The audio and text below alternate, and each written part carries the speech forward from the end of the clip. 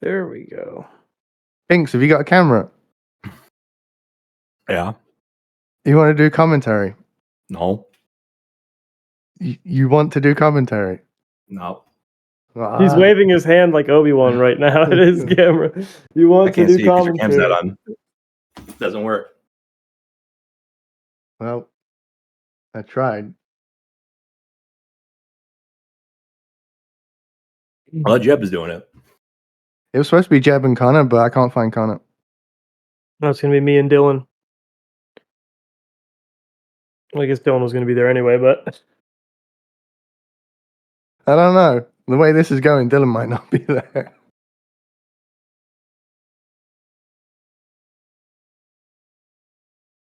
Streamers are the worst. Yeah, I know.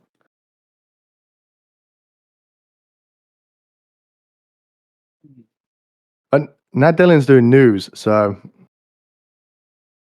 So is it's the streamers that don't have fucking day jobs too, that can never make anything.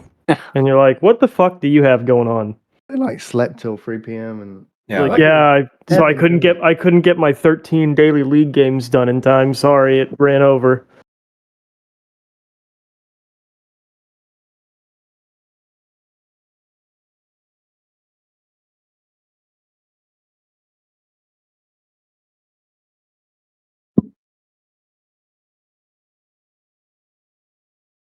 I should have shaved before this. I have my 12-year-old's attempt at facial hair going on right now. No one can see that short ass facial hair. You don't even have facial hair. Shut up. No, I literally already said that. I beat you to the punch on that one. I have the 12-year-old's attempt at facial hair because that's all I can do. Just the little scruff on the chin and this weird mustache-like thing that doesn't grow in the middle. I got the reverse Hitler. Oh, reverse Hitler. I grow it that way to prove how not racist I am. I'm very tempted to drag even me is right about. Oh, that was robot. You roboted. It's some Arkansas internet hitting. Yeah. No, I did not. This is the first time I've ever heard you robot, so yeah. Yeah, I know nothing. Oh my god, he's getting DDoS. They're trying to take the Hippy Dippy down. Liberty back.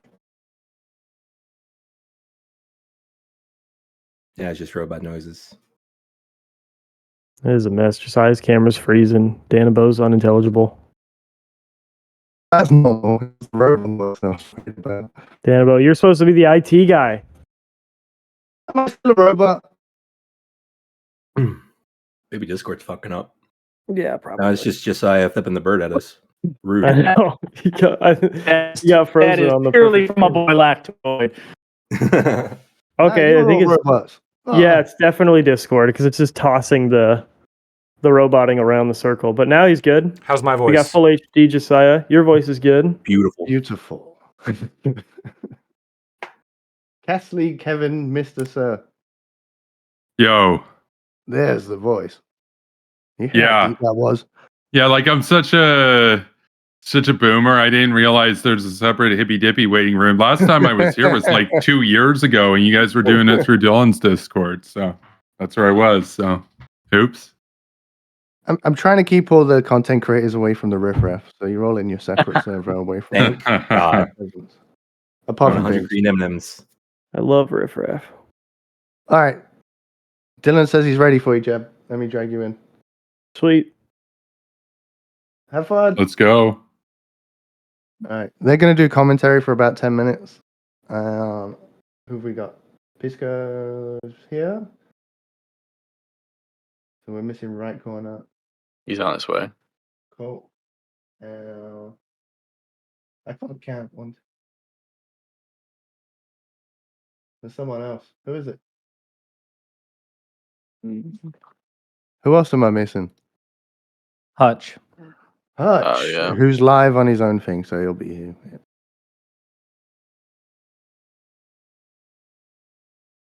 Yeah.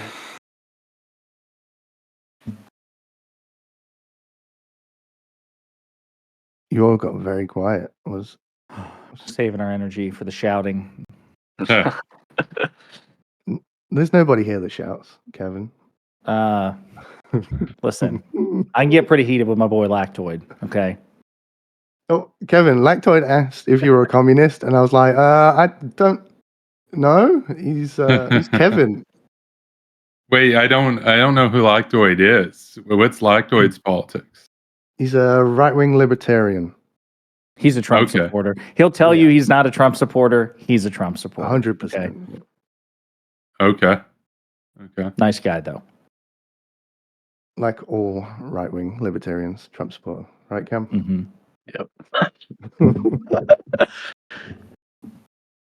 Pisco, is your camera So working? we never sorted it out. Are you a communist, Kevin? He's Kevin.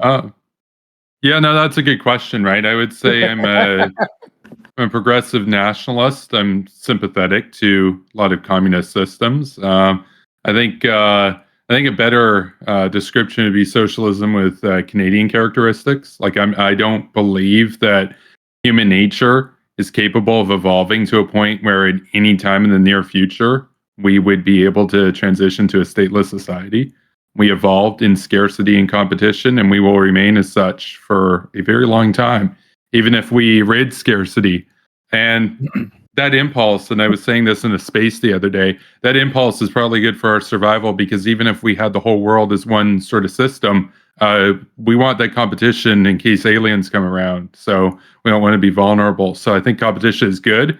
The key point to note is that it's better to channel that into sports and other sorts of athletic endeavors and such, as opposed to, killing each other over like religions and stuff, that sort of thing. So. And you support Trump?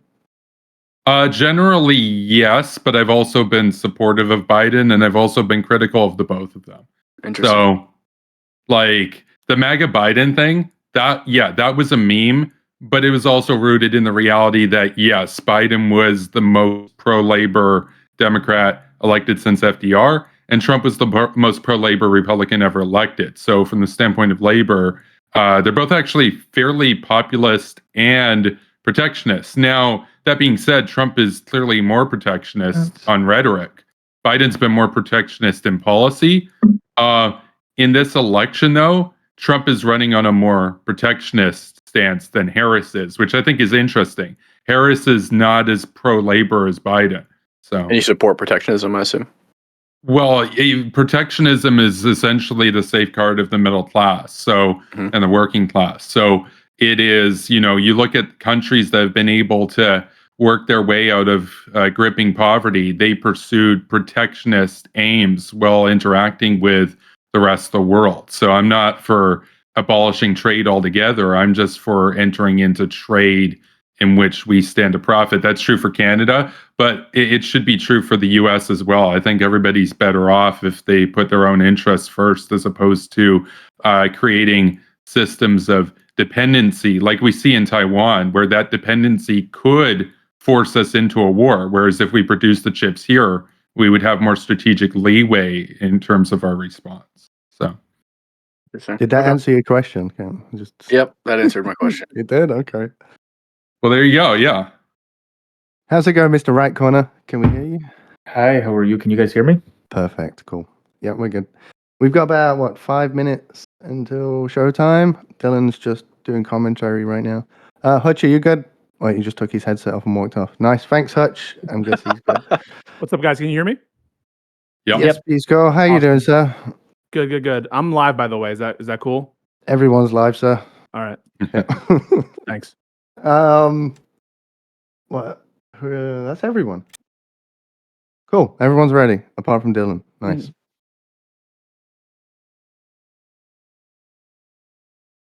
Okay. I'm going to sleep straight after this. Oh, no, I'm not. I've got the video to edit. Yes.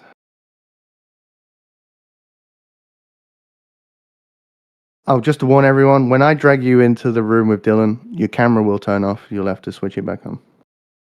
Okay. Nothing I can do to stop that. It happens every time. Oh, shit. The wrong fucking button. That was the Like wrong background, fucking button. Josiah. Beg your pardon? So I like the background. I appreciate that. Looks People good, keep man. busting my balls and they say it needs like a live, laugh, love thing, and I'm like, fuck you. It kind of does look like Stop that. it! Don't do that. Listen, we don't need to start off on the wrong foot already. No, I This like is it. I mean, my shit. Look, I've got like the live, laugh, love vases behind me, so we're on the same wavelength over here. Yeah, I let my Any girlfriend gay decorate stuff it. behind It's me? very tasteful. This is my mom, so this is Nice. very not manly at all. Can't do Nice. anything Love about the it. Chanel thing behind you. It's very gay. The cross with the heart on it really sells your personality. Maybe I could like. Let's just do that. Remember, there's a mirror back there, so if you do anything inappropriate, it's going to reflect. Okay, if you scratch your ass for any reason, it's just going to be right in front of God and country. Wait, so I'm curious, who is on like whose side here? Well, I'm on the side of the Canadian people and my friends in the US that are people as Makes me well. laugh so much. So it's you, Kevin Castley, Lactoid, and Mr. Higby. And then you've Very got cool. the Lib Squad, Lib and Learn, Josiah, Econo Boy, Hutch, and I think it doesn't display names fully down above. Pisco. Oh yeah, I guess Yeah, it does yeah. now. If you hover over it, yeah. We should have had name tags or something like that. Superpower Yeah. Broadcasting is Kevin Castley. Yeah, that's I just my channel name. I will work out how to give you lower thirds one day. That's gonna be fun.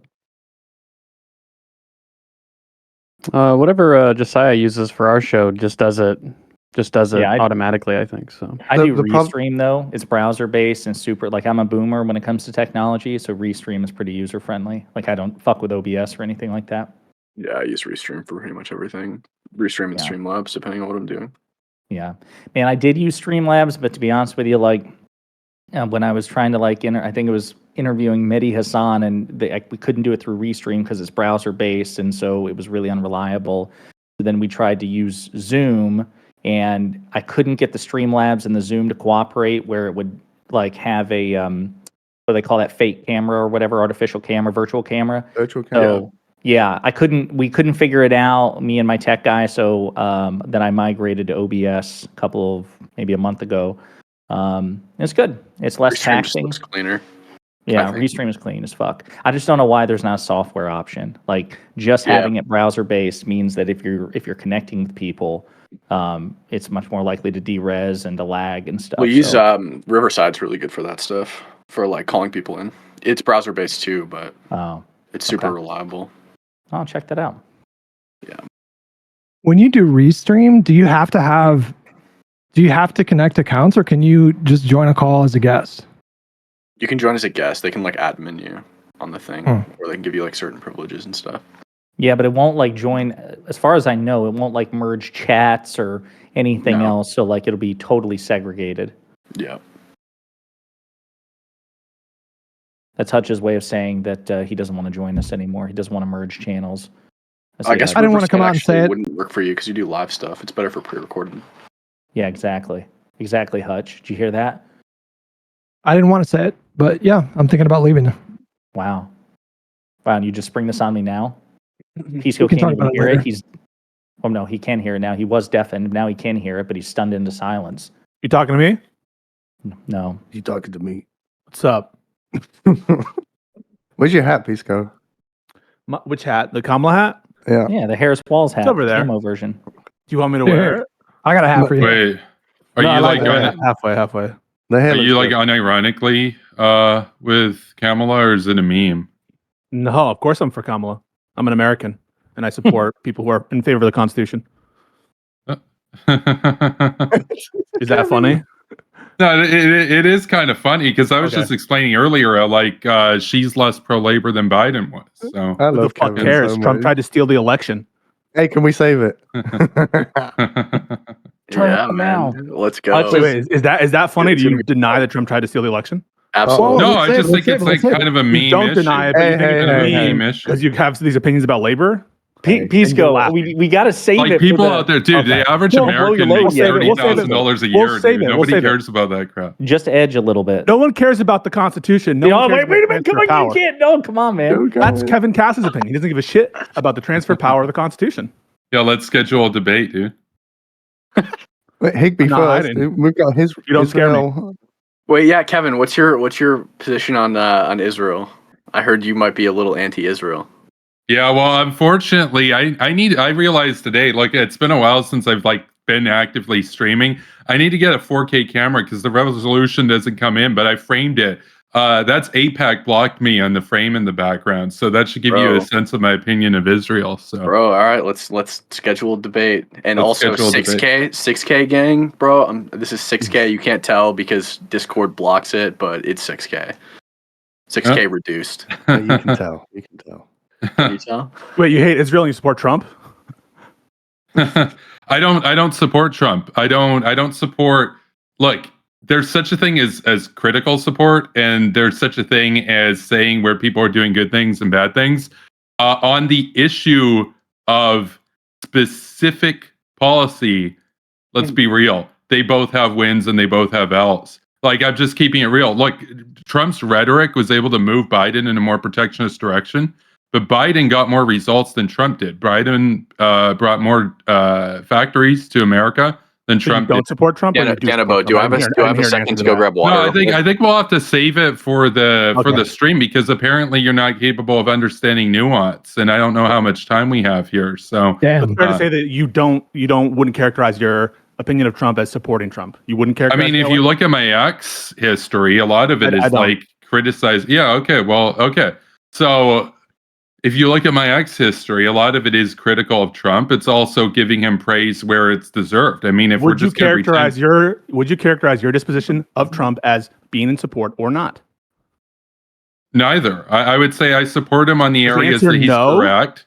I support him on the areas that he's correct, and I oppose him on the areas that You he's either would characterize your disposition to Trump that way or you wouldn't. And it's the answer that you wouldn't. No. It's but yes or I'm- no, like, Kevin. I have It's no yes or shame. no. Like, I'll be the first one to tell you if I agreed with everything this guy was doing and I thought it was super uber based, I would be out here saying, "Yeah, Trump number one." But I'm not because he has a You lot agree of with him problems. more often than But not? are we going to pretend that Kamala doesn't also have problems? Would you characterize your disposition? You can either say, yeah, no, I wouldn't because I'd be more nuanced, but it's just a simple question. You can answer yes or no. Well, I've Would you already characterize said. your So is the answer no or yes? Would you characterize your disposition as being in support or not? No, it literally depends on the issue. You don't understand. Like you're thinking within the partisan box of blue team good, red team bad. You could be like, no, I looking don't at because the of actual the nuances. policy suite, and they both have some cringe and they both have some base. Like, let's just be real about it. The question is, who has more on which issues that actually matter? So is the answer you would not characterize your overall net disposition as being support. You can either say that your net position is support or you wouldn't characterize it that way. I'm not forcing you to say that you have to agree with everything. No. Okay, cool. Isco, you don't understand. What I'm saying is that. All right, I think he's ready. Are you guys ready? Okay, if he's ready, okay. Let me close my door, yeah. Sorry to interrupt that. It was lovely, but have a good night, everyone. If you need me, I'm only a message away. I'll be watching all night. Have Very a good show. based. Have a good night, Danabo. All right, see you soon.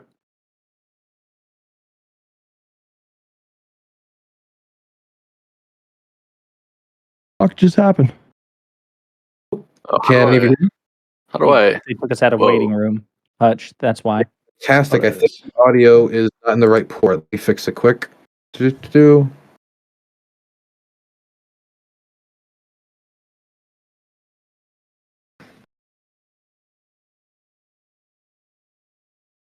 And I think it's fixed now. Could somebody say something? Hello. Yo. Perfect. Now it's working. Great. Thank you all for coming on today, for taking time out of your, I imagine with the election being close, not too far away, somewhat packed to maybe not packed, depending on what you're doing, schedules, in order to just spend a few hours talking topics with people that you don't agree with. We've gathered 4 people that we would consider on the generally speaking political left, and other 4 people that we would generally call on the political right. Of course, people might dispute that for personal descriptions, but we try to be broad here. And we've brought them here today to talk issues on the Hippy Dippy Roundtable. I'm sure many of you already know the rules, but we're going to go through them quickly before we go into introductions. The first rule is we stream on Twitch, we stream on YouTube. Please stay within the terms of service. Not only would I like to keep my job, but I know many of the other streamers on this platform tonight would like to keep your job. I don't care how you speak on your own platform. I don't care how you speak on your own time. I am not your your mother, but this is my show, and I would very much not like any slurs. I would not like any like extended personal attacks. If you guys get mean with each other, it's not my time. I'm not your mother, but if it diverts from the conversation, I will bring it back. But anything outside the terms of service is not allowed. That's the first thing. Second thing, when I'm talking, I'm just here to moderate. Everybody knows that, I have my own political beliefs, but I'm not here to share them. I'm here because I believe that it is important for us to talk to each other, and I think that it makes interesting content, and I have no interest in displaying my beliefs tonight, just getting your guys' beliefs. So I just want to be here to moderate. So when I'm speaking, it's not to put across my beliefs, is because the audience can't hear what you're saying. Some people haven't got enough time to speak, and they're being interrupted, and that's all I'm trying to do is moderate. So if I'm speaking, I ask you guys to get quiet as soon as possible. It makes my job much easier. I will mute, and I hold the permission to mute because it makes my job easier. I don't have any personal grudges with anyone here. I'm just trying to moderate the show. Also, if you're having trouble getting into the conversation, there's a lot of people here today. You can raise your hand. I have a notepad, and I will be writing down names. So if you're like, I don't want to have to burrow my way into this conversation, I'll make sure that eventually you get time to talk. Might take 15 to 20 minutes because there's 8 people in the room, but I want to make sure that everybody can get a say at some point. And of course, at the start of every topic and at the end, you will get a 2-minute period. That's the end of it. Not 3 minutes, not 4 minutes, 2 minutes. And I'll be strict with that, where you'll be uninterrupted to give your position on the topic and to end with any ending thoughts. So that'll make sure that you do have time to talk uninterrupted, because I know that interruptions can be very frequent at times.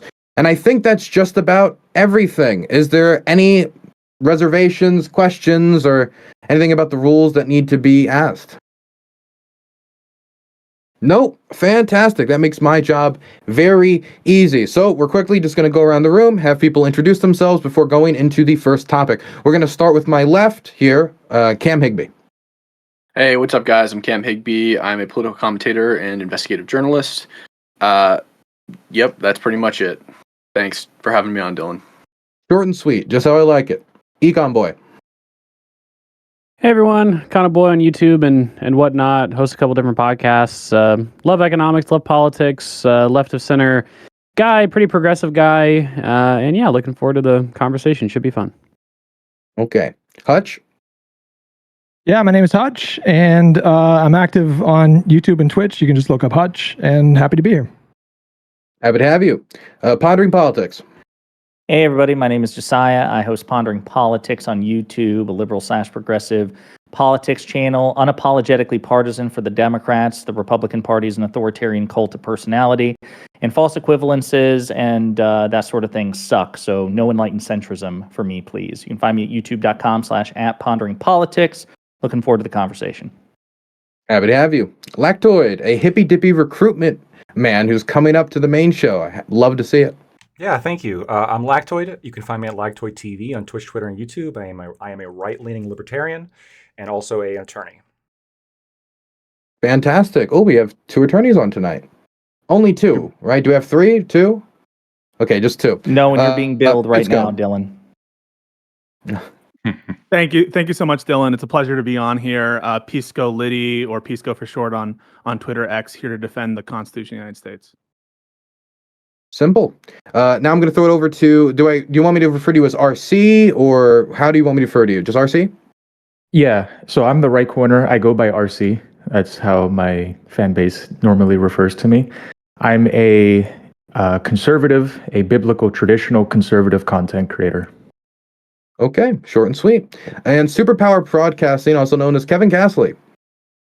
Hey everybody, it's good to be here. It's been a couple years since I've been on Hippy Dippy. I largely took a break from streaming, but I, of course, still active over on X. You can follow me on x.com at Kevin Castley. Follow me on YouTube, Superpower Broadcasting, and Twitch at Superpower Broadcasting. I advocate for people-centered politics. I am starting up a couple streams soon focused on going through political theory as well as making fun of the state of the Canadian economy. I'm obviously from Canada, but I've got opinions on a lot of the stuff unfolding in the US, and of course it affects my country as well. So with that, I'm looking forward to the debate here. I enjoy debates, and it's good to be here. So thank you. I'll try not to hold the fact that you're a Canadian against you too much, Kevin. So we're going to start off tonight's debate with the vice presidential debate. Now, we're not going to talk about who won, who lost. That's, I think, more boring. What we're going to talk about tonight is who would make a better vice president. After watching their VP performances, after being able to look at the history of, of Tim Walz's time in office, and JD Vance has had much more time than Tim Walz to be on the campaign trail with Donald Trump to get his opinions out there too, and of course 2 years in the Senate. I'm sure many of you have opinions, and so I'll just throw the question as simply as possible: who would be a better vice presidential candidate as vice president? Who would be a better VP? Tim Walz or JD Vance? We're going to start with Cam Higbee. Again, 2-minute intros is the max. You can also do 30 seconds if you want. Cam? Yeah, so I think that generally the vice president role is going to be casting tie-breaking votes, being the last person in the room that the president hears before they do things. Obviously, I align more with J.D. Vance's policy perspective, so I'm going to think that J.D. Vance is the better person. I don't agree with many of Tim Walz's policy perspectives, and I think that he is kind of like a micro liar. I think that he just lies all the time. In addition to that, I think that JD Vance is incredibly smart. He has a good head on his shoulders, and he actually answers questions when asked. So, yeah, that's going to be my intro. Okay, Econ Boy. Hey everyone, yeah, my opinion is largely the same as Cam's, except the other side of the coin. Obviously, I find Tim Walz's general policy inclination to be better. I tend personally, my priorities tend to be poverty and inequality when it comes to how I cast my vote. It's certainly the main reason why I would call myself a Democrat, along with being very socially progressive.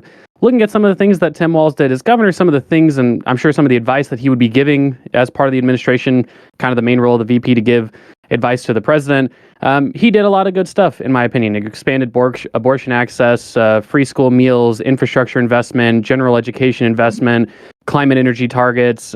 These things are good. They're progressive. They're good for people, and they're the right thing to do. So I think that Tim Walz would be a good voice in the upcoming administration, certainly better than J.D. Vance, who can't even answer whether or not he thought that Trump had won or lost the last election.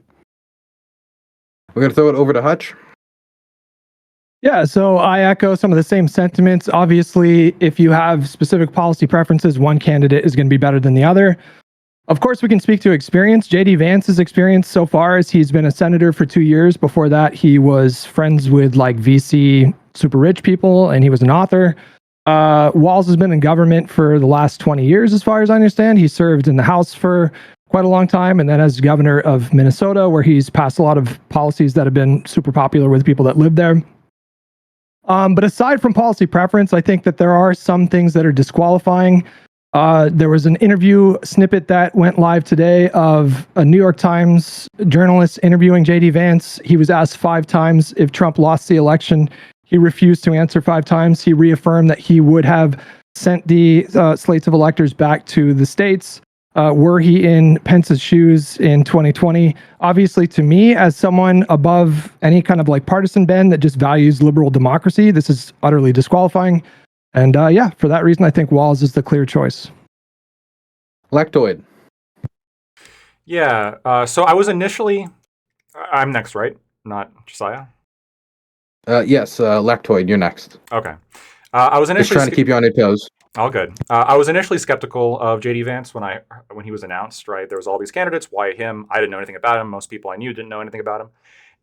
And I was generally actually opposed to the idea. I didn't think it was a good idea. But there's been a couple changes since then that have made me respect J.D. Vance more. And I think overall he's a good vice presidential pick. I think he will be a good vice president. I definitely think he'll be better than Tim Walz. I think that a lot of the issues that he suffered from early on, this idea that he's not charismatic, that he's not all that likable, but I think a lot of Americans during the debate discovered that he actually is charismatic and he is likable. He comes from a military background. He has experience being deployed to Iraq. He also has experience coming from poverty and struggle, yet had the grit to make it past these disadvantages to be where he is now.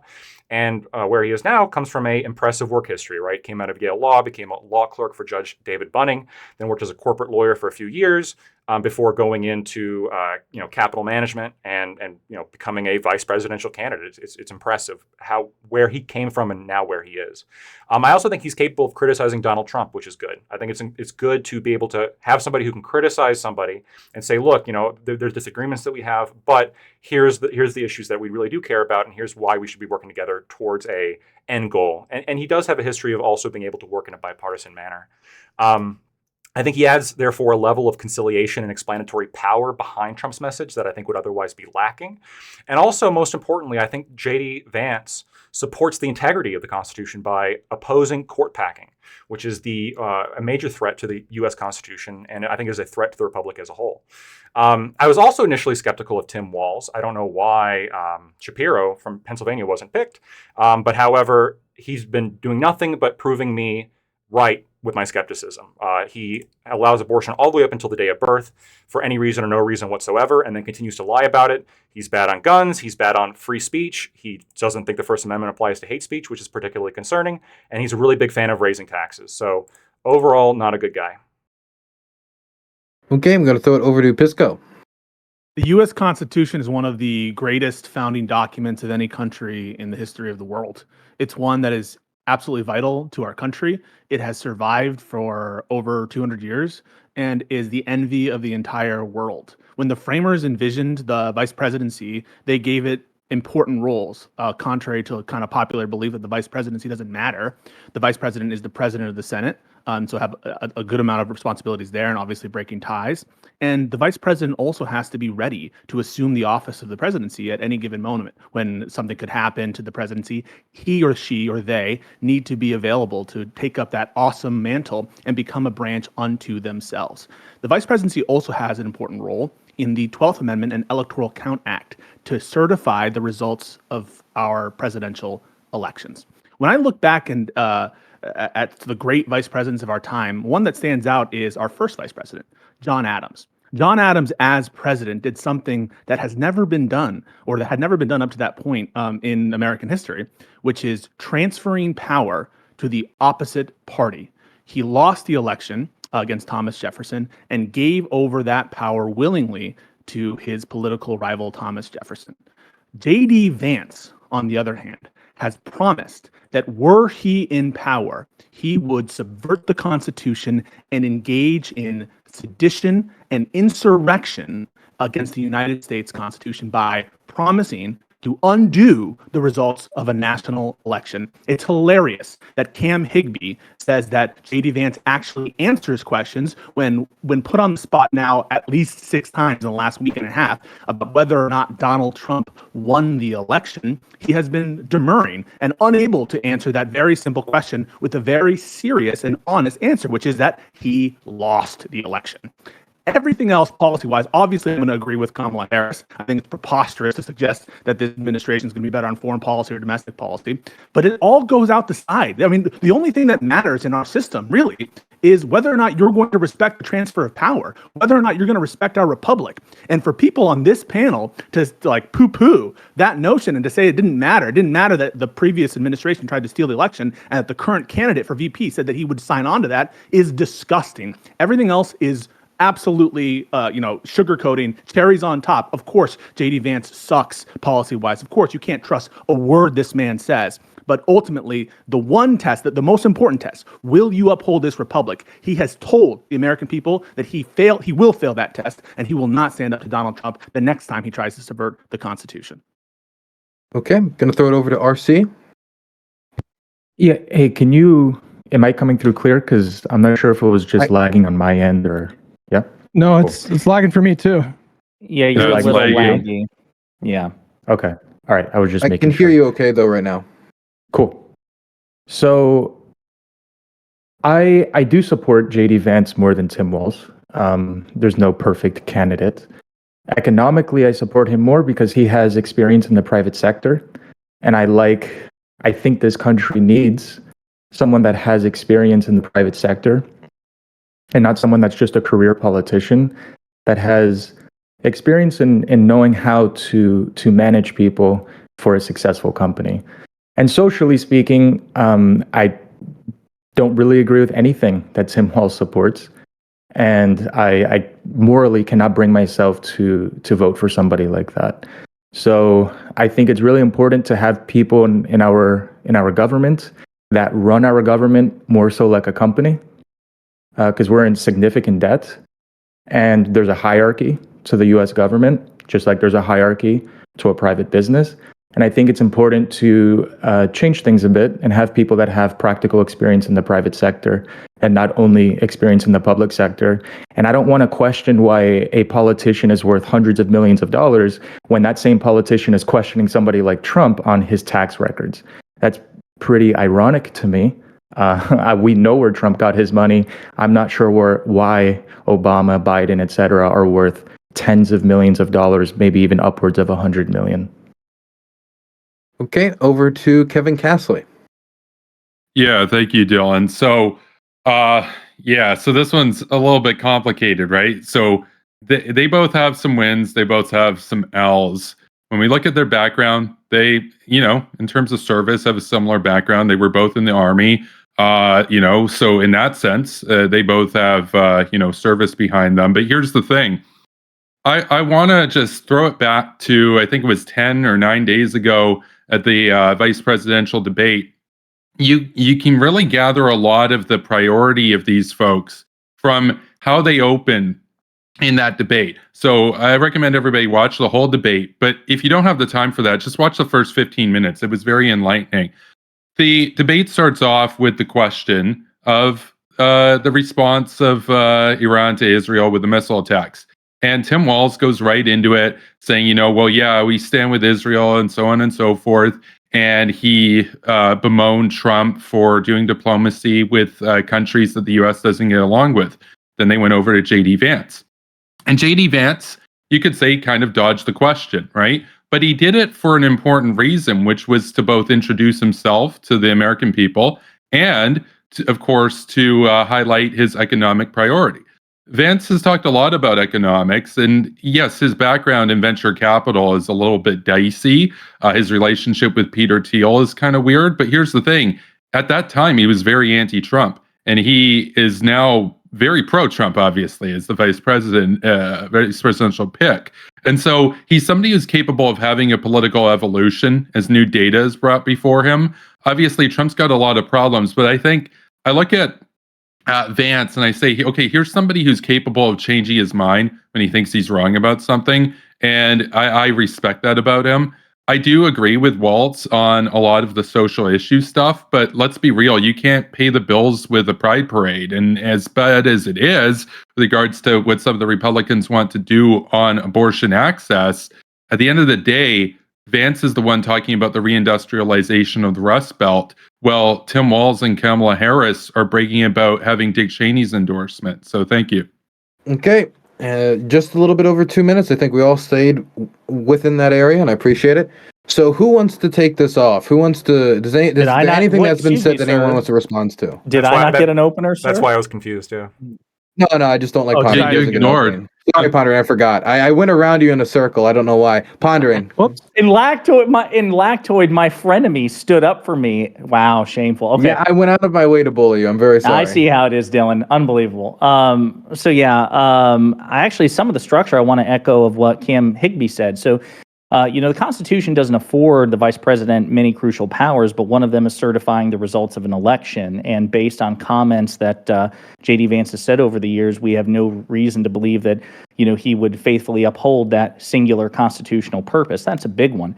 I would say that his lack of legislative and executive experience are also, a downer, a reason that we can't, meaningfully believe that he would be a valuable ally and advisor to Donald Trump if he were to win the White House. Some have said that, he could push back on Trump, but we have no reason to believe that because he's actually answering questions in such a way as to avoid pissing Trump off, number one. And number two, Trump's made it clear that if J.D. Vance says something that Trump doesn't like, Trump has said explicitly that the vice president doesn't matter all that much the few times that they've been misaligned. So I don't think Vance has the character for it. He doesn't have the experience, executively or legislatively, I think, to be a value add the way that President Biden was to Barack Obama. And when it comes to presiding over free and fair elections, his one constitutional duty, he indicates that he'd be singularly atrocious at it in a way that even Mike Pence was not. So I think for all these reasons and others, J.D. Vance is a weak vice presidential candidate, but it makes sense because he's also serving a particularly weak presidential candidate as well. Okay. Now, is there anybody who wants to take us off? Anything that wants to be responded to?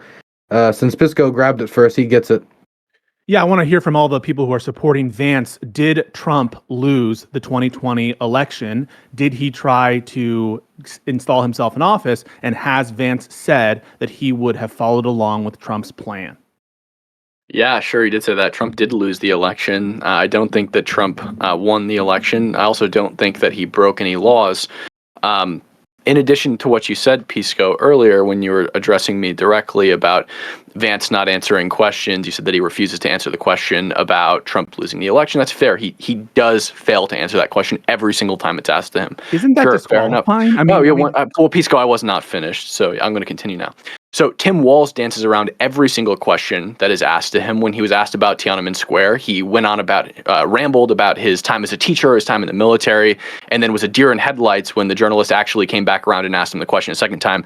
He lied about the Tiananmen Square thing. He lied about allowing abortion at 9 months. He lied about overturning protections for failed abortion babies. He lied about his son witnessing a shooting. He lied about serving in war. He lied about Trump building less than 2% of the wall, which wasn't even astronomically close. He lied about shootings. I'll fight you on all those. The list goes on and on and on. I'll fight you on all those. I'll fight you on all those. Listening, man. Like, I'm not trying to go into them right now, but I'm happy to. I'll fight you on all of those points, but let's grant them. Yeah. Isn't it fucking disqualifying to say, yeah, you say, your own words, Trump lost the election, and Vance is saying he wouldn't have certified it. How can you fucking support this guy? Wait, yeah. So I have a difference of opinion on it. I have plenty of differences of opinions with Trump as well, right? I don't agree with burning of the American flag. I don't agree with banning bump stocks. There are tons of things that I disagree with Trump on. You began the endorsement of J.D. Vance by appealing to his constitutional duties. Why do you have any faith that he would preside over the certification of an election that he would lose? Yeah, I think the question would be more so, do I have faith that he's not going to break the law? And I think that I have just a much fair faith in J.D. Vance not breaking the law as anybody else. Yeah. Assume it's legal, right? Assume that it's completely legal to do what Trump did. Put legality to the side here. Should you support someone who was going to take the methods that he said to not certify the election and to certify instead the person who lost the election? Even assuming look, you opened up your thing talking about Jefferson. Jefferson won the election of 1800 in the exact same way that Trump tried to win the election, nearly the exact same way. Yes, John Eastman wanted to divert it to a vote in the House, in the chambers of Congress. No, my friend. And they would vote state by state. That's exactly what Eastman wanted to do. So the poverty of your thought is apparent because you understand the Electoral Count Act wasn't in place until the 1870s after the Hayes election. Of course it wasn't. And you understand, of course, that the 12th Amendment wasn't in place at the time of the Jefferson election. So how can you say, and you're going to answer this question, how can you say that Jefferson did the exact same thing if the constitutional amendment giving the vice president the power, the ceremonial power, and the legislation at issue wasn't even enforced? What I meant by that was the legal. Yeah, sure. I'm happy to. If you okay. So the route that Eastman wanted Trump to go through was both chambers of the chambers of Congress individually voting by state through their representatives in count for count to elect the president rather than using electors. But you're comparing exactly what happened in 1800. You are comparing an apples and oranges situation because the presence of the Electoral Count Act precludes that very route. The theory that Eastman wanted... Eastman conceded in his memo that he would be violating what? He concedes he would violate he didn't concede that he would be violating the Electoral Count Act. Have you read the memo? I have it in front of me. No, he didn't. He said the Electoral Count Act altogether is unconstitutional. In other communications, he concedes that this would not pass scrutiny at all. And so, where are the communications? But regardless, the Thomas Jefferson. Oh yeah, you want to move away from that, don't you? You're running like your feet are hot. Wait. The communications to the vice president's staff, you deny those exist? Cite them. Where are they? You deny those exist? Yes or no? Wait. Show them. So are you saying that you're not sure? Like I'm in kindergarten. Cite them, Pisco. Yeah. It sounds like you haven't. On your feet, you're running. You haven't. It sounds like you haven't read any of the relevant filings in the Jack Smith indictment. Have you read the Eastman memo? In the Jack Smith indictment. If you did, you would have read the email from. You're right. I haven't read the full Jack Smith thing. It's like 900 pages. I read the analysis. So not only are you floundering. What did the email say? The 12th Amendment wasn't in operation then. It showed us nothing new. This was an email from Eastman to the administration saying we need to do one more violation of Electoral Count Act. In addition, there are other communications that are attested to by witnesses where he says, yeah, we would have lost 9-0. So those are two times that I'm citing now. Are you denying where he is acknowledging that there are intrinsic violations of the Electoral Count Act at issue? John Eastman believes those are his words. Well, you asked me a question. You're gonna let me answer. It's not his words, actually. John Eastman said that the Electoral Count Act is fully unconstitutional, and he deferred to the section of the Constitution that says that if things are not rooted in the Constitution, then they are not valid law Well, of but the land. I think the logic of JD Vance, at least what he has answered when he's answered the question, would you certify the 2020 election? For instance, this most recent clip where he gets asked like 5 or 6 times, what he says is, well, we've pointed out problems. And he talks about Twitter censoring the Hunter Biden laptop story and studies that show that Trump lost millions of votes because of that. Let's just walk through that logic. Like, do you think that that's a responsible logic for the vice president to basically say, and this is essentially what he's saying, a social media company didn't publicize a story that a newspaper wrote, so I'm going to use fake sets of electors or, change essentially fundamentally the decision-making process of our democracy. Well, Does that seem reasonable? I would assume by your logic that this would be the case, considering I assume you fully concede to the New York indictments, yeah? Because that was almost the entire basis for those Why aren't you answering my question? Do you think that's a good logic? But no, it doesn't. It's not illegal. I have my own opinions on whether or not I would say it's not a matter. Well, yeah, I don't think it should be done. I already conceded. Wait, hold up. No, how can you vote for someone who would have done that? I already conceded that I disagree with him on this, but by your logic, this should be immediately disqualifying for you, considering the entire basis of the felony convictions on Trump were that he suppressed information from the public. But Cam, listen. Yeah, okay, we're not talking about really quick. Are they in the garbage? We're not talking. We're not talking about business. We're not talking about Trump that. committed. When I hold you to your own logic, we don't. Well, no, but I've got it. One second. There's 4 people talking at the same time, so it's getting to a point where I can't hear it. I just want to quickly give Pondering a moment to chime in, because I will stay on this topic for a little bit, maybe give it 10, 15 minutes, but I do want to make sure that this whole question is not just we're talking about the 2020 election, 2020 election results. We're going to talk about that because I saw that clip earlier today. I understand that's really passionate for the liberals on this podcast. Pondering? Yeah, so I was going to say, so Cam did ask a question, and I wanted to make sure I cited my sources. So it's an email, and I'll send you the link, Cam. Sure. It was an email dated on January 6, 2021. It was an email from John Eastman to Greg Jacobs, who I think was like counsel to Vice President Pence. And the quote is, so now that the president has been set that the Electoral Count Act is not quite so sacrosanct as was previously claimed, I implore you to consider one more relatively minor violation and adjourn for 10 days. So yes, he was conceding that what he proposed would violate the Electoral Count Act. Now you can say that it's not constitutional or not. That's neither here nor there. He is proposing a violation. I'm not saying that. Well, I'm not saying that. I'm saying that's what Eastman believed. So Eastman believed that the Electoral Count Act was unconstitutional because it directly contradicts the 12th Amendment. And then in addition to that, Article 6, Section 2 of the Constitution says that if things say they lost. Wait, but regardless of whether it's legal or not. Was I finished, or are you like rambling on while I'm talking? Let's let Cam finish quickly, and then we'll have Pondering and Pisco respond.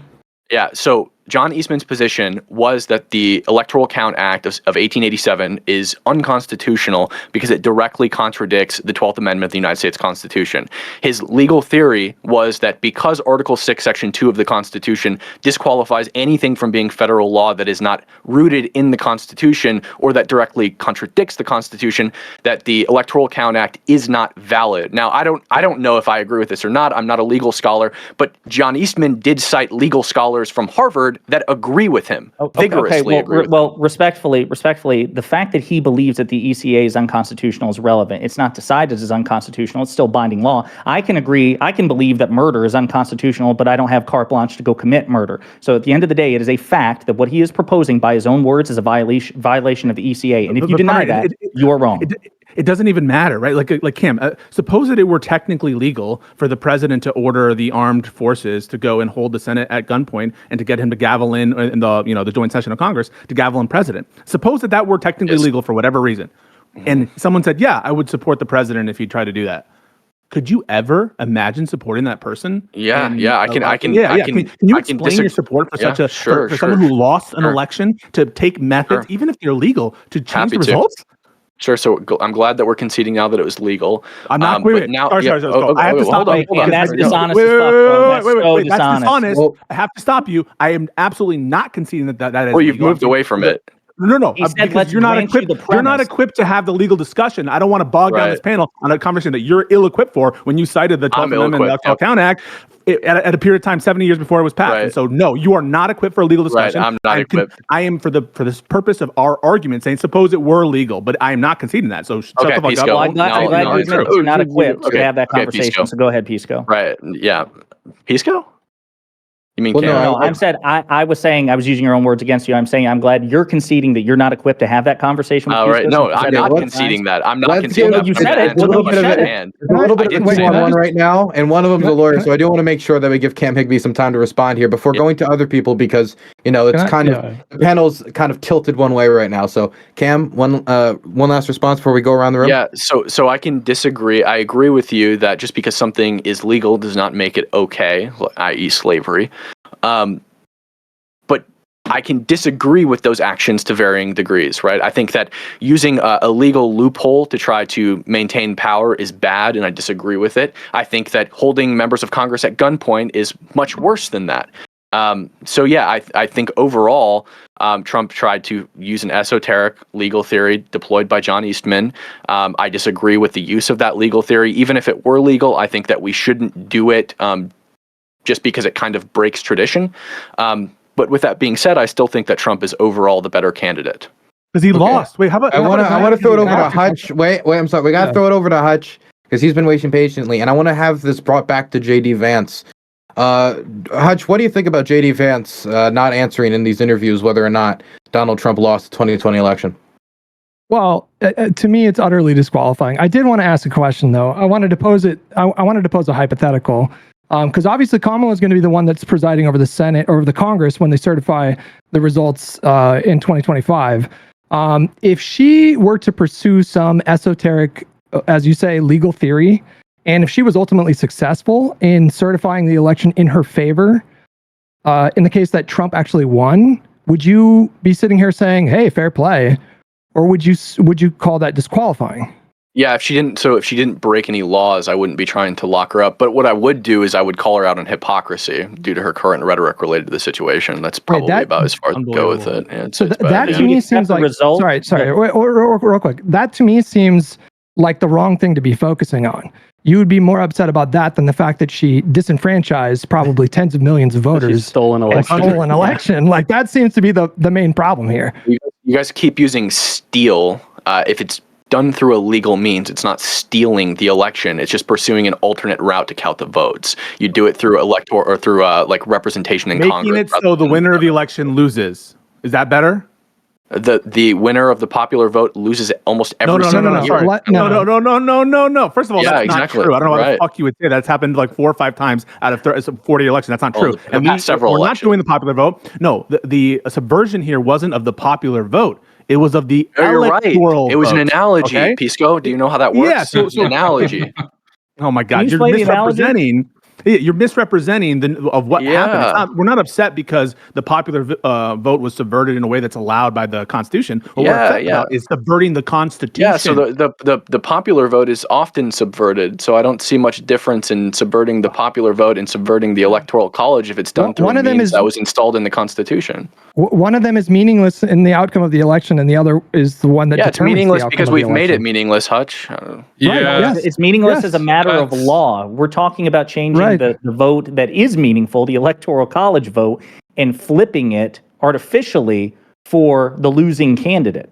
It would be a congressional vote for the president, which has happened in the past.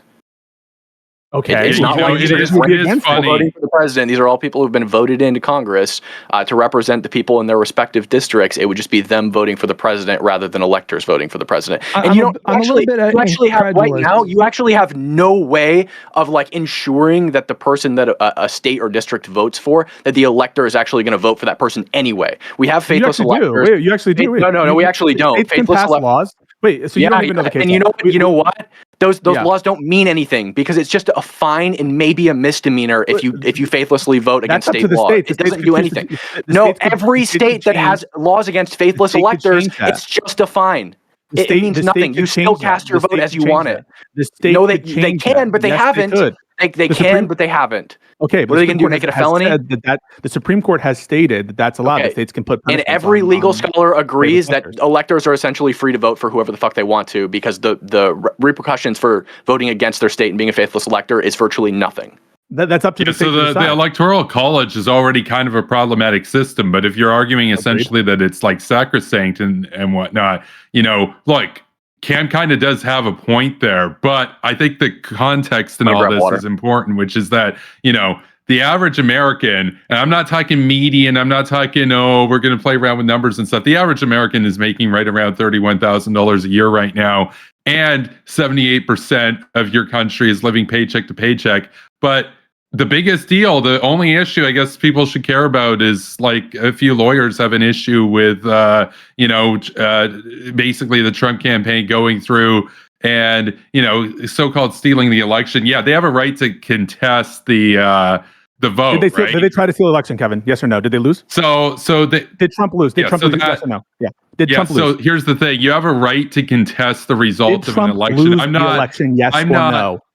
Yeah, no, he did lose, but you have a right to contest the results, right? Is the thing. So the question is, did they go outside the bounds of that and actually, try to steal it? I think the point that Cam was kind of bringing up and is basically that the electoral college is already kind of this arbitrary system as it is. If we're talking about the popular vote, for example, you could very easily, within the bounds of legal framework in the US, fully constitutionally get somebody in power that does not have the consent of the American public in terms of the popular vote. That's easy to do. In Canada, for example, our leader only got about 40% at his height. So it's like that. Yeah, in our systems. Yeah, it happened in 2016 and it happened in 2000. I remember it. But here's the thing, right, Pisco? In our systems, there's a difference between what's seen as legally legitimate versus legitimacy from popularity. There's a question to be had whether that makes sense or not. But I think what's important to do is to step outside. No, what I think what's important to do is step outside. Wait, you're both talking at the same time. Kevin, could you wrap it up in the next 20-25 seconds so we can have other people respond? No, I'll just wrap it up by saying, I know that you guys wanted to keep this on the topic, like, Dylan and Downbow want to keep on the topic of JD Vance. And the thing is, I want to see if we can bring it back. Yeah, what's very important here to keep in mind is that there are more issues than just this one, even if it's something you care about. And Tim Walz opened in the vice presidential debate by essentially calling for war with Iran, essentially. That's what the implication was. And JD Vance opened with saying, hey, let's reindustrialize the Rust Belt. I think that that's important, right? Do you disagree? Or is it only this one issue that matters? Foreign policy absolutely matters. You don't care about it. You just said, who cares? Because Americans, have $31,000. Wait, I don't care. Wait, I don't care about foreign policy. Kevin, you gotta let him respond quickly. What I'm going to say is thousands of Americans have bled and died for our Constitution. I'm not going to have it be sullied by a Canadian who doesn't understand the importance of our Constitution. But on your point, yes, it's true that international politics matter, global affairs matter. That's why your child's reading of what Tim Walz's statement was at the beginning there, as though that we're saying we're absolutely going to go to war with Iran, when on the other side of the equation, you have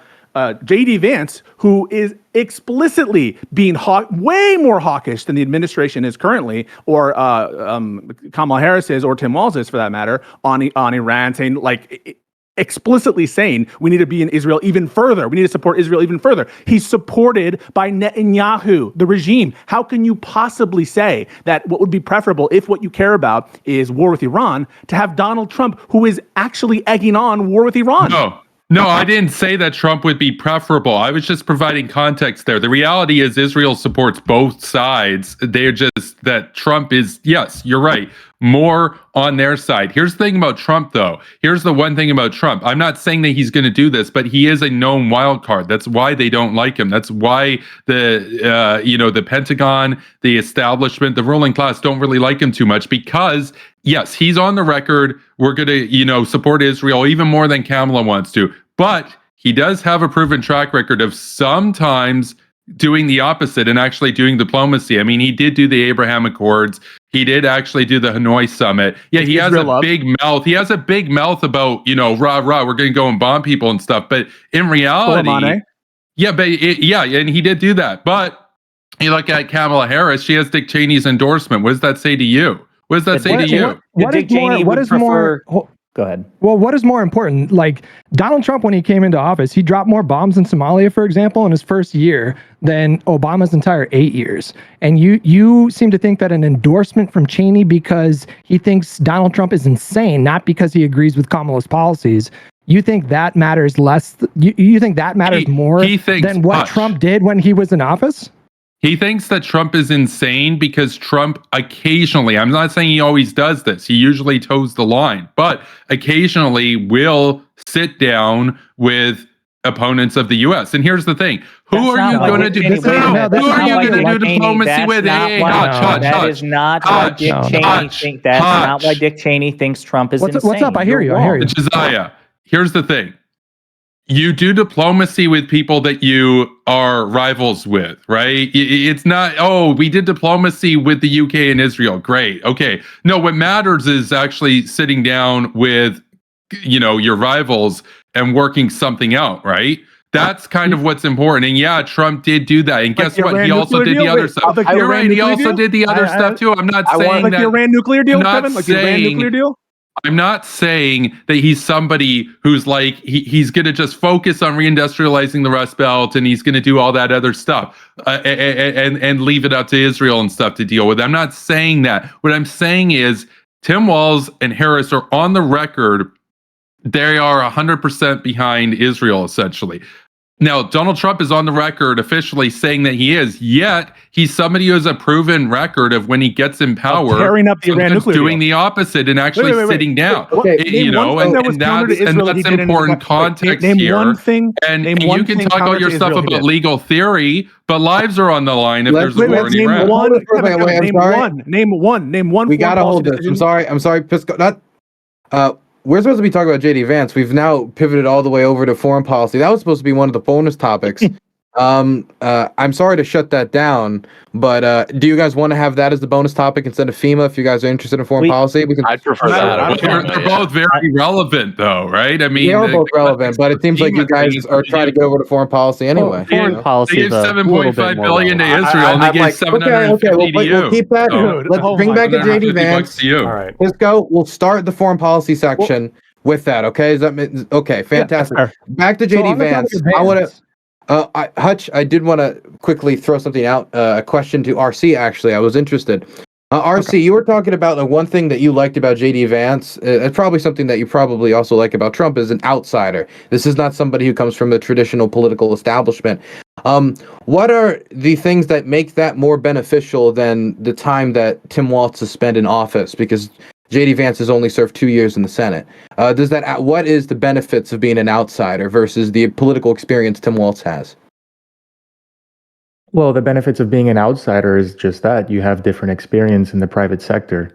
I think that that's a very beneficial use to put into our government versus people that, like I said, it's very questionable where their massive amounts of income are coming from, as they're just public servants for serving for us, serving for the country. And I think that having the experience of running a company, a successful company at that, and knowing how to manage the people, it is very necessary for the country. I think for any country. Are you concerned about his ties to Peter Thiel? Why should I be? Because Peter Thiel's kind of associated with a crowd that, for example, is very hawkish with respect to Israel. It's very like this kind of tech fascism, Curtis Yarvin type situation. Are you at all? Well, I mean, there are a lot of reasons. He was associated with him years ago when he was against Trump, though. So he's changed. So do you have any problem with or suspicion of JD Vance's previous associations with these individuals? Well, it sounds like you're operating in the field of hearsay. If you have a concrete reason for me to combat with why I should be worried about that, then I can contend with it. But I'm not going to contend with hearsay. Well, you're saying that he has good business associations and that he's learned a lot from running these successful business ventures. And I'm telling you that there's a lot of criticism, rightly or wrongly, some related to his association with, for example, Peter Thiel, who is known to be, I think that this is not even up for debate, pretty hawkish on Israel. And I'm wondering if that concerns you. Oh, Pisco, do you have like a crime he committed or anything shady he did specifically, or we're just going off of like conjecture? What we're talking about is Pisco's right about that. But he's changed his view over the years. You're If you not look at JD implicating him Vance or in anything. 2018, it's completely different than what he's saying today. And the question is he lying or did he change? Okay, here's let me simplify it. Two things to Pisco, and then I want to go down the list because Lactoid, Cam, and Hutch have been waiting. Pisco, number one, do you buy that JD Vance has changed since he shifted to a more pro-Trump from anti-Trump Republican position, and that could have impacted these connections to Peter Thiel? And why would these connections matter in the first place? Yeah, so I think that what's the phrase in Spanish? I know it. Dime con quién tú andas y te diré quién eres, which means tell me with who you go and I'll tell you who you are. There's this much ado about like, well, these are just business as usual. These are politicians. And I'm just saying what's good for the goose is good for the gander. If you're going to look at the history of Kamala Harris or these people and say that, it's a boon, actually, it's a benefit to JD Vance that he has these business connections or he has his previous associations, let's talk about them and see what benefit they are. And let's actually dig deeper. Sounds like a conspiracy I'm not saying theory. that, I think, by the way, that I'm a little Wait, he skeptical. was associated with him. He worked in VC. No, I know that, Kevin. But what I'm saying, this part I'm saying is a conspiracy theory. Is like I'm not contending that JD Vance hung out with Peter Thiel or anything like that.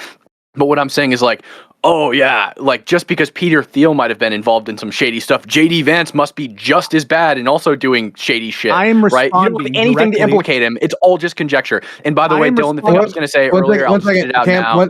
Cam, I do want to. It was a question directly to Pisco. I do have you on the list. Yeah, you can go next. I just want to make sure I'm he has time to responding finish. directly to I'm sorry, RC, who was promoting, saying these are benefit, working for these VCs, it shows he's an outsider. And what I'm hearing also is like, well, he's changed completely from when he was running those VCs. And so what I want is a coherent message about why we should think that these previous associations or this previous business is a boon as opposed to being some kind of baggage where he's beholden to these actors, which Kevin seems to think he might have been if he hadn't changed his view. On the specific question, the other question that Dylan asked, which was, do you think he's changed? I think he's power hungry. Just like he said that Trump was America's Hitler, I think he'll say anything or everything to anybody in order to get power and to stay with power. And that's why I think he's a vicious politician who should resign immediately. Okay, I want to make sure RC has a chance to respond because that was directly to RC. Then we have a lot of people. We got Cam, Lactoid, Hutch, and Kevin who are all waiting. But I'm happy that people have things they want to say. So, RC? Sure. I'll keep it short. But I heard you say a lot. I have yet to hear you say any criticism of Peter Thiel. What is it that you have against him? So there are people, I am not alleging this, but I know that a lot of conservatives, a lot of populist conservatives, I'm not saying I have these concerns. I have a concern about being overly hawkish on Israel, overly promoting of the hawkishness of Israel. So that's one concern that people have raised. So that's number one. That's a concrete thing that people have raised. Other people are concerned with the kind of tech influence with respect to immigration is another example where they're critical of the influence that they're going to just bring in a bunch of foreign labor to kind of supplant or substitute for American high-skilled labor, increase the number of visas. Those are kind of concerns that I hear a lot of populist right-wingers raise and why they're concerned about JD Vance. I'm asking you, do you share those concerns or do you think he's changed the script or do you think that you can't read into it? Well, I think it's more nuanced than that. It's not so black and white. Peter Thiel is a successful businessman. He doesn't have to agree with all of Peter Thiel's personal opinions, but he's run multi-billion-dollar organizations, companies, corporations. So you can learn a lot from that and apply that to our government where, for example, the post office is failing in a destroyed organization that does not produce. It's running on a deficit. So you can learn a lot from people like Peter Thiel. He doesn't have to agree with everything about Peter Thiel. Peter Thiel is not a criminal, to my understanding. Simple as that. I don't understand what's such a big issue about that. Okay, I want to throw it over. So there's people waiting. So Hutch has been waiting. So it's going to be, I'm sorry we're doing it in a weird order, but I know what people want to respond to, so I don't want to break up the conversation. It's going to be Hutch, Cam, Lactoid. I'm sorry, he's been waiting the most, but it makes the most sense rhythmically. Then Kevin. So Hutch. Just on that point. And then Econoboy had something to say. Sorry. Okay. Yeah. Well, just on that point, the post office is not a business. It's a public service. It's not supposed to run on a surplus or anything like that. But I wanted to take a different tact. You alluded to Vance being an outsider, someone who is experienced in the private sector. People use the same kind of argument to lobby for Trump in 2016. There's this pervasive notion it seems like in right-wing circles right now, and it's not just in right-wing circles, but that outsiders can come in with no experience in government and efficiently get things done in ways that people who have been a part of the system for years or decades maybe can't.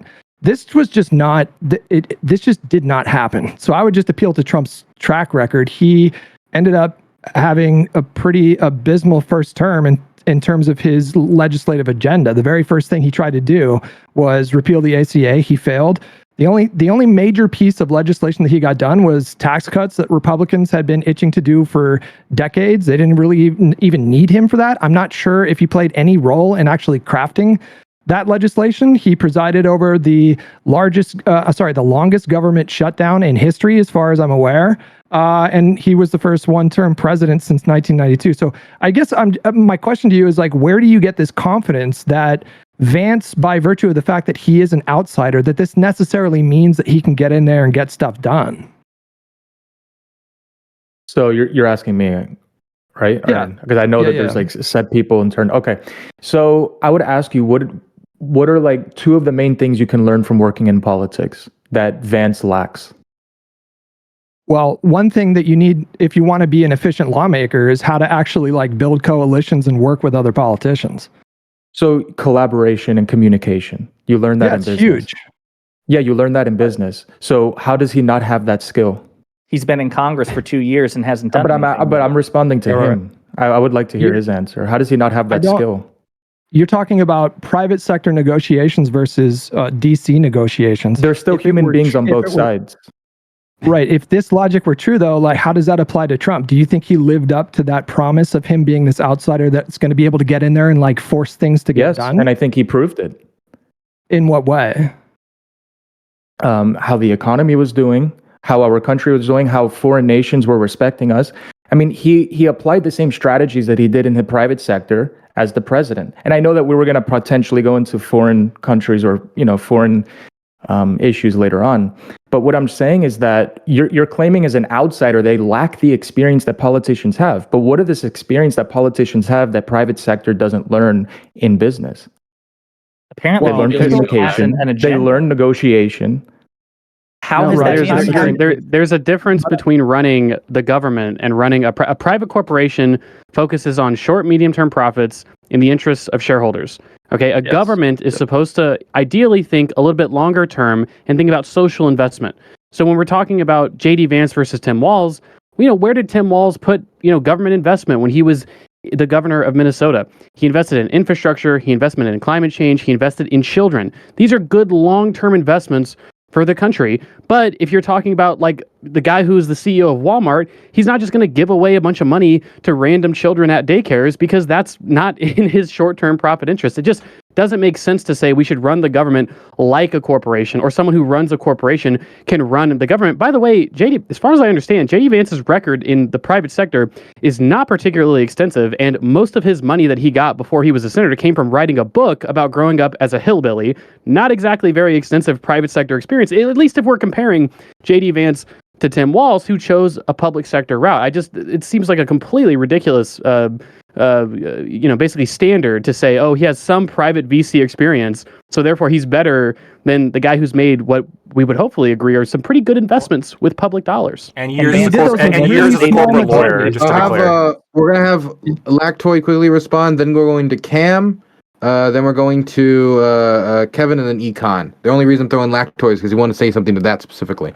Well, yeah, he has years of experience as a corporate lawyer as well, right? So you have someone with a background of corporate lawyer and doing VC work. It's selling a book, right? There's more than just he was at a VC firm for a little while. I mean, that is business experience. You can't deny that. And corporate law is essentially the study of running how a business, though. That being a corporate lawyer is not running a business, and neither is writing a book, right? I'm just saying RC's point is JD Vance has RC's point, now that made your point. That wasn't RC's point. RC's point was JD Vance has extensive experience running a business. That's not true.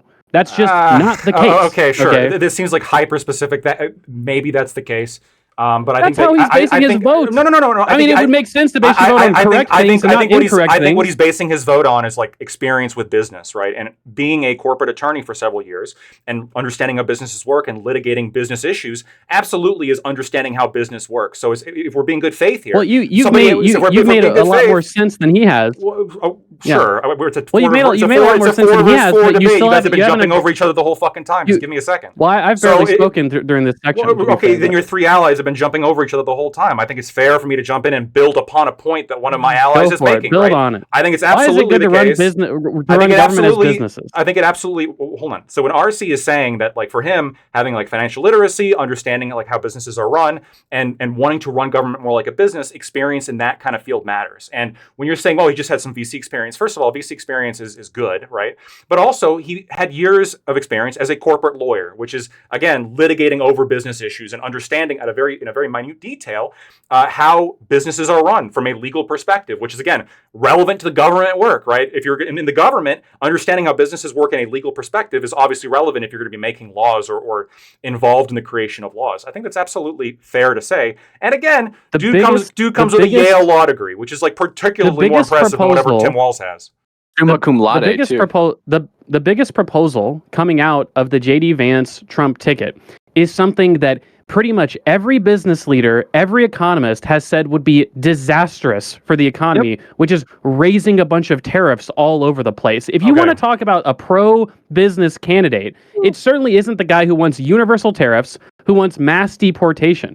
And so if we want to have a policy discussion, who would be better at running the government, having the levers of power of government? Okay, we're switching. Why do we care about? We are switching around, and I do want to take the opportunity of the. What about the workers? I want to. Can I just really quickly, like, I don't want to move over to, we're going to be talking about economics in a second, but I was on the list and I just really want to quickly say on the prior thing that Pisco was asking, I think Cam was absolutely right in his analysis, but I think it's hilarious how, I don't agree with John Eastman, by the way, but John Eastman, even though he believes his position is correct, he said, yeah, he would be stopped by the Supreme Court. And I think the Supreme Court really is the bulwark for our Constitution. Yet J.D. Vance is particularly better than Tim Walz on this because J.D. Vance actually supports laws to prevent court packing, which Tim Walz does not. In fact, Tim Walz is running with somebody who in the past has supported court packing. Is court packing constitutional, yes or no? Is court packing constitutional, yes or no? Let me go. Hold on. Court packing this is not a deposition. No. No. Hold on. This is not. Is court packing constitutional, yes or no? Dylan, can you stop him? Give me a second. You're just going to repeat the same thing over and over again? Okay, I'll give you a second, but would you answer that question at the end of your second? Yeah. Okay. So court packing is legal as potentially. Now, I don't agree with it, but potentially John Eastman's theory is legal in the same way that faithless electors are legal. You believe it's when you were legal? saying, hold on, I just said yes. I started the sentence by saying yes, and now you're going to keep re-asking. You said no. You said you don't agree with Eastman. Do you agree with him or not? No. I don't agree with Eastman. I said I don't agree with Eastman. Your fellow lawyer. I said I don't agree with Eastman personally, but when you were having the back and forth with Cam, you said just assume that it's legal. Isn't it bad regardless? And I understand that things can be a threat to the Constitution even if they're quote unquote legal. Eastman believed that despite the fact that what he thought was legal, he was going to be stopped by the Supreme Court. Now, imagine if Kamala Harris had her hands on the Supreme Court based on her history of statements, if she had packed it and she had filled in a bunch of people that simply put her into power if she went along that exact same route, right? She wants to remove the exact bulwark that John Eastman said would be his biggest impediment to carrying out that plan. J.D. Vance has said that is going to protect that bulwark, right? He, in opposition to Tim Walz, who has not said that. So when you say who is the threat to the Constitution, I think the person running with the person who's in favor of packing the court and obliterating the third branch of government, I think that person is probably more of a threat to the Constitution. Maybe the person who said that they would repeal the Constitution. I gotta give you guys. I want to make one of the libs have to respond, but only one can because we have a very short period of time on this topic, and there's 3 people who haven't talked. So thank God. Well, I was just going to say, so I think that the person who's a threat to the Constitution is J.D. Vance's running mate, the one who actually wants to terminate the Constitution, which Kamala Harris has never suggested. By the way, Kamala Harris said she was open to court packing 4 years ago. So this is the weakness of Lactoid's The last time argument. she ran for a primary. He thinks that it's unconstitutional or threat to the Constitution is something which is constitutional, which she said she was open to 4 years ago. Meanwhile, 2 years ago, Trump explicitly said he'd like to terminate the Constitution to unlawfully return him to power. Lactoid doesn't give a fuck about that. It's all about what Kamala Harris might, if then else, do based on something she said 4 years ago, which is perfectly constitutional and has been done multiple times, including by the founding fathers. And by the way, Eastman, let's just be very clear. Again, I'll go back to it. Eastman said that he would violate the Electoral Count Act and he would be stopped by the Supreme Court, which means there is less legal predicate for what John Eastman wanted to do than anything that Kamala Harris is proposing. Well, hold on. You can but we have to move on. Yeah, you're mistaken. You can think that you're legally correct and still predict that a finding might be made against you. Those two are not antithetical to one another. Now, I think it's funny how you brought it back to Trump when we're talking about J.D. Vance versus Tim Walz, which I was trying to stay on topic. You brought it. You mentioned Tim Walz. Yeah, J.D. Vance condemned court packing. J.D. Vance condemned court packing. No, J.D. Vance condemned court packing. 24, 25, 26. 27, 28. They're lying. I said J.D. Vance condemned court packing. For a minute. Supported court packing. Civilized. Well, stop. You're all civilized people, and you all know at the end you get 2 minutes uninterrupted. If you're thinking they're lying, then just call them a liar at the end. I'm sure you can all act like adults for another 5 seconds. We got a few people to go through so we can wrap this up. Also, if people want to ask questions to any of the participants, we are taking them. If you donate at the website, dylanburns.tv, we got to grift a little bit here, and you ask a question, and it's not like, here's a slur and a half, then we might actually read it. And we might pose it to the guests. So dylanburns.tv, that's the website. You donate, and all of the funds go towards freelance war journalism in Ukraine, and we appreciate that here at Dylan Burns TV. Now we're going to throw it over to Cam Higbee, who's been waiting extremely patiently. Yeah, Peace Coach should take notes. What I was going to say earlier when I raised my hand initially was just that I don't think, being the very honest and good faith person that I am, I don't think that we should say that just because Cheney endorsed Kamala Harris that means that she's a war hawk or anything like that. I think that Dick endorsed Kamala Harris because his daughter has personal beef with Donald Trump, and it's nothing more than that. I don't think that Kamala Harris aligns with Dick Cheney's beliefs or anything like that. I think it's all personal. So in addition to that, Pisco, I think it's hilarious how you're jumping all over RC, trying to get him to prove a negative. You're like, well, prove to me that JD's business dealings are actually a good thing and not a bad thing. The burden of proof's on you, bro. If you're saying that his business dealings are shady or bad or whatever, he's a war hawk for Israel, blah blah blah, whatever. That's on you, bro. You got to prove that, not RC. That's not on him. So next, Hutch, you said that Trump had an abysmal first term. I think that Trump had a great first term. He doubled child tax credit from $1,000 to $2,000. He passed the Tax Cuts and Jobs Act, caused middle classers to receive massive tax breaks, 16 to 26% for people making 15 to 50,000, 50,000 to 100,000, 15%. Among lots of other things, the Save Our Seas Act, the Families First Coronavirus Response Act, the VA Accountability Act, et cetera. You said that you don't know that if he even helped craft the Tax Cuts and Jobs Act legislation, who the hell cares? You don't have evidence that Joe Biden or Kamala Harris helped craft any of the legislation that they've passed at all. None of us know that information. So we just assume that the administration did it. Wait, what do you mean? As a whole, Hutch, so I wasn't finished. Okay, all right. Put it down. Respond after. Tariffs bad. I heard that coming from Hutch as well. Joe Biden and Kamala Harris both support tariffs. Joe Biden continued Trump-era tariffs, and he's instituted new tariffs. Kamala Harris, you said Kamala Harris was open to court packing years ago. And I think that was kind of an admission of guilt there. We all know that Kamala Harris flip-flops on her positions like she changes her underwear. I don't know how often that is, but if it's anything like her policy discretion, it's probably pretty often. Eastman knew the Supreme Court would intervene. That's true. He did know the Supreme Court would intervene. And in fact, he wanted the Supreme Court to intervene because he believed that he would win the legal battle. And that's my piece. Yeah, you said that there was never no retracted evidence the court that packing Biden statement, by the way, just to be clear. What? You said that good. It's based. It's based. I support it. Could Lactoid repeat that because I didn't hear. She's never retracted the court packing statement. Good. Okay, Hutch wanted to quickly respond. We're going to wrap it up. I know he said a lot there, but we're only going to allow like one response because everybody's going to have to talk during the outro anyway. Hutch, you wanted to respond to that? Well, sure. I mean, I think it's cute to take a principled stance against court packing when you guys stole a Supreme Court seat. If the roles were reversed, I guarantee the Republicans would be talking about packing the courts. 2 seats. No.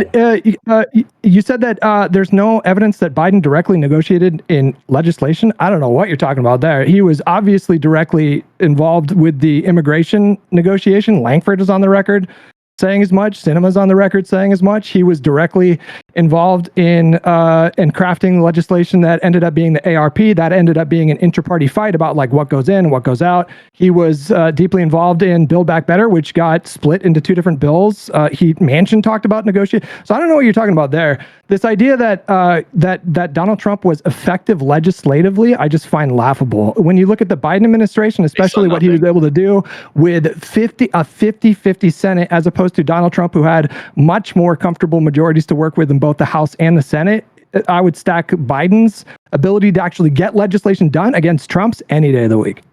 Yeah, it's no secret that Republicans have dissidents. Would it be possible that you could wait till the outro? Because again, we're late. Thank you very much. We have Kevin and Econ Boy as the 2 people on the list left before outro. So either of you have anything left to say?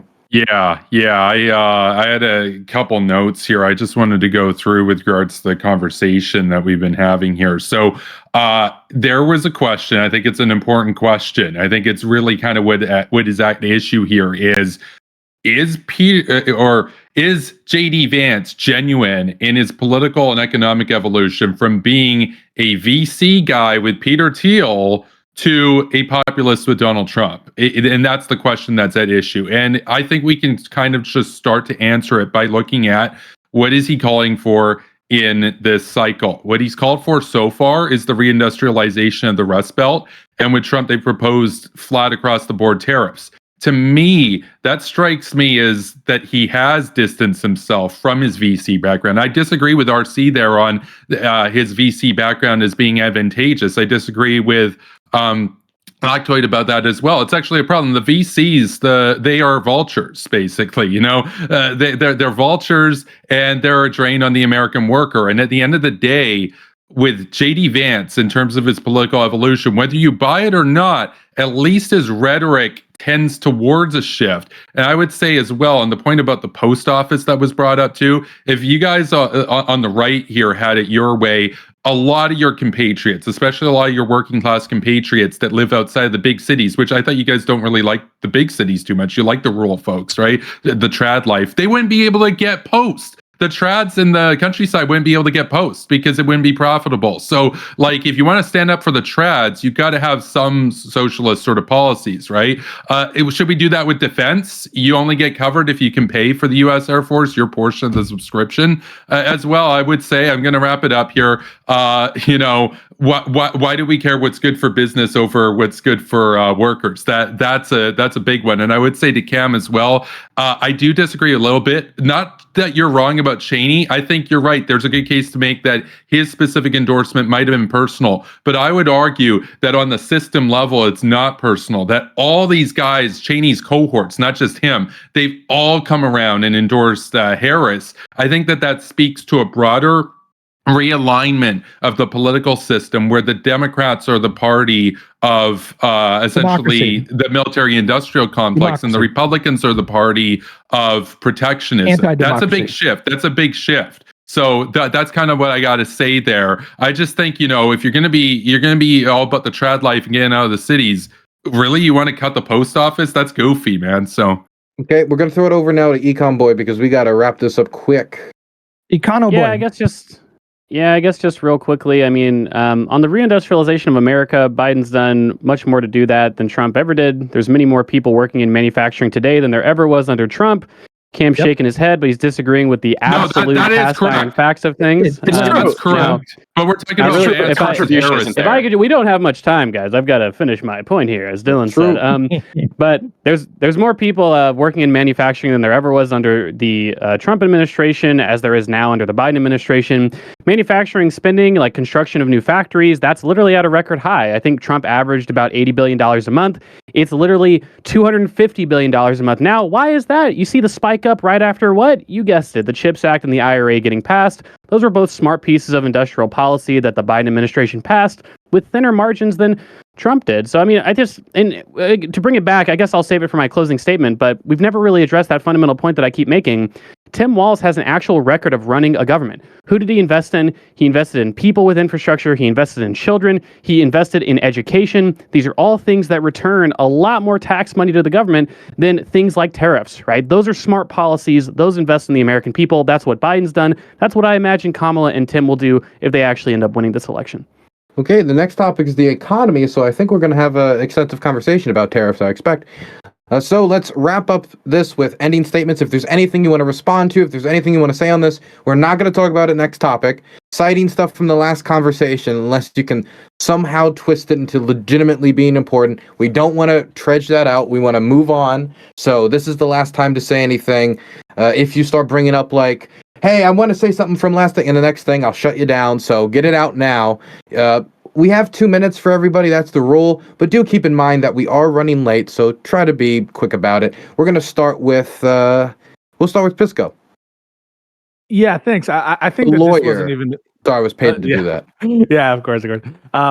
So I think that it's not even a close call on this. You know, the vice president, one of their key responsibilities is the transfer of power, and you don't even hear any good argument on the other side about why it would ever make sense not to certify this election. Again, I was kind of engaging in the hypothetical, assuming it was legal because Cam Higbee clearly isn't equipped to have a legal conversation. But to Lactoid's point, it actually matters a lot to me that one is illegal and what you're proposing with respect to the court packing isn't illegal. That is a distinction that matters to me still. The law, the Constitution, that stuff 100% matters. And so, yeah, and I think I don't even think Lactoid would argue vigorously.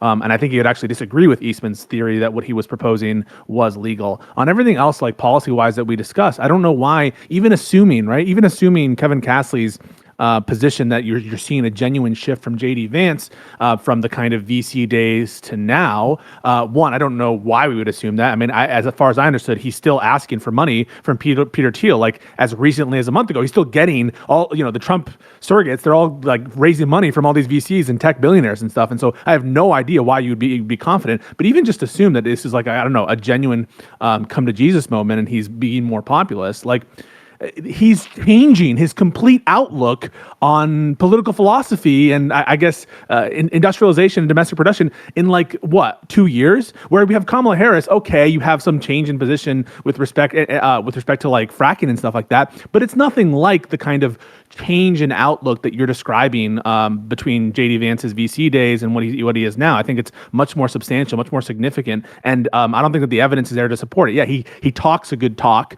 but he's still going to money within the same places, and he still has the same exact friends. Okay, I'm now going to throw it over to RC. Yeah, to kind of just spin off what he had said. Yeah, he could have the same friends. You still haven't pointed out anything wrong with his friends. So, and this criticism that Tim Walz has more political experience than JD Vance, and the question that I'm asking is then centrally, what is different between political experience and private sector experience when it comes to communication, negotiation, and competition? All of that is very applicable to the government. So I don't understand how you're going to say, well, this guy doesn't have political experience, as though that really matters because he has private sector experience. I'll just leave it at that. Okay, now we're going to throw it over to Kevin Castley. Yeah, thanks, Dylan. So I'll try to keep it quick here. So, with regards to the earlier part of the conversation, let's be real. There's more than one issue. The legalese stuff that, some of the folks here were fighting over, it's not relevant to 78% of American workers that are living paycheck to paycheck. What matters is economic solutions. And the reality is, on that, it's a mixed bag. Vance has had really good rhetoric on reindustrialization. But here's the problem with the whole Trump thing, right? Sometimes they do the wild card stuff and sometimes they shock everybody and they do something that's like pretty amazing. And then most of the time they toe the line of capital and Wall Street and whatnot. The Democrats, in contrast, they tend to be more for orienting spending around, social services, that sort of stuff. But then you look at their record on, say, the border and this mass importation of cheap labor, which undermines workers, their wages while driving up rents. And it betrays that claim to represent the workers. I mean, look at Biden himself. He is a big union guy. Yet you look at his record, and he did bring in a lot of cheap labor. So it's a mixed bag. It's really a mixed bag. I would say don't have one issue be your only issue. You've got to look at this on the level of material reality, and on that, it really comes down to who do you trust? Do you trust Vance in his evolution, and do you trust Harris when she's out there talking about how she's going to make housing more affordable for you? Or do you trust her when she's bragging to donors about how Dick Cheney and other neocons support her? That's the question that's up for debate. And, that's up for you to decide. Thank you. And follow me, Kevin Castley, on X. Thanks. Lactoid? Yeah, so I think I probably disagree with Kevin on most things, despite the fact that he's my ally in this discussion. But I'm going to disagree with him when he says that, well, the legal stuff, the constitutional stuff, that doesn't matter. I think it does matter. And I think that there's something particularly disgusting occurring, and has been occurring for a long time now, when Democrats are painting their candidates as like these staunch defenders of the Constitution, and these Republicans as these evil revolutionary bunch that are trying to overthrow it. And you thought here today, despite the fact this was a conversation about J.D. Vance's merits, we had a Trump tweet brought up that, by the way, I've already condemned. So when you say that I don't give a fuck, that's obviously not true. But I think that when we're talking about threat to the Constitution, it's hilarious to me when people say, "Hey, look, here's the guy who said don't court pack. In fact, we should have a constitutional amendment to prevent court packing because this is a critical branch for our institutions and our republic. And then he's the threat to democracy, and he's the threat to the republic, and he's the threat to the Constitution." And then you have the guy saying, "Well, First Amendment doesn't cover hate speech. He's supposedly this bulwark against tyranny and evil." I think it's absolutely absurd. I think the fact that multiple people on this panel have endorsed court packing, which would, I think, have a very real risk of obliterating our republic, is concerning. I think that is more disqualifying than anything J.D. Vance has said on the 2020 election. And overall, again, going through just all my points, I think J.D. Vance really surprised people at the debate. I think people were just writing him off, making lies about him fucking the couch or whatever. And then he came back and he's like, no, actually, he's principled. He's in support of the Constitution. He's actually supportive of an enduring republic. And Democrats just can't deal with that, right? They have to make up shit. They have to lie. Tim Walz lies like no other. But of course, he's got to be the truth guy because of just the narrative that Democrats have built over time. It's disgusting. If you want to defend the Constitution, you can't let court packing happen. Tim Walz should come out tomorrow and say that he promises and he disagrees with Kamala Harris. If he does that, maybe we can actually have a conversation about who's better, Tim Walz or J.D. Vance. But until that time happens, J.D. Vance is obviously better. Pondering? Man, I don't know where to begin. So the reason the Trump tweet was brought up was because Lactoid brought up Kamala Harris's position from 4 years ago where she said she was open to court packing. Tim Walz, to my knowledge, has not said he's pro-court packing, so there's a relationship Lactoid is trying to establish vis-a-vis Kamala Harris's position. By that point, Trump is fair game, and you will always lose on the Trump point because court packing is number one constitutional, was exercised by the founding fathers themselves. And what Donald Trump is proposing was the termination of a constitution to restore him to a second unlawful term. Trump is objectively far worse in all ways. The only reason that you would care more about potentially court packing, which again is not Walz, it's the person that Walz is backing might be open to it, is because you care more about preserving a right-wing supermajority on the Supreme Court than actually preserving the Constitution itself. That's really what Lactoid is upset about. In terms of lying, J.D. Vance has been caught in verifiable lies time and time again, going from obviously the 2020 election situation. He knows that Donald Trump lost the election. He won't concede to it because it's politically inconvenient. He's lied about migrants in Springfield, Ohio, and on and so forth. In terms of the two candidates themselves, sorry, I'm trying to keep it under the 2 minutes. In terms of the two candidates themselves, Governor Walz actually has executive and legislative experience that J.D. Vance doesn't. J.D. Vance has been in Congress for 2 years. He's gotten nothing done. He wouldn't even vote for the enhanced child tax credit he claims to support because he cares more about politics than he does about policy. He is objectively inferior, again, in all ways. And then the last thing I'll say is that the Constitution demands that a vice president preside over the certification of the Electoral College. J.D. Vance is the only one of the two candidates who has called into question whether or not he would faithfully do so. Again, he is morally and ethically and constitutionally inferior in all ways, objectively so, as is Donald Trump. You lose. Hutch. Yeah, I mean, Look, as far as court packing goes, the Republicans have won one popular vote in the last 30 years, and yet there's 6 Republicans sitting on the Supreme Court. This is an obviously untenable situation. I maintain that if the roles were reversed, the Republicans would be talking about packing the courts. As far as J.D. Vance is concerned, it's one thing to evolve in your opinions. That does happen. Obviously, politicians of every stripe will flip-flop on a number of issues. It's another thing entirely to refer to Donald Trump in private as America's Hitler and call him an opioid, which when you take a look at like the region of where Vance comes from, that's a pretty profound thing to call someone. To go from that to being that person's VP in the course of however many years we are, 8 years, that is pretty remarkable to me. I think Walz is a little rough around the edges sometimes when it comes to like the way that he composes himself, and I obviously disagree with him on hate speech and First Amendment. But if we're talking about like concerns with the Constitution, again, I don't think there's any comparison between someone like Walz, who is just clearly wrong about hate speech, and someone like Vance, who's backing someone like Trump, who has open contempt for the Constitution, has proposed literally terminating the Constitution. I don't even understand how these things are in the same conversation. So for these reasons, I think Vance is just completely disqualified, and I would never in a million years consider letting him anywhere near power. Cam Higby's cat. Yeah, so there was some stuff said about the Chips and Science Act. No, I said the cat. Sorry, here. All right. Thank you. That's what I needed to hear. Okay, Econo Boy?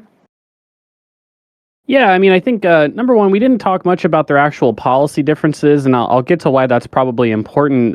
But if we are talking about their policy differences, again, I think that it's important to establish a pretty clear difference, right? I mean, Tim Walz, again, investing in children, investing in infrastructure, investing in clean energy, investing in public education. These are good things. These are good government investments that return more money than you put into the system. Republicans tend to cut child education. That's not really good for the economy long term. It's certainly not good for children in the short or the long term. And so I think that progressive policy voice will be relatively positive. The one caveat to that is I know that J.D. Vance talked about proposing a tax credit. Let's talk about what Trump actually did when he was in office. He doubled the child tax credit from $1,000 to $2,000. He increased the refundability to $1,400. So the most that you could get from the child tax credit was $1,400. Biden comes in, increases that to $3,600, right? And so that's a substantial higher increase. That's what Kamala is actually proposing, plus a $6,000 credit for people who have newborn children. Again, these are all much more pro-welfare policies than the Trump administration is actually proposing. That's not including their huge tax increase by having universal tariffs, to be clear. But it's also important to point out, the reason why we didn't get to talk about policy so much is because it is important that we talk about the candidates' positions on democracy and their position within the democratic experiment known as the American democracy. The reason why these debates matter, the reason why it's interesting to talk about our different political opinions is because we feel like they're actionable. When I go out and I vote for J.D. Vance / Donald Trump or Kamala Harris / Tim Walz, my assumption, and I think the ordinary assumption of the American people is I'm voting for this person. If a plurality of people in my state vote for this person, that is who our electoral votes will go to. That's a legitimate democratic process. That's the ordinary understanding. When you start to challenge that ordinary understanding of democratic experiments, that's when you start to democratically backslide. That's really bad. The fact that J.D. Vance can't really succinctly answer that question other than to say that he would be a part of undermining the American democratic experiment, that is very, very bad. That's the reason why that issue is a priority to the people on this panel, although certainly we do not concede the policy merits between the two. Tim Walz is much better. Now over to Cam Higby. Yeah, so I'd like to start by saying I hope all you on the left are running scared after my cat absolutely bodied you. There was some stuff on the Chips and Sciences Act. I'll save that for the next discussion, assuming we get an opening, I think, right, Dylan? Same thing with jobs. So Pisco said that there was no evidence that J.D. Vance has changed since he's been friends with Peter Thiel, but also argued that he flipped substantially more than Kamala Harris, astronomically. So those two views don't really seem to coincide with each other. They actually seem to pretty much contradict each other directly. I'd like to comment on the Democrat rebranding. I think it's very interesting. You're all here wearing camouflage hats, which I think is absolutely hilarious. Nobody would have associated camouflage hats with Democrats a couple years ago. I agree with Kevin Castley on the Postal Service. I think that there should be some structures of government that are socialized, that are provided to everybody. I think the Postal Service is one of those. Defense is obviously another one of those. I think that things that like private sector things should not be run like the Postal Service, for the exact reason that the Postal Service is just meant to provide things, not in an efficient manner. Private postal companies obviously do a much better job, and this is one of Ludwig von Mises' primary arguments against like the Leninist system, because Lenin structured his entire government after the Postal Service, which has all of its deficits covered by the government. So court packing was done by the Founding Fathers. Don't remember who said this, but it's true. Court packing was done by the Founding Fathers, but not because they wanted more people on the court who agreed with them. It was because there was 6 justices when the Supreme Court was established, which is just enough for them to have a deadlock, 3 people on each side. So 9 were added so that there could be no deadlock. There's always going to be more than one person on each side. Somebody said that Trump stole Supreme Court seats. That was the most incoherently stupid thing I've ever heard in my entire life.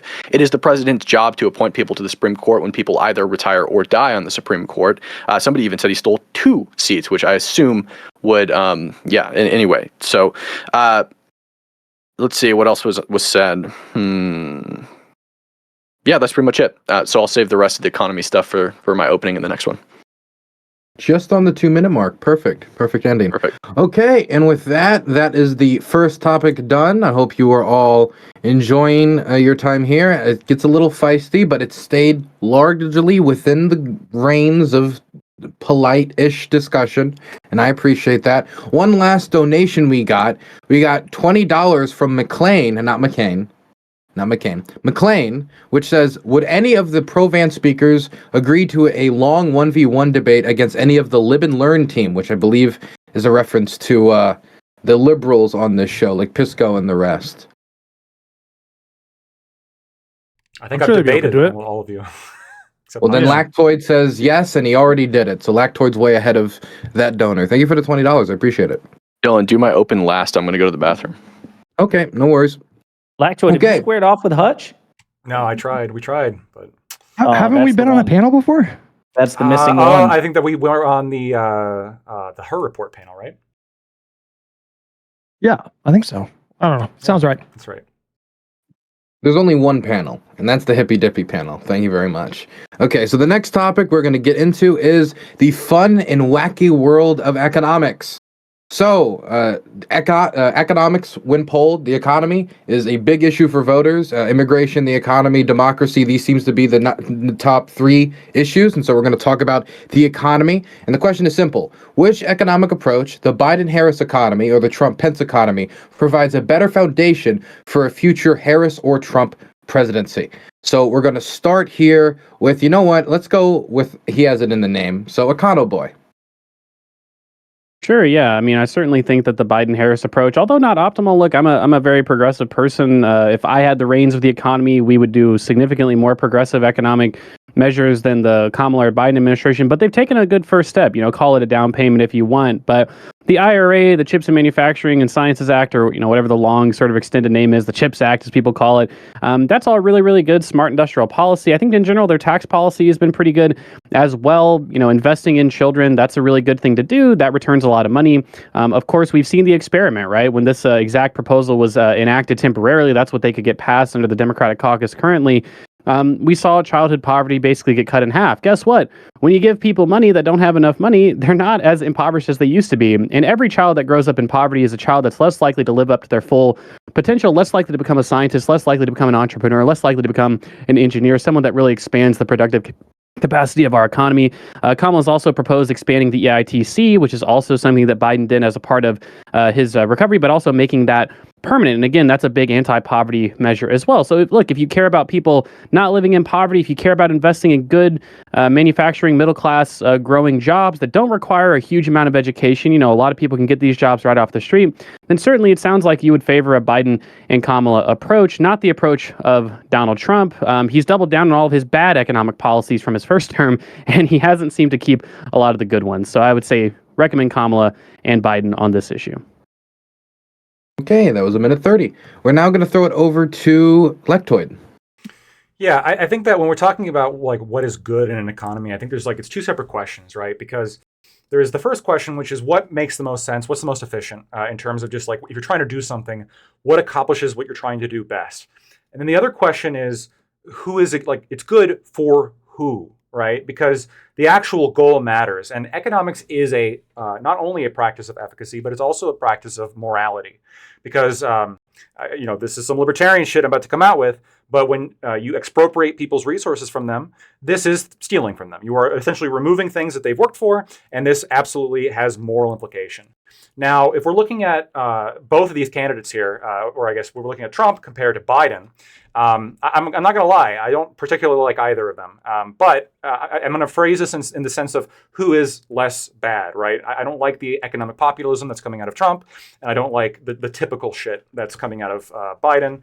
And the proposals from both candidates going forward are also, I have disagreements with them for equal reasons or for similar reasons. But I think that the Trump-Pence presidency in terms of the economic outlook was better. I think that just is better than Biden's at least. I think that Biden, has a lot of issues. We have incredibly high inflation under Biden. We have Trump being historically very good on regulation. He's very good in terms of not raising taxes and some tax cuts as well.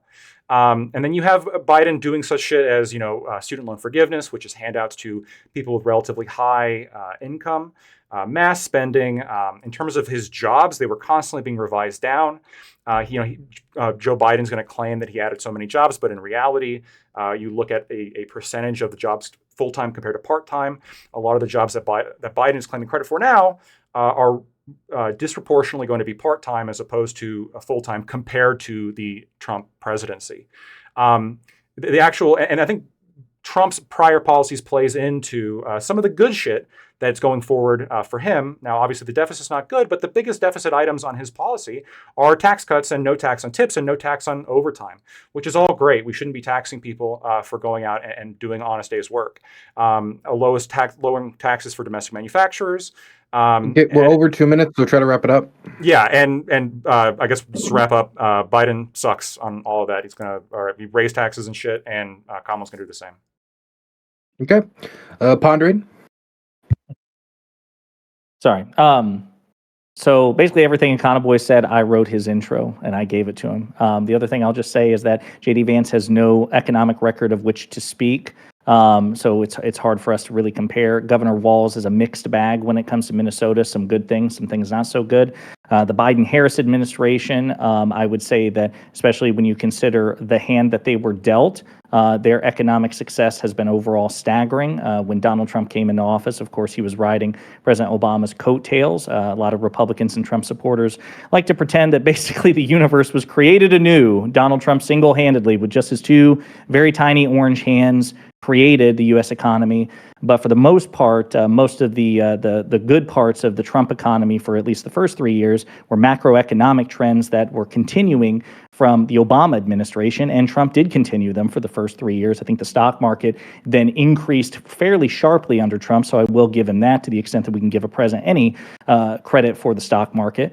And then, of course, the whole thing collapsed in his fourth year. So, and of course, Trump supporters say you can't hold COVID against Trump, even though obviously if the shoe was on the other foot, they absolutely would hold COVID against a Democrat. But even by that logic, that means that you should also grade President Biden on a curve, given that he had to deal with the pandemic recovery. So for that and all the other reasons that Econoboy laid out, I'm backing the Harris-Walz Economic Foundation. Hutch. Yeah, I got to give credit to Republicans on messaging because they have truly convinced a lot of median voters that they're better on the economy, despite the fact that every modern Democrat has left the economy in a better position than it was when they took office, and every Republican left the economy in a worse position than it was when they took office. We can look at GDP growth, deficit spending, unemployment, job creation, any metric you want to look at.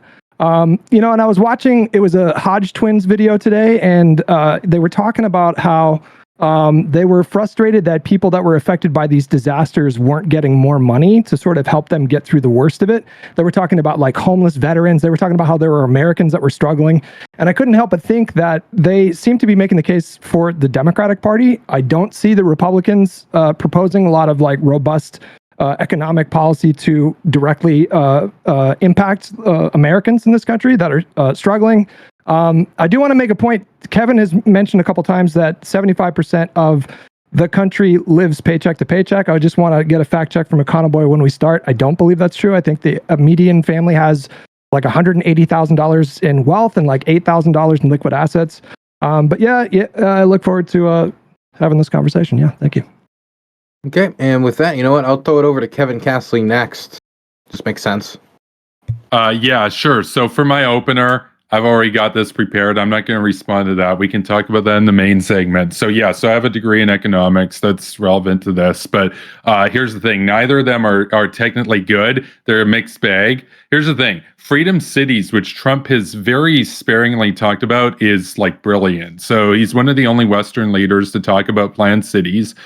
Look, same in Canada as in the US. We're sick of living in old, congested cities with bad infrastructure and high rents. Let's build some new cities with big housing and big infrastructure, and let's learn from the victories of China in this area. I want to say as well, the CHIPS Act that Biden Harris did is good. That is good, absolutely. But here's the thing. So are tariffs. Again, it's a mixed bag. So Trump's tariffs have the potential to gear the American economy. If they're done on the board, as he said, as Vance has said as well, the 20%, if they're done, strategically on the whole, they can gear the economy towards self-reliance, which is a national security issue, right? I know a lot of Republicans and conservatives talk about national security and stuff, yet they're fine with subordinating their economy to multinationals that have no allegiance to their country. Consider Taiwan, where that dependency could actually force a war. America's dependent on Taiwan for advanced semiconductors. But if it wasn't, it might be less likely to be forced into a war if anything happens there, giving you strategic flexibility to not necessarily get into a nuclear war, right? So that's good. America is one of only a few countries that could be fully self-reliant. So is Canada, but we're not because our political system and economy is subordinated to foreign capital.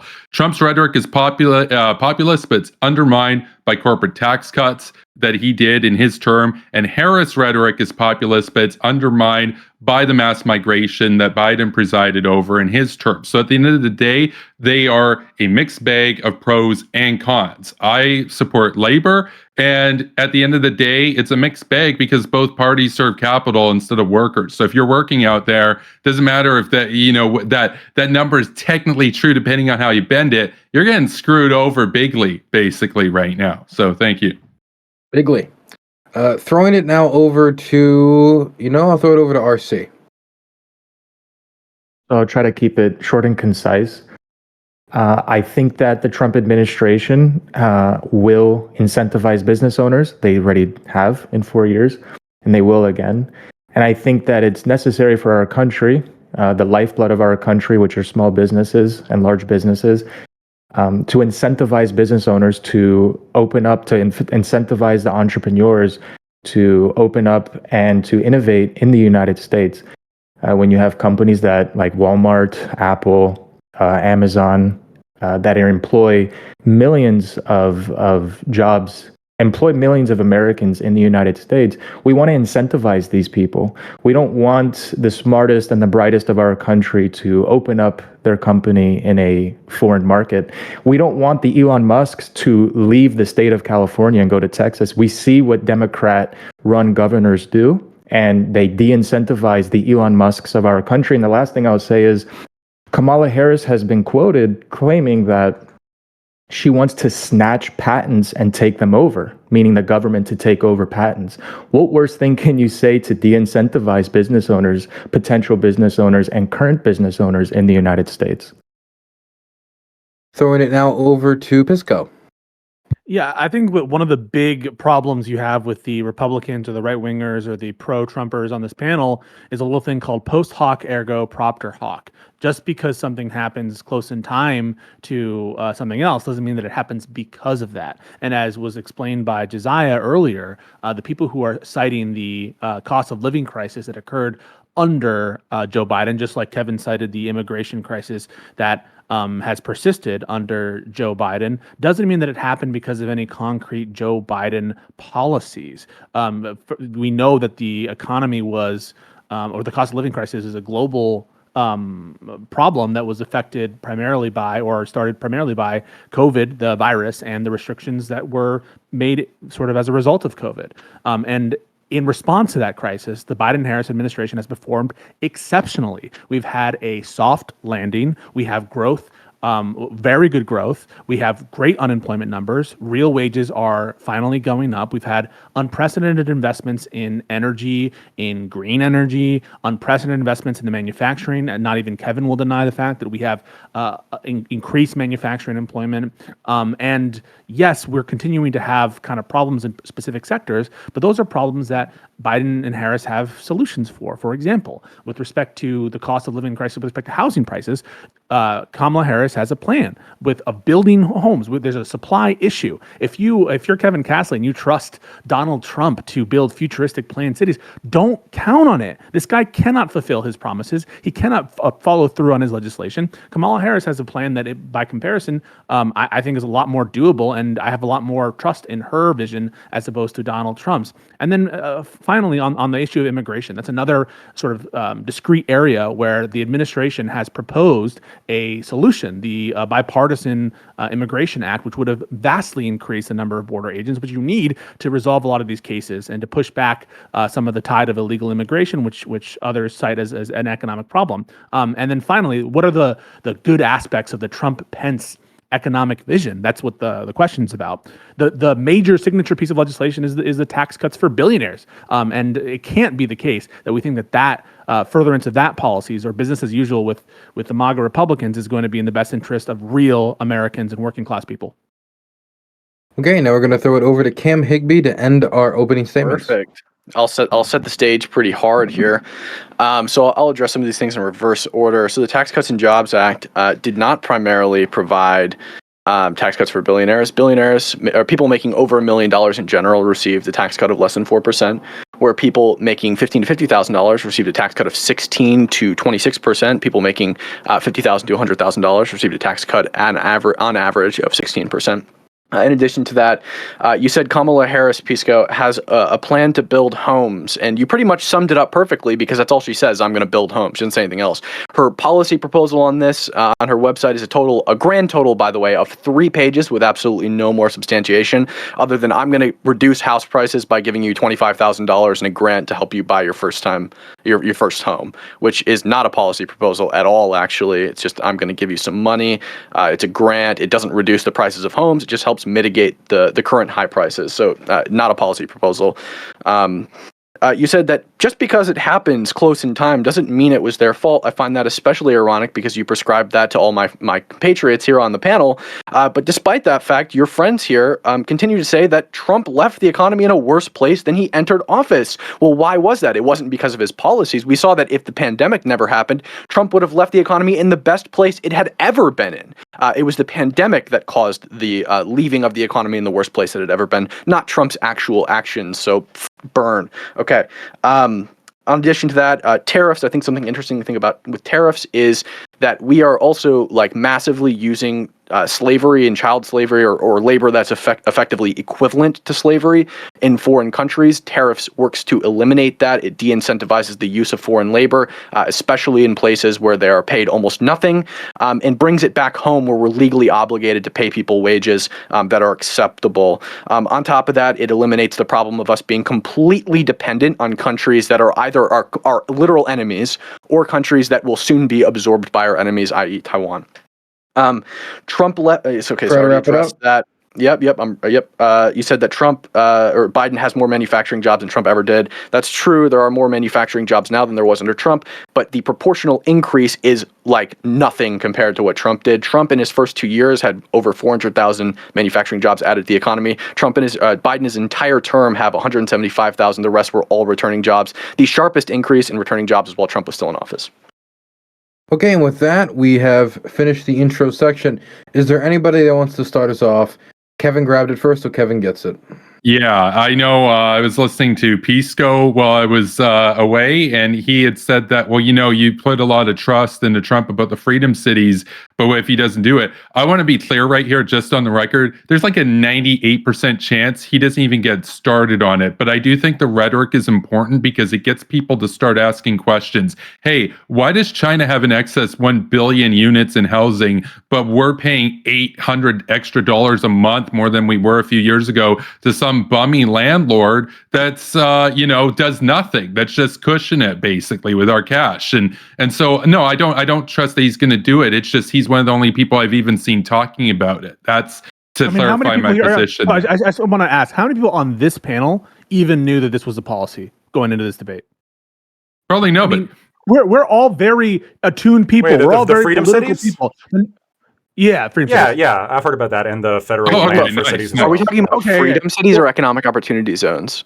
No. We're talking about specifically the cities that I'm not convinced, and it's even possible that the conservatives here know about the policy, but I'm not convinced that the rhetoric on freedom cities has reached critical mass such that we can talk about any. We were talking about like the lack of specifics on the building of homes. How many people are being affected by this rhetoric? How much commitment is there on the MAGA base for him to follow through? Pisco, I agree with you, but he is at least talked about it. Now, he hasn't done it as much as I would like, not anywhere near. But the question is, if he started talking about it and your criticism is, well, people don't know about it, that's not really a valid criticism because talking about it changes that. It gets people to talk about it, right? So I care about policies that are going to improve the lives of real people. I think building new cities will. I think that proposing solutions that have no chance of success is not going to help Americans. But that's not true. That's not true. They've built hundreds in China, and it's been working, and people have cheaper housing now. I'm talking about this country and what I know about this country. Why can't people have nice things, Pisco? Why can't people have nice things here? Pisco? In Canada and the US.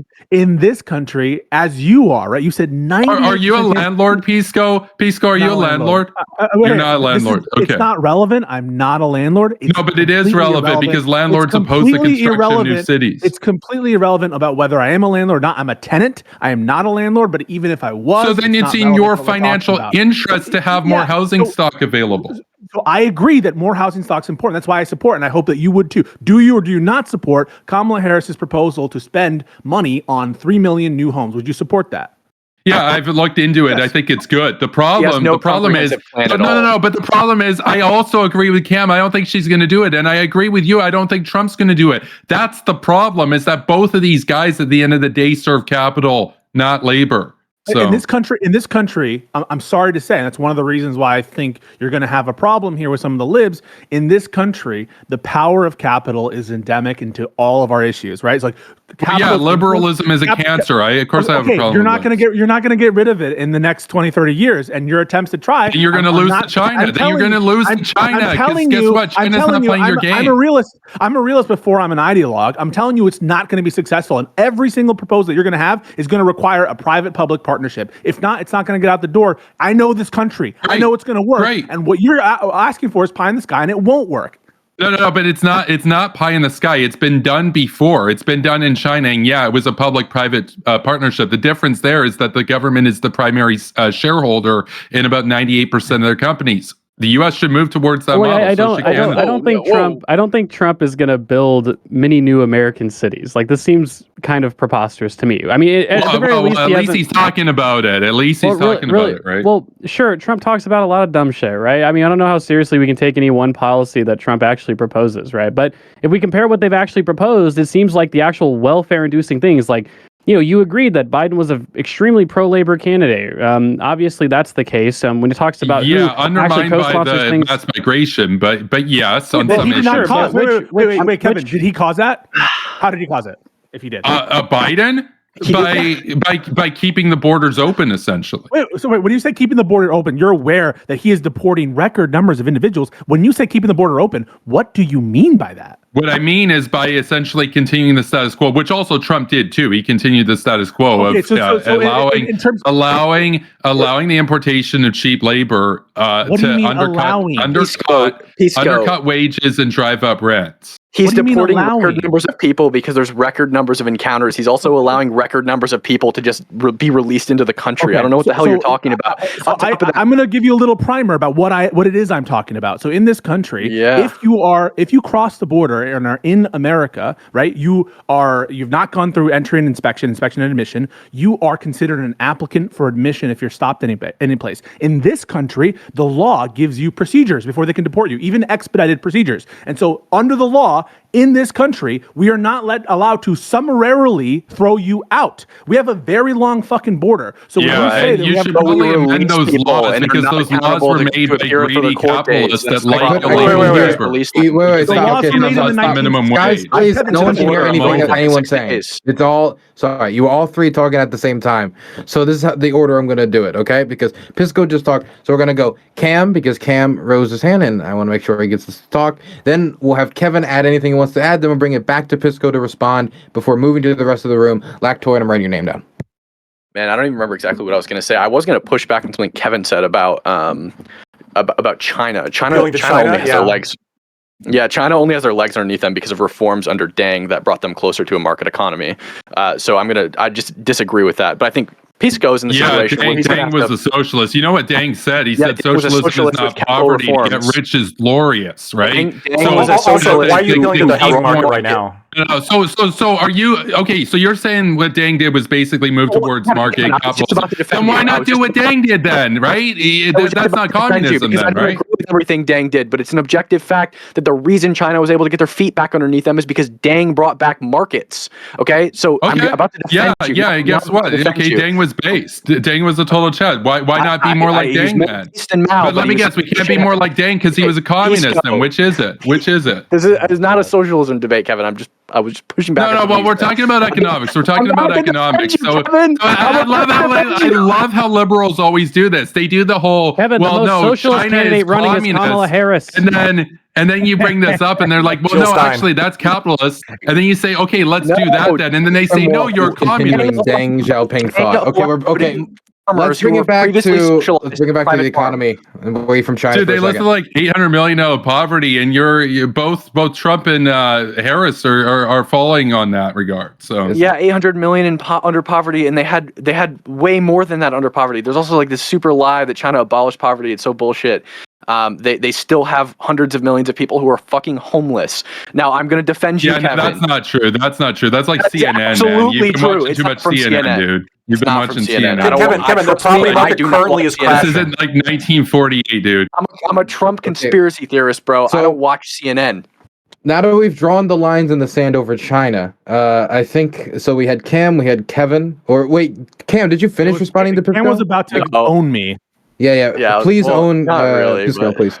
All right, Pisco, get ready, prepare. Yeah. I was just going to say that I think that Pisco was kind of in a position where he had to articulate a fundamental difference between America and China that would result in the policy Kevin was proposing, working in China and not working in America, which I don't think was fully done. That's not necessarily me coming for your balls, Pisco, but I think that wasn't articulated. I don't remember. I was going to respond to something else Pisco said, but I didn't write it down, so I forgot immigration it. Stuff. I talked about immigration stuff. Oh yeah. There's more. Yeah, there's more encounters now, so obviously more people are being deported. I think the biggest problem right now with the immigration issue is that when we catch people, we release them. We don't hold them accountable to appear on their court dates.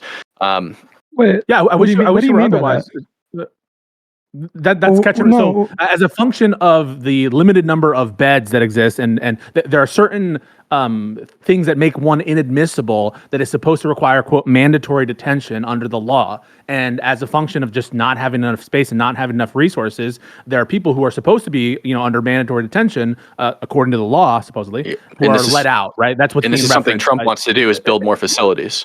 Okay, so Biden and the Biden-Harris administration wanted to massively expand the amount of money given to the immigration system, incling for housing and that kind of thing. But every time you want to go here, Pisco, you want to go here? Number one, I don't think you want to go here. When that does happen, people start conspiracy theories about how FEMA is, displacing money. All right. Let's not pivot. Let's get back to the bipartisan border bill. I think you were referring to. I'm trying. Yeah, I am 100% referring to that bill. Okay, and great. I'm happy to defend it on merits, but I just want to be clear. where when we start paying for housing, people like Kevin, I have to say, or I don't know, actually, if this is Kevin's position, start yelling about how we're not giving money to American workers and we're giving it to migrants for housing purposes. That's number one. And number two. I want to build public housing, dude. I want to build public housing like they did after World War II to have a baby boom. For illegal immigrants? No, they're not citizens. Okay. Yeah. So if you want to have mandatory detention programs, and if you think that the lack of mandatory detention programs because of lack of housing, which by the way is a problem that coexists throughout the entirety of the history of the Immigration and Nationality Act, just so you know. So Kevin's whole thing, like the borders are open because of what? Catch and release. He can't point to a single policy on which Biden administration is not enforcing the immigration. I can point to one. I can point to one. This has been going on for decades because you guys have been run by capitalists. You're all talking at you're all talking at the same time, so nobody's saying anything. Okay, Kevin, 10 seconds. Please make it 10 seconds. Then we're bringing it back to Cam. Sure. If we're going to Lactoid, he's been waiting very patiently. Yeah. So it's been going on longer than Trump and Biden because you guys have been run by capitalists for decades, and they profit from illegal labor. That's why they keep the borders open. Okay. So Trump, Biden, I just want to get this from Kevin. Biden is keeping the border open just as much as Trump is. I can't even hear you, dude. No, absolutely not. Another thing that we need to do is work on border security. I can't even hear you. I just want to get this to the border, dude. I've interviewed people at the border. I want to hear Pisco. Sorry, I can't hear any. I'm sorry, I can't hear anything. Okay, Pisco. Let me get this quickly. I get 10 seconds. I'm sorry. There's other people that have been waiting the whole debate, and it's mostly been like 3 people. So I want to make sure that other people get to talk. So Pisco, you'll get 10, 15 seconds. Then we're going to Cam. Then we're going to the beautiful world of Lactoid. Sure. So this is the last thing I'll ask to Kevin, since Kevin pointed to the open border policy of Joe Biden being one of continuing a regime of capital incentivizing illegal immigration. You would agree, wouldn't you, that the border is open under Biden to the same extent that it was open under Trump? And as you said, it pre-exists both of them. So that's correct. That's correct. Right? Yeah, and that's a problem. And if you're an actual nationalist, that should bother you. Cam. Okay, so the problem is that Trump was working towards a more secure border. I went to the border under Biden, and I shot a documentary, and I interviewed Border Patrol agents, and what they told me, and National Guard, and what they told me, and I'm going back in 6 days, what they told me was they literally watch people cross the border, they cross the Rio Grande, or they cross places where the river's not there, and they just let them cross, and then they bring them into open arms, and they take them into the system, right? That's the problem. They have to. They're in America once they cross the river. Once you cross the middle of that river in those sections, they're in America. They're entitled to procedures. Now what? So change the laws, we can add security you're change the laws. Some fucking barbed wire in the river and prevent those sons of bitches from coming over. Should they follow the law or should they not follow the law? You're a lawyer. Change the laws, man. Right? You don't let me respond, or you're going to keep yapping like a dog, dude. Come on. Yeah. So like when Kevin says change the law, you keep asking me questions. You're going back to Kevin because you're afraid of me, bro. I'm not. Let's schedule a one-on-one debate. I'm not afraid of you. I'm happy to, bro. I'm so happy to. Let's do it. Okay. We need to increase border security measures. Wait, I'll do a debate. I thought Dylan was interrupting. Okay. Oh no, I was locking the chains of fate. Now it has to happen. This is what Trump was working to do, and Biden is not working to do. That's the fundamental difference. So with that being said, there were so many interruptions, and Pisco trying to go back to Kevin that I don't remember what I was even responding to at this point. You were saying that they were crossing the international borders. They were crossing the international borders, and I can't believe it. They're giving them procedures and right. So put some buoys with some barbed wire on that river and keep those sons of bitches from coming over. Hell yeah. Eagle, American. Hold on. Just leave it No. for a second. Make Mexico great again. They got a new president, and guess what? She's making Mexico great again. You're not going to see as many people coming over. Let's go. Okay, an actual policy. El Salvador, they're making themselves great again, right? No, El Salvador, Mexico is great. We're talking about America. Coming to the US. Canadian. We're talking about America right now. Lactoid. Yeah, we have more immigration than you. Jesus Christ! We have more immigration than you, 5 times as much. Oh my gosh! I get 5 times the free speech is banned in Canada. Can we server mute? Thank you. Server muting the Canadian official Canadian censorship. Okay, Lactoid. Thank you. Remain in Mexico. You're saying, when the Mexicans get here, we got to let them out in America. What did Biden do? Biden immediately reversed remain in Mexico. 30,000. That at its height, it's like 30,000 undocumented people. It requires Mexican alignment, Mexico agreement. It is not at which all. They had. Even 1%, even 0.5% of the numbers that people are talking about with respect to the border crisis. So you're citing the Mexico policy. as though that is No, at that's all. because hold on. Just to be clear, it's a I'm little not. pebble. No. It's a sea. pebble. It's a pebble compared to what we have Yeah, now. a pebble. Compared to what we have now, not compared to what we had then. Just to be clear, I'm not hawkish on immigration, but when you're saying that, like, oh, there's no difference, Biden didn't do anything different, that's absolutely not true, right? Biden gets elected and he reverses a number of policies, the most significant of which is remain in Mexico. We want to talk about asylum Libertarians cases. not We want to talk hawkish about on libertarian because libertarians support CEOs and beef packing plants. Okay, yeah. To exploit the labor. You supported Chinese housing policy before, and China is currently undergoing a housing crisis since 2020. Like Evergrande just went fucking bankrupt. That's ridiculous a housing meme. policy. That's a meme. Yeah, okay. I knew you were a fucking in China, communist. dude. Anyway, It's a complete meme. They have an excess stock of about 1 billion units. Jesus You're wrong. Christ. Yeah, sure. And no, the reason why you're not hawkish is because you're a libertarian. You want to bring in illegal labor to pay them less than minimum wage. No, I know. It's because I like tacos. I like Mexican food. It's good. Immigration. And the women are attractive, right? That's the reason. But when it comes to we're talking about Biden. Classic lib response. 1 moment. We'll finish up on immigration, but there's other economic stuff. Like, for example, tariffs. I saw you guys were clashing on tariffs earlier. I want to hear you guys' thoughts on the tariff proposal of Donald Trump in a second. So, Lactoid, you can finish up what you were trying to say. I'm just going to finish up, right? Because Biden ended a number of things, the biggest one being remain in Mexico. When you're saying, oh, we have no choice, we just they come in, it's international law, we got to let them out in America. It's absolutely not the case. Remain in Mexico. They can wait in Mexico while they wait for their proceedings. That can happen. Biden reversed it immediately upon election. Now, again, I'm not hawkish on immigration, but I don't think that it's fair to say, well, Trump and Biden are the same on the border. It's absolutely not true. And China's housing policy fucking sucks, like all communist policies. But go ahead. Yeah, well, guess what? 94% own their own home, versus 65% in America, where it's 50% with a mortgage. Because landlords are based. 80% don't have a mortgage in China, dude. Because the people out on the economy, dude. Walls are made out of flour, bro. Their walls are made out of flour. We've studied up on Ding. Yeah, we found the Serpensa subscriber here. We found the Serpensa subscriber. Okay, guys, please.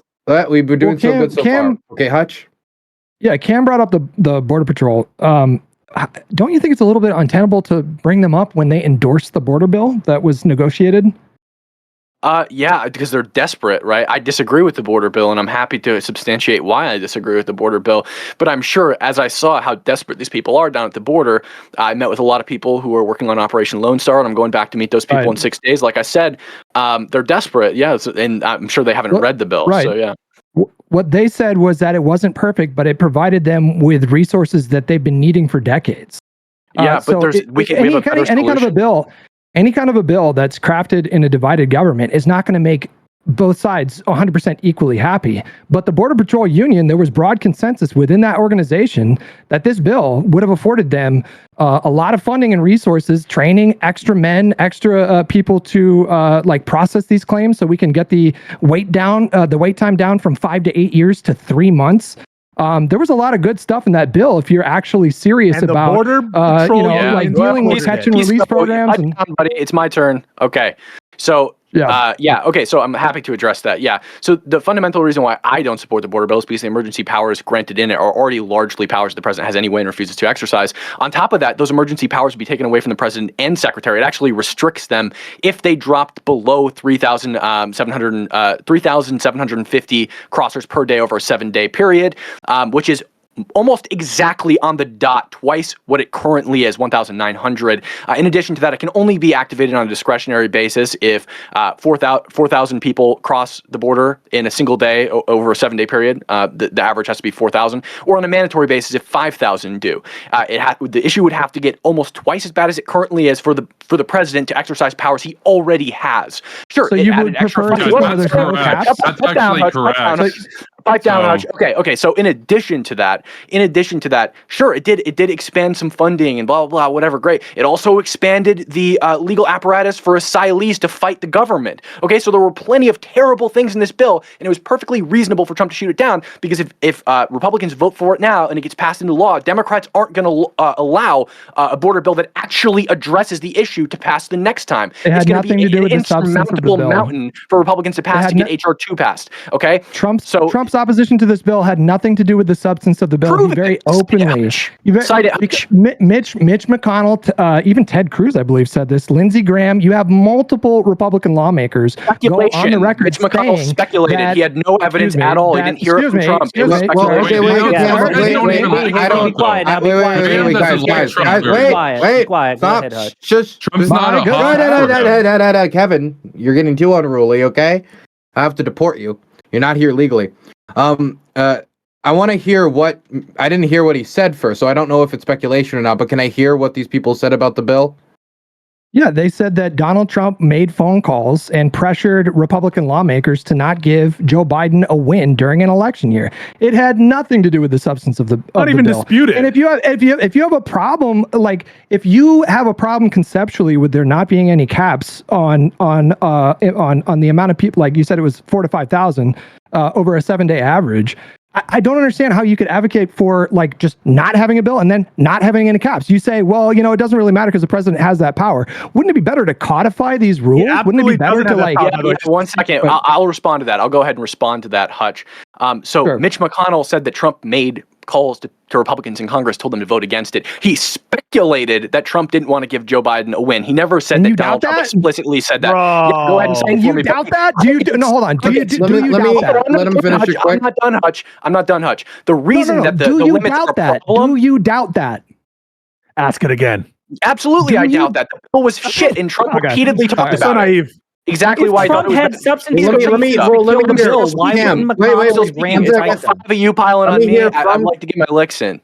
I want to hear from Cam why he doubts that, why he thinks that he was speculation and he would say something like that. Yeah, because Trump's record on this bill has been absolutely clear. Every single time he's spoken about it, he said that it was a horrendous bill that was like a betrayal of America. The Border Patrol Union supported a horrendous bill? The Border Patrol Union supported a horrendous bill. Yeah, the Border Patrol supported a horrendous bill. Because they're stupid, absolutely. They don't know what they need?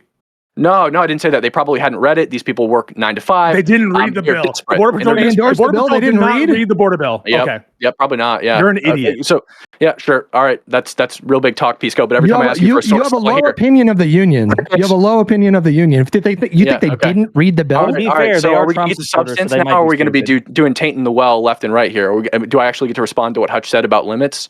Okay. Sure, you can respond. Perfect. Okay. So, Hutch, you said like, why would I not want to like codify the limits and the abilities that the president has? Because the president already has these abilities, and the bill just restricts when he can use them to an insane degree. That's a fucking lie. He doesn't have this authority. Wait.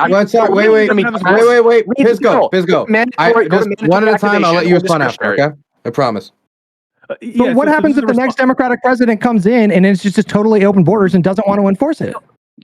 Now you don't have anything codified, and they can just do open borders or whatever, right? I mean, okay, but the bill didn't address the current issue. That's the problem. Okay, and on top of that, you asked me. I'll say this again. I'm like, why Trump why might Trump not be using this just to get a win? Blah blah whatever. He openly endorses HR 2, which is a much better border bill that's currently waiting for approval in the Senate in a presidential signature. If Joe Biden got that bill passed and then signed it, guess what would happen? It'd be a huge win for Joe Biden. No. Huge border win for Joe Biden.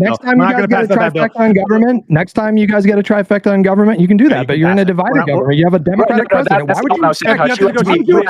would you expect? I know that Trump wasn't using it for a win, and I answered the question because it doesn't make any sense why he would continue to endorse HR 2. Why would you expect that a piece of Republican-crafted legislation should just be passed under a Democratic president? If you guys want to do that, get control of the government. Because it's bipartisan. Both sides seem to believe like that solving the border crisis. Joe Biden says he supports solving the border crisis. So that's why we support the bipartisan border bill and have it be a win. It'd be a fucking slam dunk for Joe Biden. That's why we support the bipartisan bill. And you accuse the Border Patrol it was never actually bipartisan. You accused the Border Patrol. Republicans supported it wrong. You accused the Border Patrol. Langford helped with it, but nobody else did. You accused the Border Patrol Union of not reading the bill. I think Cam Higbee hasn't read the Border Patrol bill or the immigration. I've read it, bro. I think you haven't read it. I've got it in front of me right now. Or the Immigration and Nationality Act, which specifically states that applicants for admission within a certain parameter of the border bill and within a certain time period of when they're captured are entitled to expedited removal procedures. These caps relate to a Yeah, power to already addressed that. summarily throw people out of the country. That is not a power that the Already president addressed that. currently has. Couldn't they wait in Mexico? You're just straw manning. Under the Immigration and Nationality Act, the president has the authority to suspend and make inadmissible certain categories of non-citizens. But the reason why we give people like procedures before you throw people out of the country is because banishment is an incredibly potent ability. We want to make sure that the people that we are banishing from the country are A, not entitled to be here, or B, not even citizens. That's the reason why we have procedures before we throw people out of the country. And what these cutoffs So, Pisco, are you going to address my argument, or are you going to pivot? Because everything you're saying is a pivot. Limit and tailor the authority of the president in these specific circumstances to summarily throw people out of the country, which the president under current law cannot do, right? The president cannot just throw out any alien in the Immigration Nationality Act's definitions just because he wants to. That is not an authority the president currently has. If you don't know that, you're you should be ignorant. an You don't know anything Olympic about immigration athlete, law. bro, because you are good as fuck at running, dude. You should be an Olympic athlete. Yeah. So you stated the president does have that Usain Bolt authority. over here, bro. You stated that the president does have the authority. He has the authorities given in the border bill, the Emergency Powers He Act. does That's not. what I He said. does not have. So he does not have the Absolutely power. does. So I'm going to cite one power that he does not have. Joe Biden has exercised them through executive action already. They could remain in Mexico, right, Pisco? So it's not precisely the same. And also, I believe that is an illegal act by Joe Biden. I believe that that's one of the things I most criticize Joe Biden for, is something that I believe to be illegal and not authorized. Why? It's not a criminal act to violate the law. Just so Why you is he know, impeached? criminal Why is he and impeached? unlawful. So you're Is that an idiot, impeachable right? offense, I'm breaking gonna- the law? I'm once again going to That's school all you you on have, basics. Pisco. All I'm you have once is again name gonna calling school 'cause you. you don't know what you're talking about. I'm once again going to school you on basics. Just because something is unlawful doesn't mean it's criminal. There's a difference between those two things. Okay, but right? it's still an So impeachable just- offense. Is it? If it's illegal, if he commits an illegal act in office, is it impeachable? I don't think necessarily that illegal acts so are illegal violent. actions are I don't think that. non-impeachable. Perfect. I don't think that. No. I don't think No that more illegal quarrels with actions Trump are. then, I guess. I don't believe that illegal actions by themselves are sufficient for impeachment. No, I do not believe that to be the case. Every single president in the history of the United States has had some, well, at least in the modern history of the United States, has had some policy that they've done deemed unlawful by the Supreme Court. So that's a ridiculous statement that you just made. Once again, if you give me enough time, I will dismantle everything you're saying. And the specific power that I'm pointing to that you said the president has is the power to summarily throw aliens out of this country. Yeah, He you does brought not that have up. I the didn't bring that authority. up, bro. He does not have that authority under the You brought Immigration it up, not Nationality me. Act. You're straw manning. You're running like a track star. I love the Cam Higbee Pisco show as much as the next guy, but you guys already agreed to a debate in the future. So if you want to hash it out individually, you can be on the undercard of the next Hippy Dippy, and we can continue the show for everybody that wants to see it. But I want to give an opportunity because I did want to touch on the tariff stuff because it was talked about earlier, and I said we could maybe reshift to it here. But also I want to make sure that I'm not taking up too much of your time, because if we talk about tariffs and this goes on for a bit, we might not have enough time for the bonus topic on foreign policy. So I just wanted to check with you guys. Did you want to talk about the tariffs or just go straight on to foreign policy? Because I want to make sure that we have enough time. I'm happy either way. I think foreign policy is really important. I think vote there's foreign been some policy. Yeah, I think they're both related, actually. No, God, Like, please. seriously, look at It's chips going to be a horrible production. discussion. No, I'd look love to at talk about chips chips and science act. production, Can we talk right? about So most of you are saying If you foreign get policy domestic then. manufacturing, I you're can't defend not the tariffs. forced to defend Okay, Taiwan. so it seems like most of you guys want to talk you about have more flexibility. Wait, okay, Kevin, I got your opinion. I think most of you guys want to talk about foreign policy. I think a few of you don't want to, but it seems most of you do. So if you want to talk about the tariffs thing, we can talk about it as the outro to this topic, which of course you get 2 minutes. And so if you wanted to talk about the 20% universal tariff, you can. We're going to start with, we'll start with Kevin Cassidy for outros. And also, for everybody at home, donations for this topic, you only got like a few more minutes because I'm going to read through the list soon. So if you want to ask questions or anything about any of this topic, donate now, dylanburns.tv. Okay, Kevin?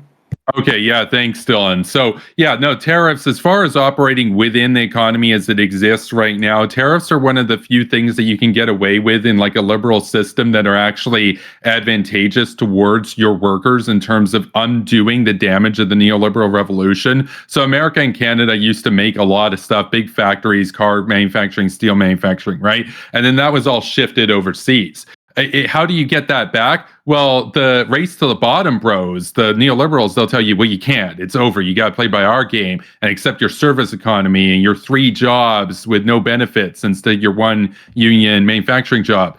Tariffs give you a way out of that and say, no, we can actually rebuild and undo the damage that's done. You just kind of have to be smart about them. You got to be strategic about them. At the end of the day, Canada and the US are both countries that are one of the few that can be self-reliant. If you're in Andorra, that's tough. You're going to be needing dependency on other countries. But if you're in America or Canada, you can do everything at home. And doing that allows you to not be forced to fight wars to secure access to things like oil or steel or chips. Now, I'll close by saying here, look, a lot of people say you hate immigrants, you hate migrants or whatever. No, I don't. I want to be clear. American CEOs and their lackey politicians are only there to exploit you. My message to migrants that do want to come in seeking a better opportunity for them and their families is to stop giving in to their brain drain of your countries and make your own countries great again, like they're doing in Mexico under Sheinbaum or El Salvador under Bukele. Bukele has reduced murders by 50x in the time that he's been in power. Remarkable. Sheinbaum is actively upholding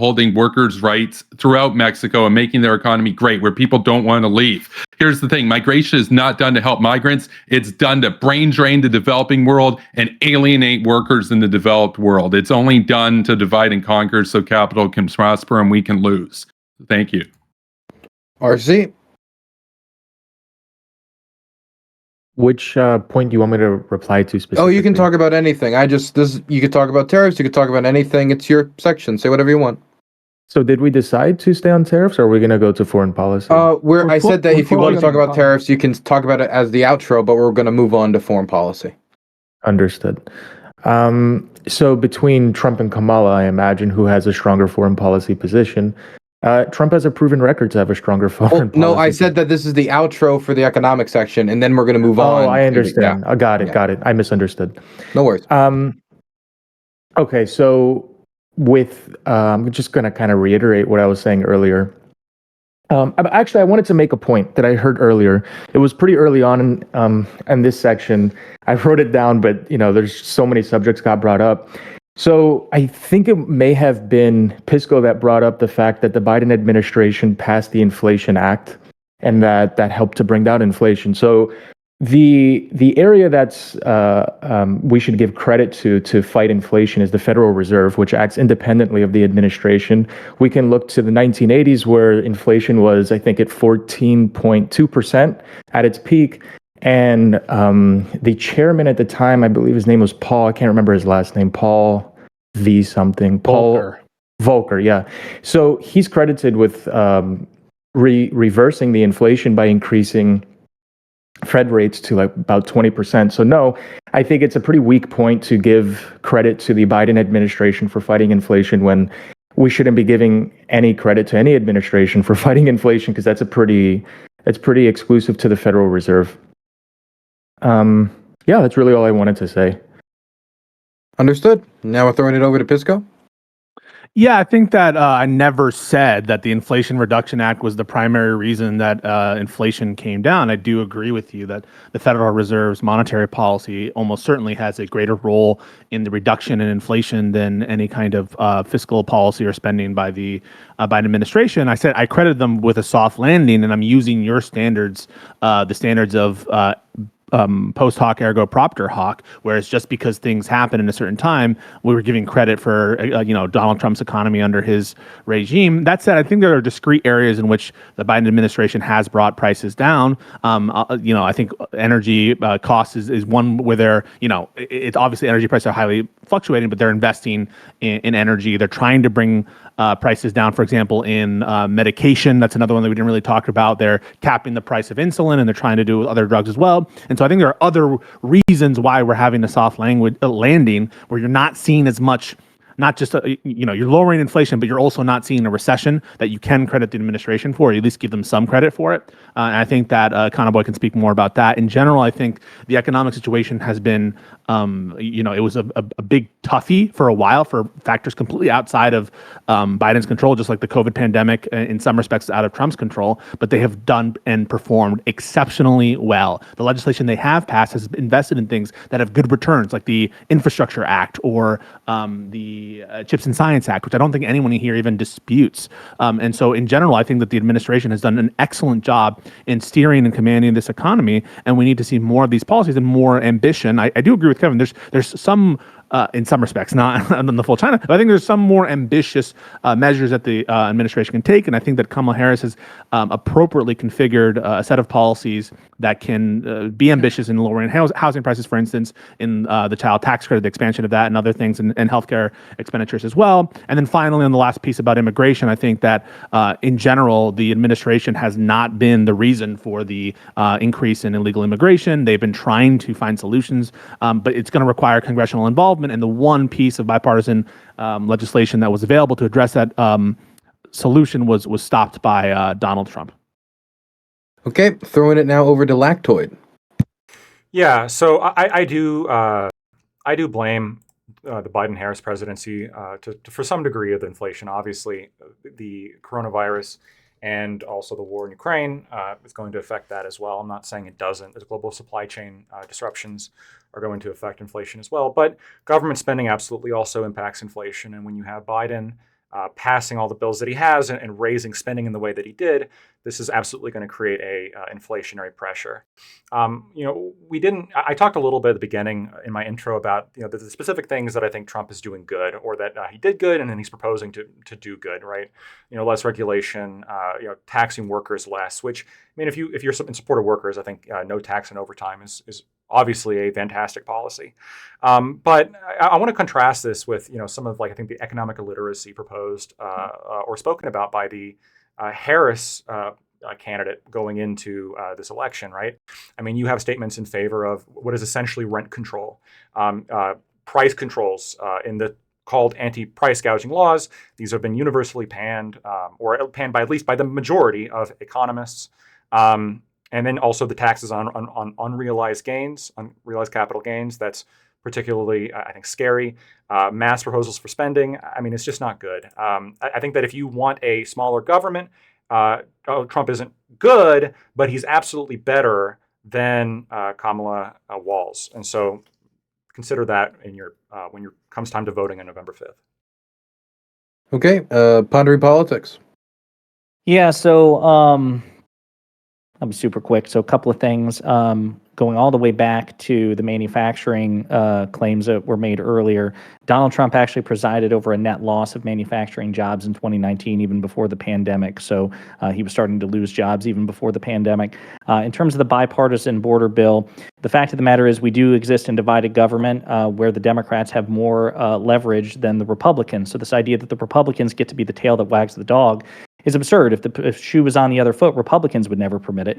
Joe Biden is the most powerful man on earth. Donald Trump should not be given carte blanche to set the legislative agenda. Republicans have an inferior position. So this idea that they should have opposed the border bill because they didn't get everything they want and Democrats didn't give them everything they want is absurd. That's just politics. Democrats should have gotten more than the Republicans did. And by the way, that bipartisan border bill was relatively conservative. I would argue it's much more conservative than it was liberal. There were 75 senators, I think, total in the initial rounds of negotiations towards the end. So all 50 Democrats supported. I think it was 15 Republicans. And then, of course, Donald Trump began to voice his opposition. If Donald Trump actually had good reasons for opposing the bill, one would assume that Mitch McConnell and Lindsey Graham would communicate those reasons rather than saying it was for campaign purposes, right? Because that would actually give more legitimacy and more cover to Trump. He killed the bill because it was a cynical wedge issue that he wanted to exploit. And yeah, at the end of the day, even the Biden-hating Border Patrol union supported it. I have no reason to believe that they didn't read the bill. That doesn't make any sense. I don't know why they would endorse something, basically brought forth by, at least in part, by Democrats if they opposed Biden, right? Presumably it's because they read the text. They saw that even though it was bipartisan and it would give Biden a political victory in a tense election year, is because they actually appreciated the merits of the bill, at least to some extent or another. So I don't know. I just thought that whole tangent was absurd. Perfect timing. Throwing it over to Hutch. Yeah, I want to take the time during my outro to address something that's been salient over the last couple of weeks. We didn't really get to touch on it while we were having this conversation, but there's a lot of discourse going on right now about the amount of relief that people should get during an emergency, the amount of FEMA funds that should be dispersed. And I just want to point out, Joe Biden has advocated for Congress to come back into an emergency session and expand these funds. And it's Mike Johnson, the Republican Speaker of the House, who has put the brakes on that and said, no, we're not going to get to that until after the election. This is just one example of many that we can discuss where Democrats are more open to providing direct relief to Americans. I'm not going to spend all my time getting into all the different policies. We already had this discussion, and I'm ready to close it out. So thank you guys for letting me speak.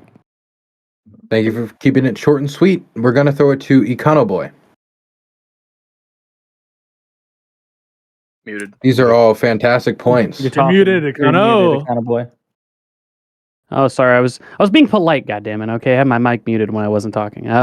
Unlike certain Canadians on the panel. But anyway, yeah. Anyway, so sorry. Unfortunately, we got bogged down into an immigration discussion. Look, I think immigration in general is good. I don't really find. I don't really find immigration to be an incredible problem. There's certainly some problems with the asylum seeking process, and to the extent that we care about that, obviously the bill that was proposed that Biden said he would sign would address that. Trump killed that bill.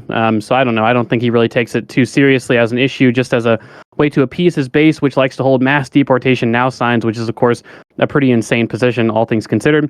Look, overall, I'll talk about some of the things that I think are good. Manufacturing jobs increased by 1 million plus under Obama. And so it's really more about the policies, not just like the net job creation. What did these administrations do in order to increase manufacturing job, increase manufacturing investment? And what is the actual status of that investment? Construction spending on new factories under Biden is literally 2.5 times what it ever was under Trump. And that's because of things like the IRA, Infrastructure Investment Act, CHIPS Act, things like that. RC, you mentioned that you like that Trump incentivizes investments in manufacturing. Well, he didn't seem to do a whole lot of that by the numbers. Biden and Kamala did do a whole lot of that, and it's because of their policies. Let's take the CHIPS Act, for example. After passing that bill, various manufacturers announced over $500 billion in investments in new manufacturing plants.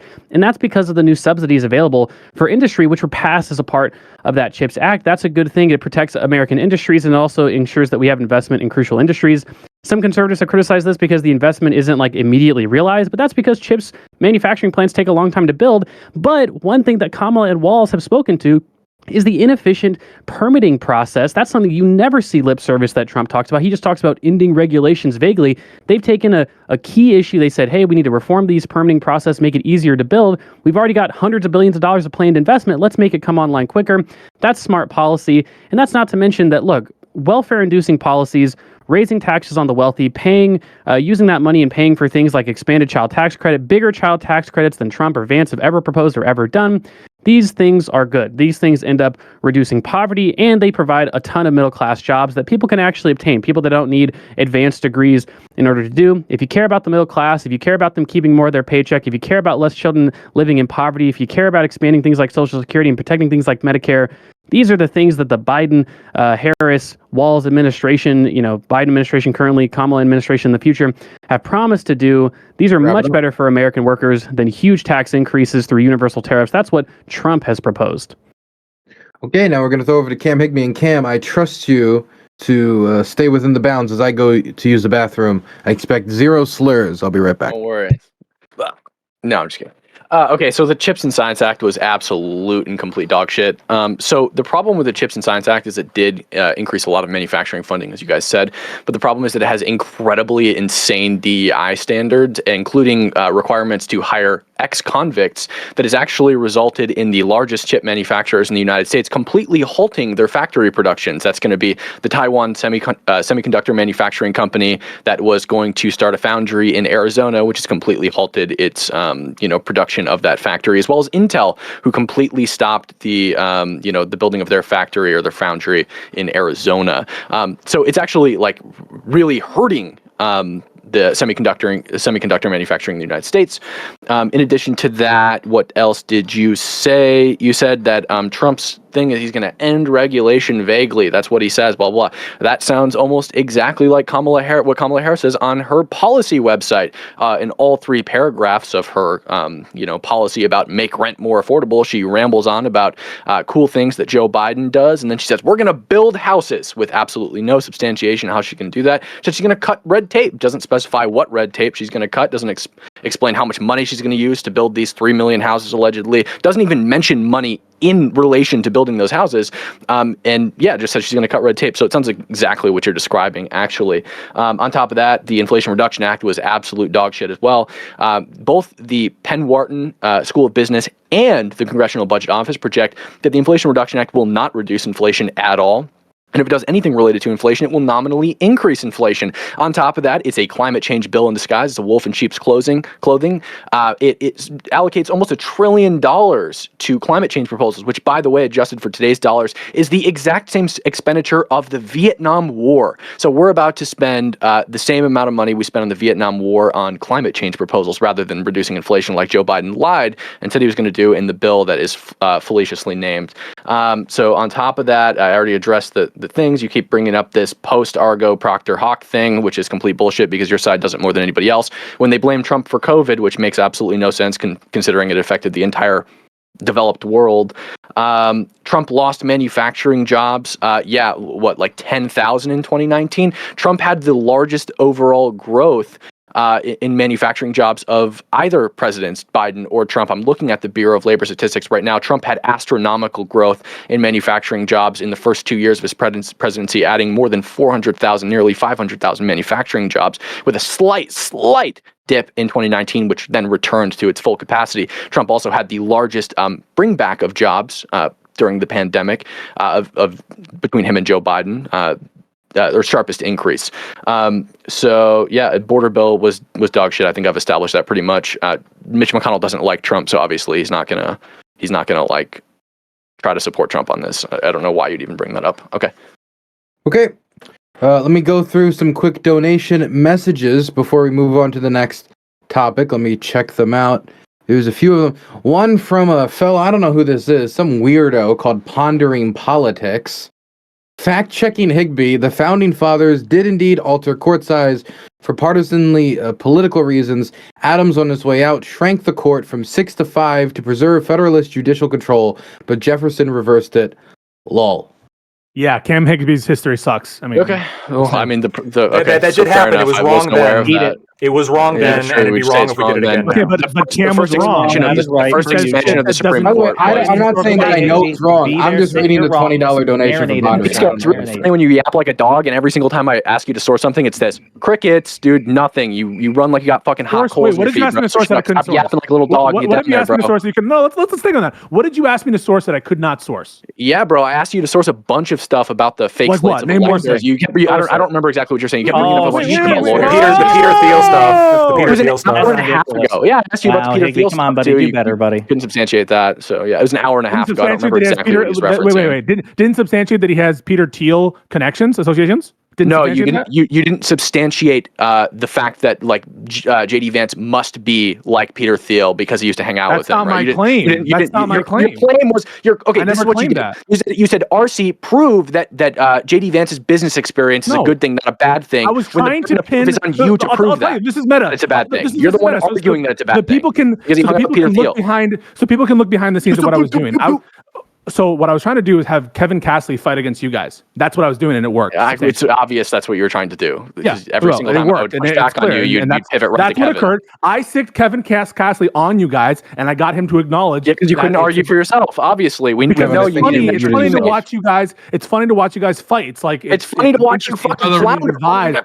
Yeah. So I never made a claim that I never made the claim that he must follow Peter Thiel no matter what. That being said, no, that's not what you said. You said you were arguing that his connection with Peter Thiel must mean that his business experience is a net negative, not a net positive. No, the burden is on you to prove that, not so you don't even remember the chronology. I asked the question.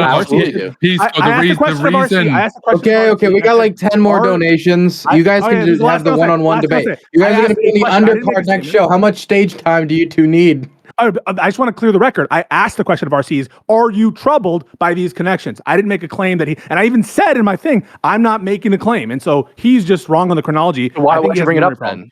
Why would you bring it up then? To fuck with you guys to have Kevin Castley fight. Because you can't argue, the reason why I'm winning the debate is because I'm on the side of the people and you guys are on the side of your parties. That's the difference. Okay? He's on the side of the people, everybody. Wait, that's actually a good point. You guys are like uniform lockstep, okay? It's like NPC energy, 100%. From YOLO Swag 42069, how do the panelists feel about Peter Thiel funding JD's first Republican primary to the tune of $15 million in 2022? We already discussed this. It was just brought up again, but there is a reminder of the type of money Peter Thiel is contributing to the campaign.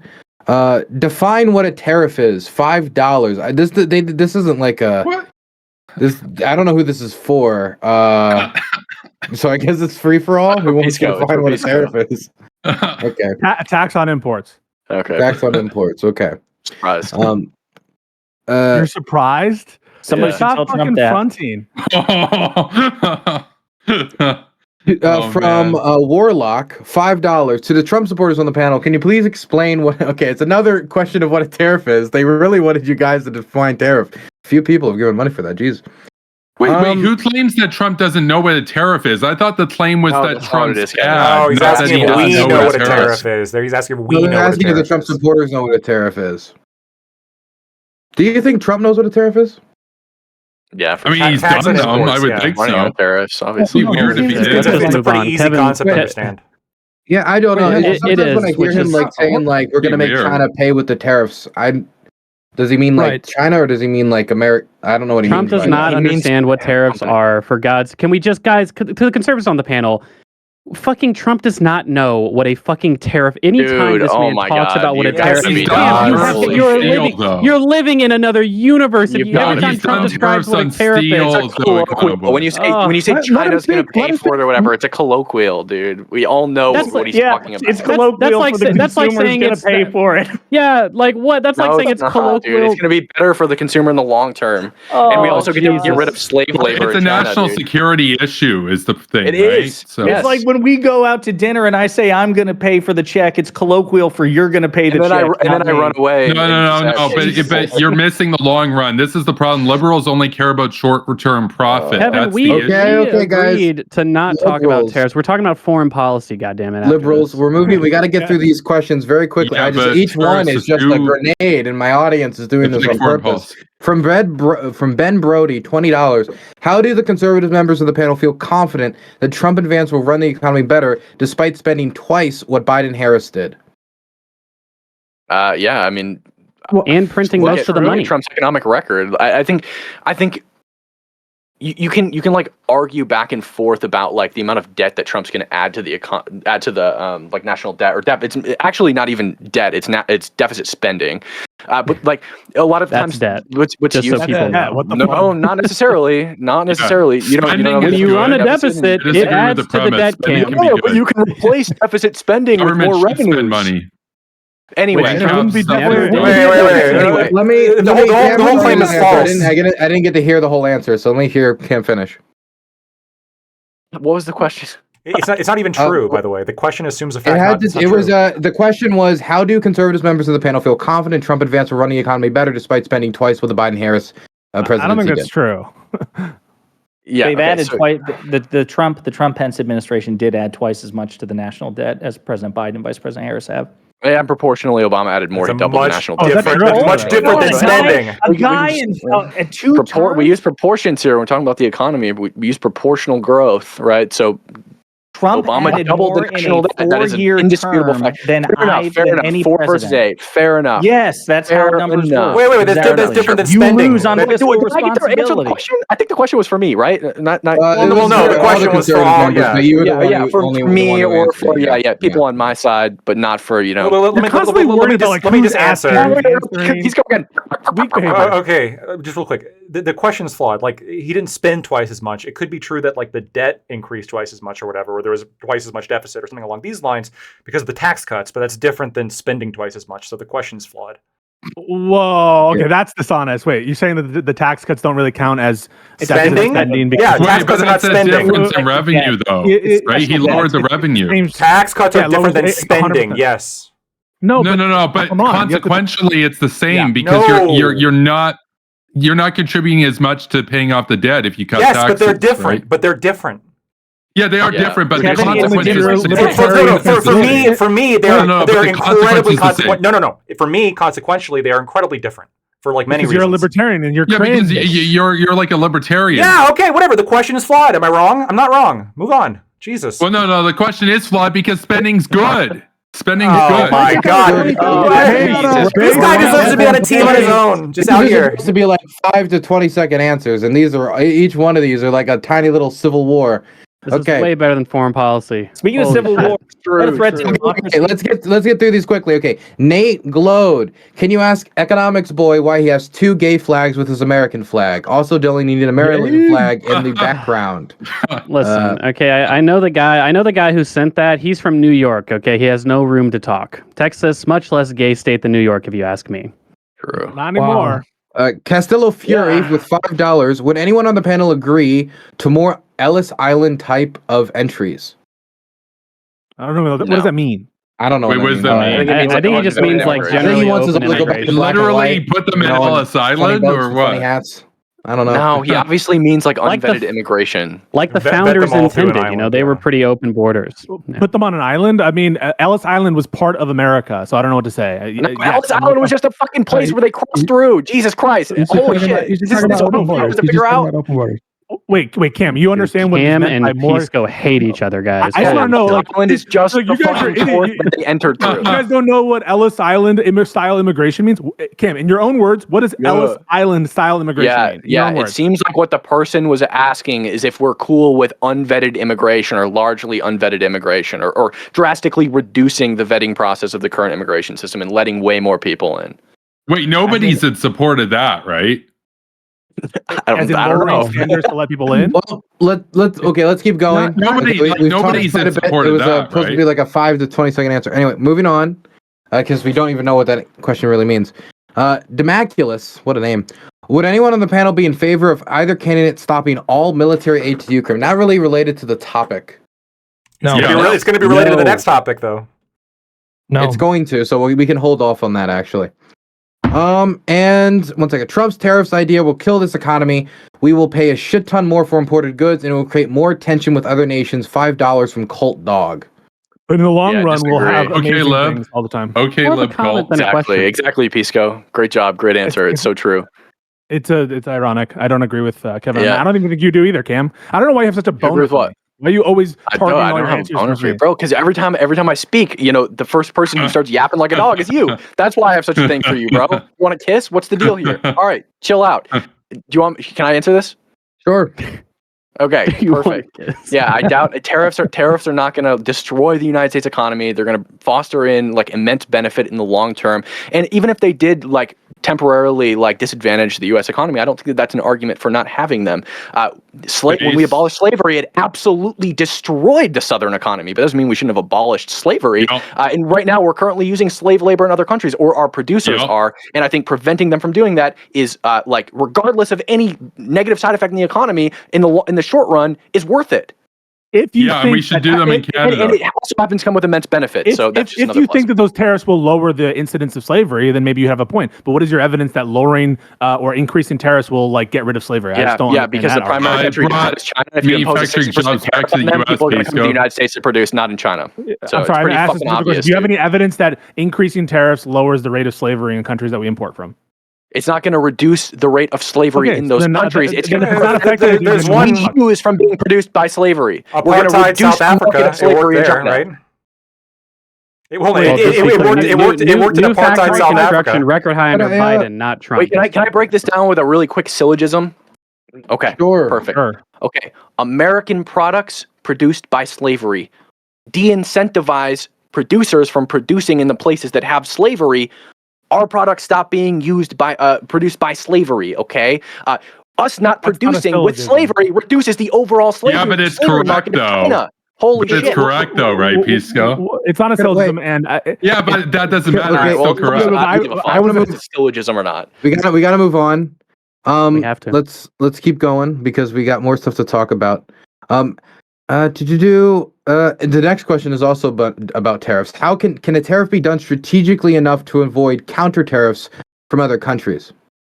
Probably not. No, Most of the but time that when doesn't tariffs get matter enacted, because you should okay, go expect for it, Kevin. that they're going to counter tariff you, and that's actually a good thing because that's accelerating the process of you going through the growing pains of becoming self-reliant. They're actually helping you. It just doesn't look like it right away if you're listening to like Paul Krugman or some other liberals or something. But if you're listening to like actual people that want to be self-reliant, that is a growing pain to get to where you need to be. Like going to the gym. When you start going to the gym, you get those DOMs, it hurts for 2 weeks, right? But you keep at it, you push through it, and you're better for it, right? Let's go. That's true. Kevin. Based. Okay. Pondry, did you want to say something? I saw that you were going to say something for a second. Oh, I was laughing at a Kana Boy's comment where he was just like, "Go ahead, take it away, Kevin." That just made me laugh. He's got it, guys. He's got it. Okay, and now I think we've gotten through. Oh my gosh, we got more $20 messages. These guys love you. Oh, I don't know what man. it is. $20 no message. Praise the Lord from Alequin. And Faith donated $20 earlier. No message. Thank goodness. Kinavo Kingelman with $10 said, "Hey Dylan, here's a general question for the panel. How is tariffs a good idea when America's lack production of many imported goods and companies will likely pass the cost on to consumers?" Yeah, it's a great gap point. and people fill it. It's a great point that like there can be some reasons why import substitution or these policies that Kevin like in certain target areas, I think it can make sense for sure, 100%. In national, security situations, food production, all that kind of thing, I think that you'll find some agreement in some tariffs by liberals on this panel. The problem is, I think that the assumption that all tariffs are good or that we need to specialize in every single industry, I don't think that's a good assumption. I think that it could hurt other potential markets or industries that rely on imports or goods for which we literally we cannot. But Pisco, the problem is being reliant on other countries, though, right? Like Canada and the U.S. especially are countries that don't have the excuse. Like we're not Andorra, we're not Vatican City. We shouldn't. Should we have any? We're big. No. Well, okay, that's different. I'm talking about we're two countries that can be self-reliant. We'll have a better relationship if we're both self-reliant and then trade over non-essentials. But the Kevin, essentials, if you care about manufacturing spending and reshoring manufacturing to America, the administration's policies that led to a record investment in the spending on construction of new factories, which will lead to record employment, at least like local records and employment in manufacturing, is the Biden administration. Subsidies for the domestic industry work better than tariffs. Guess who pushed them in that direction? Trump changed the game in 2015 with the protectionist rhetoric. Had Trump not come down the escalator, they would still be doing Obama style, I would argue Clinton Bernie style contributed as well in the neoliberalism. They primary. would still be no. Trump was the one who got that discussion rolling. But you're correct. Kevin, Biden but he did more than terrible that. That's policies. No, the guys that okay, did you know what? We gotta manufacturing were the both of you made your points. Whoever, we gotta move on, or we're not gonna talk about foreign policy at all. I didn't expect this much. 2 last donations and we're done. No more donations on this section, okay? No more. This one's not a question. Question for Hutch, though. Technically, it's a question. Are those headphones active hearing protection? Look like my Rangers in my range bag. I have a Sennheiser 569s closed back for noise cancellation, but the audio quality is bad. No, these are open back and they're better for like simulating surround sound. So I like them a lot. Cool. And $10 from Patches. Last one. In 30 seconds, this is for Cam specifically, so nobody else, okay, after this, because we got to move on. In 30 seconds, defend Trump's trade war with China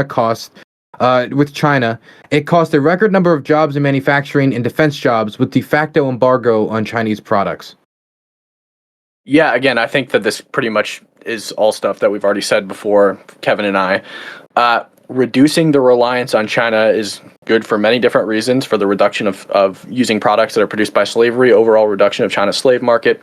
In addition to that, not being completely reliant on our enemies.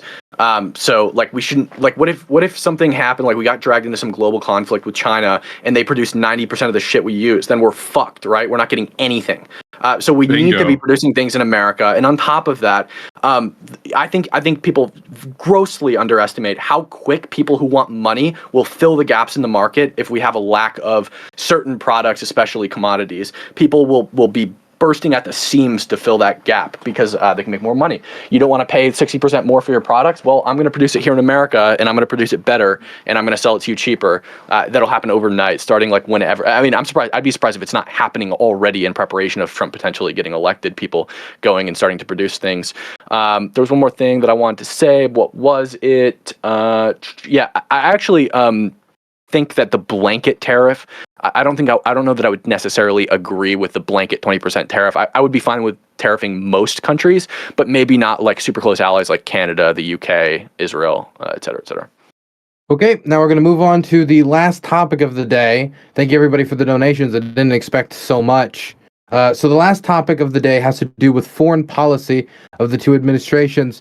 The way that the topic is written is, how do Democrats and Republicans differ in their foreign policy strategies to prevent the escalation of tensions that could lead to World War III? Honestly, scrap the last part. Just put escalation of tensions. I think it's pointlessly hyperbolic. So we'll just say prevent the escalation of tensions. So we're going to start with, why not, eeny, meeny, miny, mo, catch a tiger by the toe, Josiah.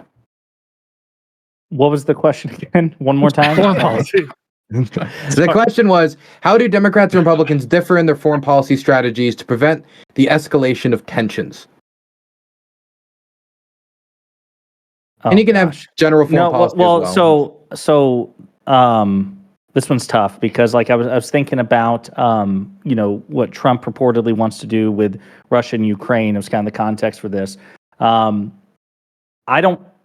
don't know. Right now, things are really, really tense currently in the world. I think that the Biden administration has opted, just as a general proposition, more for diplomacy than anything else. But the current situation in Ukraine, we're militarily backing them. People are saying that that's going to escalate to nuclear war or World War III.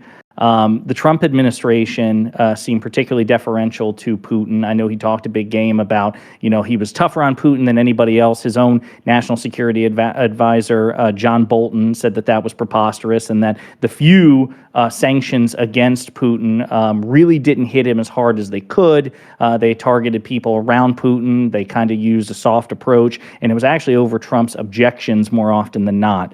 I'm not sure. It seems to me, again, that there is a risk of tensions any which way. The Biden administration has been pretty supportive of Israel's war in Gaza with very few, I think, meaningful caveats. I think the Trump administration will probably be more permissive to Netanyahu because clearly Netanyahu and Itamar Ben-Gvir want Trump to win the election. So clearly they think that there would be a meaningful difference between the two administrations.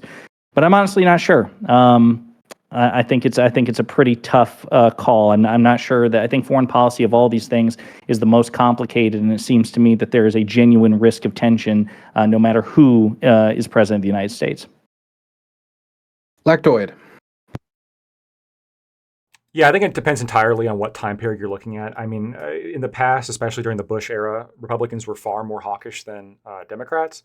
This is actually one of the reasons why I think Bush was one of the worst presidents of all time. I think George W. Bush is worse than Joe Biden. I think George W. Bush is worse than Donald Trump. Is the level of hawkishness that America engaged in post 9/11 and the invasion of Iraq and Afghanistan.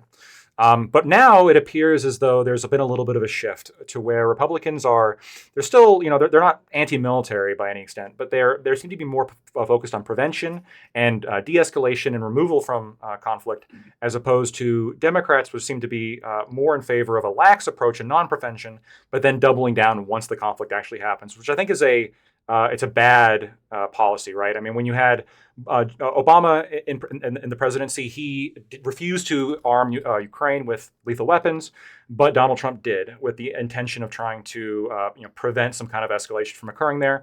However, now that escalation has occurred in Ukraine, you get Trump and Vance being the ones that are actually proposing to broker a peace deal and come to some kind of agreement there, which I think is going to have to involve some kind of withholding of aid from Ukraine as a threat, right? I think the Ukraine is seeing red right now. The official statements from their government are pretty unreasonable in terms of what they're demanding. I would like to see some kind of strong position taken by the next administration to try to end that war as soon as possible. But I do think that Republicans now are generally better at being less hawkish and more pro-peace. And less just war than the Democrats are, which is an interesting flip. Hutch. Yeah, there was an interesting Trump hot mic moment some years ago where he was speaking with a Fox News pundit, and he said something about Kim Jong-un. And he said that Kim Jong-un is very respected. He said that when he speaks, his people sit at attention, and he wanted that from his people. Well, the reason why they sit at attention is because they're afraid that he's literally going to brutally murder them. And I think it gives you insight into Trump's psyche. The differences between Biden and Trump, or even a Harris administration as well, is that the Democrats are running on and have demonstrated propensity to strengthen our international alliances versus treating NATO like a racketeering outfit or just discussing leaving NATO altogether. and cozying up to full-on autocrats. Milley just this week came out and said that he used to think that Trump was insane, and now he believes Trump is simply just a fascist to his core, which makes sense when you look at his certain affinity for autocrats like Kim Jong-un and Vladimir Putin. This idea that Trump is more respected on the world stage is absurd to anyone outside of MAGA's base. First of all, when you look at public opinion polling in countries that we're allied with, in Europe, in Asia, you can see that their opinion of us went way up when Obama was elected, went way down when Trump was elected, went way back up when Biden was elected. And lest we forget, Donald Trump was literally openly laughed at the UN General Assembly after claiming in front of the world that his administration was the most successful administration in the history of the United States. He's a very silly person, and I think his foreign policy is dangerous. Okay, now we're going to throw it over to Cam Higbee. Yeah, so I don't think that polling in other countries showing approval for Trump or showing approval for America going down when Trump gets elected really tells you anything about how respected we are. Seems like that would probably boil more so down to personal, political, or social opinions about Trump. Many of these countries are far more neoliberal than the United States, so it makes sense that they wouldn't like Trump. No surprise to literally a single human being on the planet. I'm probably the biggest non-Jewish Zionist on the face of this earth. So I support Israel. I think that Biden and Harris have not been clear enough on their support of Israel. I think they try to ride the fence on, pandering to the anti-Israel protesters while also kind of supporting Israel or, like generally supporting Israel, but being sympathetic. I don't think that a ceasefire will work. I don't think that a ceasefire will be effective. I don't think that it will bring long-term peace to the region. Unlike many of my fellow Republicans, support aid to Ukraine. I think that we should continue to sort of pawn off all of our shitty old military equipment to Ukraine so that we can continue killing Russians without sparing a single American or without ending a single American life. That also frees up spaces in our warehouse to put new and improved technology in them. This is something that I don't know where Trump necessarily stands on this, but if he would want to like end all funding to Ukraine or like all aid that we give to Ukraine, then I would just unilaterally disagree with him on that, and that's fine. So yeah, that's pretty much my position. Okay, Econo Boy. Hey guys, not a policy expert on, I guess, foreign policy specifically, but certainly I've got some basic instincts. As Hutch said, I think that Trump's reverence for autocrats is certainly very concerning. I think Viktor Orban was invited to speak at CPAC, and he's had a close relationship with him. I think he called him an incredible leader of Europe or something like this. What Viktor Orban is the most autocratic leader in all of the EU currently, and he's obviously a pretty bad guy. And so I think to the extent that we care about relationships like that, we probably wouldn't prefer Donald Trump. And I think that in general, Biden and the Harris administration, they've pivoted a bit more towards Asia and Africa, which I think makes a lot of sense. I don't really find that the investments that we've made in the Middle East and Middle Eastern conflict have really paid off, and that includes investments in the Israel-Palestine region. Like, no matter what you think about that issue, it's just like there's probably just more productive ways to spend foreign policy dollars than in this region at this point, especially since the U.S. became energy independent. That was under Obama, Trump, and Biden that was the case. So I think a pivot towards Asia makes a lot of sense. I think taking a bit of a more hawkish stance on Asia makes a lot of sense.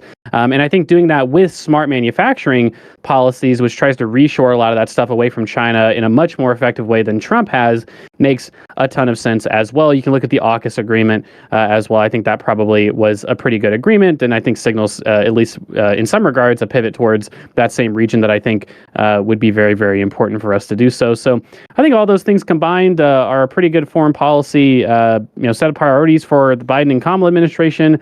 I expect that to continue in the next administration. I don't think either administration is going to be particularly pro-war. So I'd be outside of external things that we can't quite predict. I'd be surprised if there were new wars in the Middle East that got started under either administration, but of course that could happen. But that's kind of how I feel. I think Biden and Kamala's instincts on foreign policy are a little bit better, so I trust her more than I trust Trump. Okay, I'm going to throw it now over to Kevin. Thanks, Dylan. So, as Lactoid was mentioning earlier in this intro, I would say there's been a realignment as far as the foreign policy orientation goes. So, historically speaking, Republicans were more on the side of, say, the military-industrial complex, and now it's changed. So, neocons are supporting Kamala Harris, and more anti-war people and realists and such are supporting Donald Trump. Does that reflect on the candidates in terms of their foreign policy? That's what's up for debate, essentially. But the support is there. The support battle lines have already been drawn. So Trump is more officially pro-Israel by a long mile than Kamala Harris is. But the thing with Trump, as I said before, is he's kind of a wild card.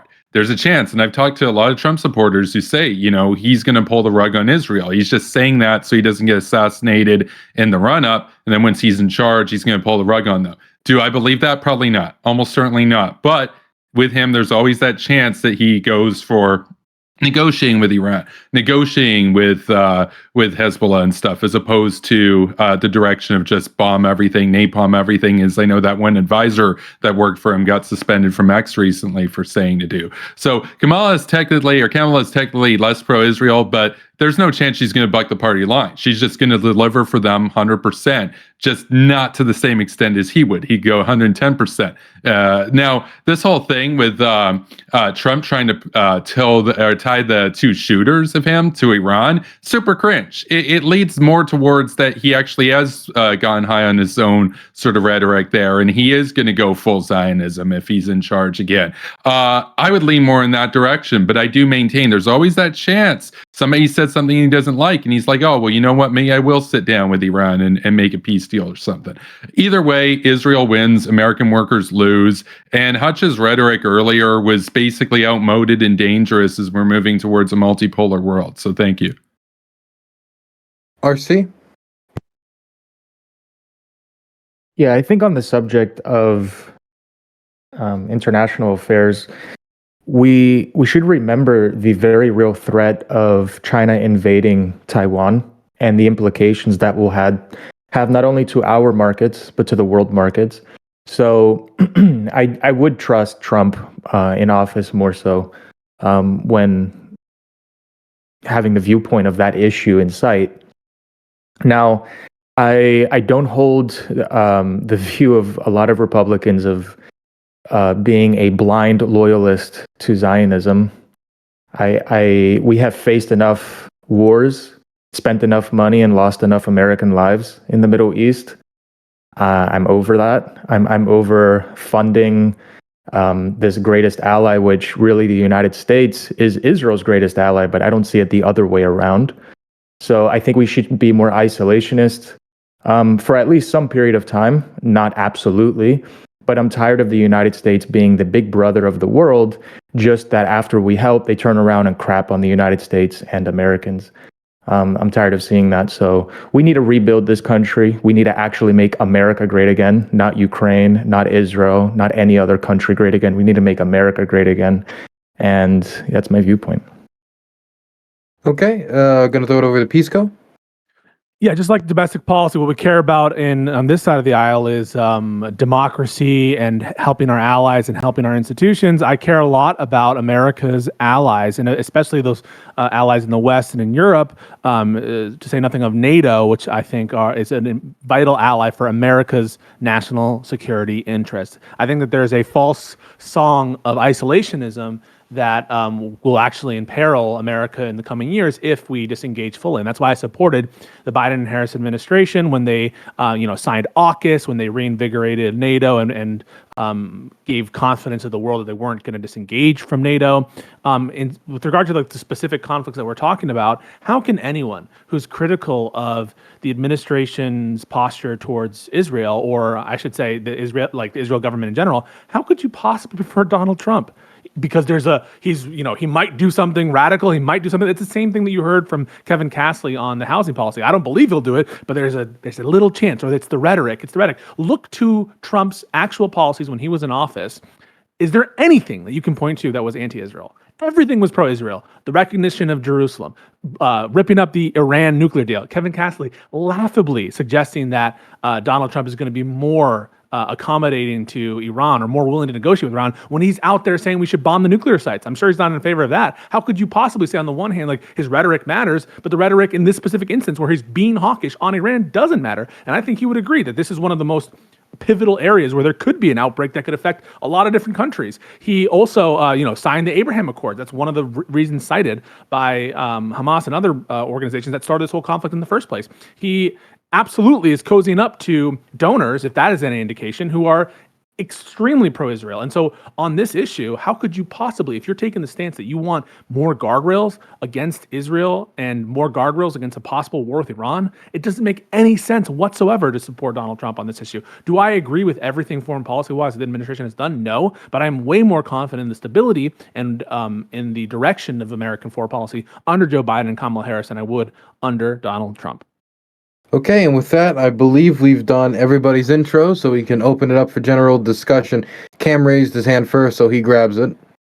Yeah, so I heard from, I think it was from Econo Boy, that you don't really see like where our investments in Israel paid off, and I think I heard that echoed from pretty much everyone on the panel, including people on my side. So to be clear, in a relative sense, just to be clear. Yeah, no, I'm not. Don't worry, I'm not coming for you. Don't worry. I just want to make my position on this clear. So what we do with Israel is we give them a sort of budget. The money never leaves the United States. We buy them weapons. We ship them to Israel. Okay. Now what happens when they have all these weapons? They need bullets. They need munitions, right? So what ends up happening is Israel spends 10 times what we give them on munitions, and we profit. On top of that, we get to test new weapons. Israel, for example, was the first country in the entire world to use the F-15 in combat, and they used it against Russian MiGs at the height of the Cold War, which was great for us because we saw these F-15s be used in combat against Russian MiGs, and we were like, shit, those things really fucking work, because Israel absolutely blew it out of the park with those F-15s. So we knew that they were good at the height of the Cold War. If Russia ever went to war with the United States, we have these awesome planes that absolutely fuck up Russian MiGs. So that's one important thing. We get to test weapons. On top of that, they're a great strategic ally in the Middle East. And Pisco mentioned that the Abraham Accords were one of the first things that Hamas cited as their sort of reason for retaliating against Israel. And to that I say, oh no, Trump fostered peace between some Middle Eastern countries with Israel, and Hamas, a terrorist organization, rather than established states, didn't like that, so they decided to kill a bunch of people in Israel. Okay, you're holding that against Trump and not Hamas, the terrorist organization that murdered over 1,000 people? I don't see that there.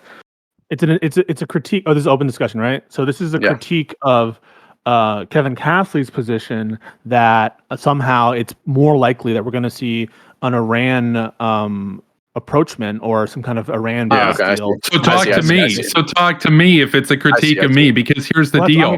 You in your intro. You in your intro made it very clear that it was basically ridiculous to say, well, he might do this, he might do that. And you talked about the Iran thing that, oh, he might, but you're crazy. When that's literally what happened in North Korea. In 2017, he said he's going to nuke them. And then by 2019, he had diplomatic relations with them. So it's literally happened before. So how am I crazy for thinking he could do that again? And I'm not saying he's going to. I'm just saying there's a chance. I don't know what you mean when you say diplomatic relations with North Korea. I don't know what you mean when you say diplomatic. Consistent. Yeah, and also that. Good. I don't know what you mean by diplomatic relations with North Korea. We didn't get anything out of that. They resumed their missile testing. They're still belligerent against You South avoided Korea. a war that might have seen panelists here killed in conscription. We it might avoided have a seen war me that get he almost got us into by tweeting about how he's like a little fat rocket man. Like that was. But no, but what I'm unnecessary to saying is begin with. He does the belligerent rhetoric to amp up tensions, and then he uses that for leverage essentially in negotiations. Now, I'm not saying he's going to do that with Iran. I'm worried. I'm worried he really does think those assassins. I'm worried he does think those assassins are from Iran, because that's what Blackwater's been telling him. What did he negotiate with North Korea? What did he successfully negotiate? He avoided getting you into a nuclear war that might have got your city vaporized, Hutch. Okay, I guess so. Biden, right? In order to establish that, you need to establish that there was a real risk that we were going to a hot war with North Korea during that time period, and you obviously. And there was under Obama. You're crazy if not. You weren't paying attention under Obama. You weren't listening to Obama's rhetoric either. Then. So do you believe there was a real chance? Do you believe? I mean, you say yes or no to this. You could say I don't have enough information. Do you believe that there was a real chance of a hot war instigated by North Korea during the time period of Trump's presidency? There was There was a high likelihood of a hot war instigated by America on North Korea under Trump, but he brought down the tension. So you're saying his own conduct. This one's pretty much a toss. Oh yeah. No. You look at the people he surrounded himself with. North You look Korea at the people he surrounded himself with. It was very clear he was making moves. Kevin. Here's my point. Wait. No, I'm not letting this get out of control. He sat down and didn't do it. Kevin. You're always the last one. You're the guy who punches at the bell, okay? And I enjoy the feistiness. There's three people talking at the same time. Okay, this is what we're going to do. Kevin, 20 to 25 seconds. Explain your position clearly if you thought we were at a close point to a hot war with the North Koreans. Then we'll go over to Pisco to respond. And Cam, I see you raising your hand, and then we'll pivot over to you. Yeah. So 2017, throwback to time. North Korea tests their sixth nuclear weapon. It's 225 kilotons. Big boy stuff, right? Donald Trump says, Rocket Man, we're going to go to war with them. It's big time. He's got Bolton there and everything. Then what does he do? He sits down, does the Hanoi summit, and now the establishment despises him just because there's that small chance that he won't do their wars. Yeah, he gives away the game, Kevin does, because he's not citing North Korea as an independent threat. He's saying that there was a real chance because of America's unilateral conduct by who? By Trump and the people he appointed. So to the extent that there was any threat ameliorated by Trump's conduct, it necessarily follows that the threat originated from Trump himself. And so it makes no sense to say, well, Trump is really doing things that no one would have expected in lowering tensions if he's the one who ratcheted up tension in the first place. Obama maintained 29,000 troops in the South. That wasn't just Trump. That was Obama. Do you agree with the Iran nuclear deal? Because he signed that as well. With the Iran nuclear deal? I didn't at the time because I used to be a war hawk, right? But I think it's better than the alternative. So okay, so he ripped that up, right? I mean, how can? Oh, sorry. You're right. He did. He also said he was going to go to war with North Korea, and then he came down from it. Is the thing? He's capable but to the extent that there's anything there's any ratcheting up, it sounds like what you're pointing to is the unilateral conduct of America under his watch. And I don't think you're really suggesting that there's a threat from North Korea now. I think that you would agree that there's a threat of a general Middle East war with Iran. And on that balance, don't you agree, Kevin, that Trump is way more likely to start the World War III scenario of the Middle East general conflict than Kamala Harris? No, because with Trump, he's more pro-Israel than Harris, but he also has a higher chance of rug pulling. Whereas with Harris, she's less pro-Israel, but she's 100% on their side is the difference. I don't know that. When conservatives, I want to wait. Can we throw it to Cam? Cam's been technically he raised his hand, so I want to make sure he speaks. Hutch, I'll write your name now, and you're next. Sure. So first of all, I'm gonna go at Kevin and Pisco here. So first of all, Pisco, Trump didn't initiate the threat. North Korea had been threatening to nuke us for decades, okay? On top of that, I tend to agree with part of what Kevin said, where Trump kind of raises tensions and then uses it as leverage, but I think a way better example is with the Taliban, because again, North Korea had been threatening to nuke us for decades, but the threats weren't really credible. They threatened to nuke us after we released the fucking Seth Rogen movie on Netflix, The Interview, right? They're not gonna bomb us over the movie, right? So if it's not a serious threat, then who cares, right? Yeah, you're right. That's what I'm saying. I think there are better. He's saying it's not a serious threat. I think there are better examples to point to. You're right, Pisco. I am in fact defending you. Fuck. What else did I want to say? Yeah, go ahead. I forgot what I was going to say.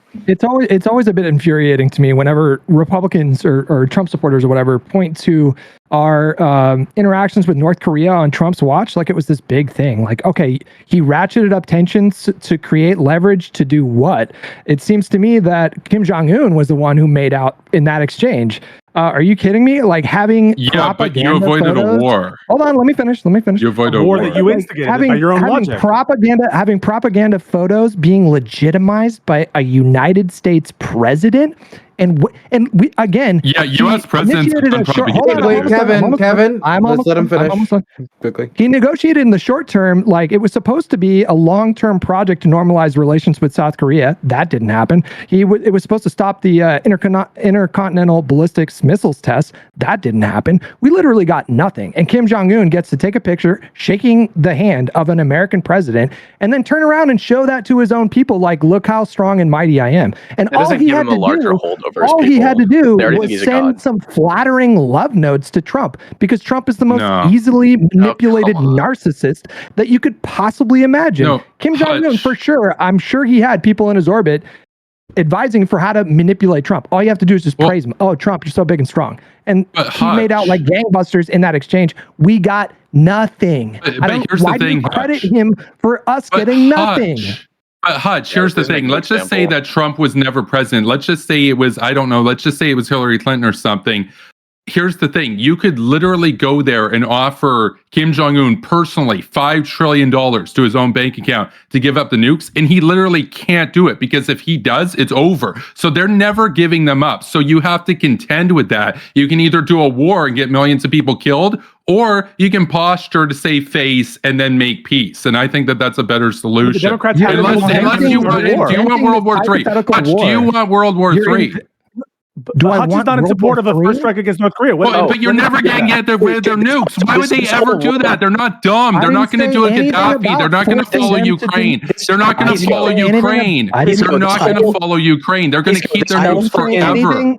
This I whole didn't World say War III anything about thing trying to between get North Israel. Korea to denuclearize. I said They're nothing never about that. going to denuclearize. So I you didn't either say make that. peace Never with them said or it, war Kevin. with them. Kevin, chill, bro. He didn't say anything about it. But we want to know, what did we get from Trump's negotiations? We got nothing. There's no tangible peace. fucking anything. You we got no. peace. Kevin, We there was had no peace. credible threat of war. There's lots of better examples you can point to. In this fucking Iran-Israel World War III bullshit, it's so fucking tiring, because neither Iran or Israel have the military capacity to fucking fight cross-continent. Neither of them do. There's like 3 countries on the face of the planet that have the ability to mobilize forces like this, and it's America, Russia, and China. Iran and Israel will never go to full-out war, and You they'll don't believe never there's a threat of a regional war there. You don't believe there's a regional I don't war think threat. that IRGC forces and the IDF are going to fight in a fucking land battle. Absolutely the fuck not. Neither of them can sustain that. Neither Okay, of then why is the administration worried about it? I Why- disagree why- with that. The whole messaging, and maybe you just think that they're stupid, but the entire supposed effort by the Biden I think they think administration. you're stupid. I think they think you're stupid, and they're probably right. Okay, wait a second. Why is it that Biden is trying to lower the threat of a regional war? If it is the case, if you're Because right, he's trying to make it look like he's doing something, and he's not doing anything. He hasn't progressed any of the peace By talks. giving He's 21 not billion doing to Israel? anything. Yeah, he's giving money to Israel just like every other president has, but he's not. Yeah, furthering exactly. peace That's talks kind of a at all. He's not problem. doing The it. US is Hamas just keeps complicit in offering this. Wait. I'm sorry. Okay, you guys, we want when 10 if you times ask more a question, prisoners. you gotta let people have the time to respond and don't immediately jump on a person once they answer the question. Cam, you were answering that question. Well, which question am I answering? The question Kevin's was essentially like, if it, I mean, then the administration is just lying when they're talking about Yes, we're trying to as stop they do often. escalation. Yeah. Yeah, people don't- Biden's they're- lying. As they do often. They're not necessarily giving worried money about to I just Israel. make it look like he's doing They're not- something, and he's trying to credit they're- Kamala with doing something. They're doing they're not nothing. necessarily- So, we're talking around the clock with peace deals with Israel and Hamas. No, but They're the not doing threat of fucking regional anything. war, The peace but the deals haven't threat gone of anywhere. There's BB no billion. ceasefire deal. Regional war. Hamas keeps offering the They're giving same BB bland, bombs, stupid-ass deal bro. where they'll exchange 10 times more With your prisoners in money. Israel. Boy was saying something. I was Hey, interested in what he had Cam, to they're say. giving I- they're giving BB There's bombs there with is your a- money. there's so Yeah, much. base. The Keep problem is BB so much stuff even is being more. said. Hell yeah. Wait, guys. Okay, so much More stuff is being said at this.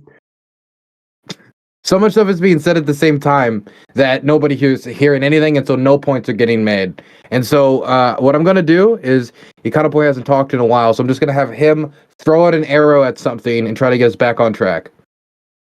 Yeah, look, I mean, I think that the Biden administration's being accurate when they're saying that they're worried about regional conflict. Now, Cam is right in that there's probably not a big threat of like Iran literally land invading Israel and vice versa. Just because if you just look up Iran and Israel on a map, like that would be a logistical nightmare for either country. But the prospect of, let's say, a war getting declared between the two countries and airstrikes back and forth, and thousands of civilians dying, something like that seems entirely Already possible. happens. Yeah. Well, what I just described has not happened contemporarily. We haven't seen like a full-on air invasion of Israel to Iran or vice versa. Yeah, Iran just Obviously, gives in theory, Hamas you could BDR-3 have that, missiles, but and they just attack Israel as a proxy. Well, listen, Cam, really quick. So I don't think the Biden administration is lying when they say that these regional conflicts are definitely important to worry about. I think it's important to worry about those conflicts. I just don't think that our proportion of aid spending is reasonable, at least in terms of how much we should really care about this region.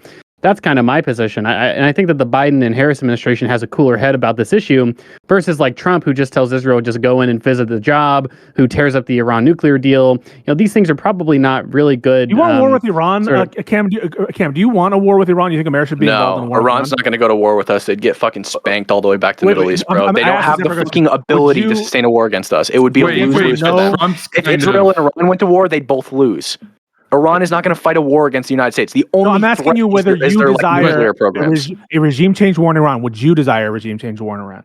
No, I wouldn't desire a regime change in Iran. I don't care what they do. What do you think about Trump blaming the assassins on Iran? Okay, what they're doing.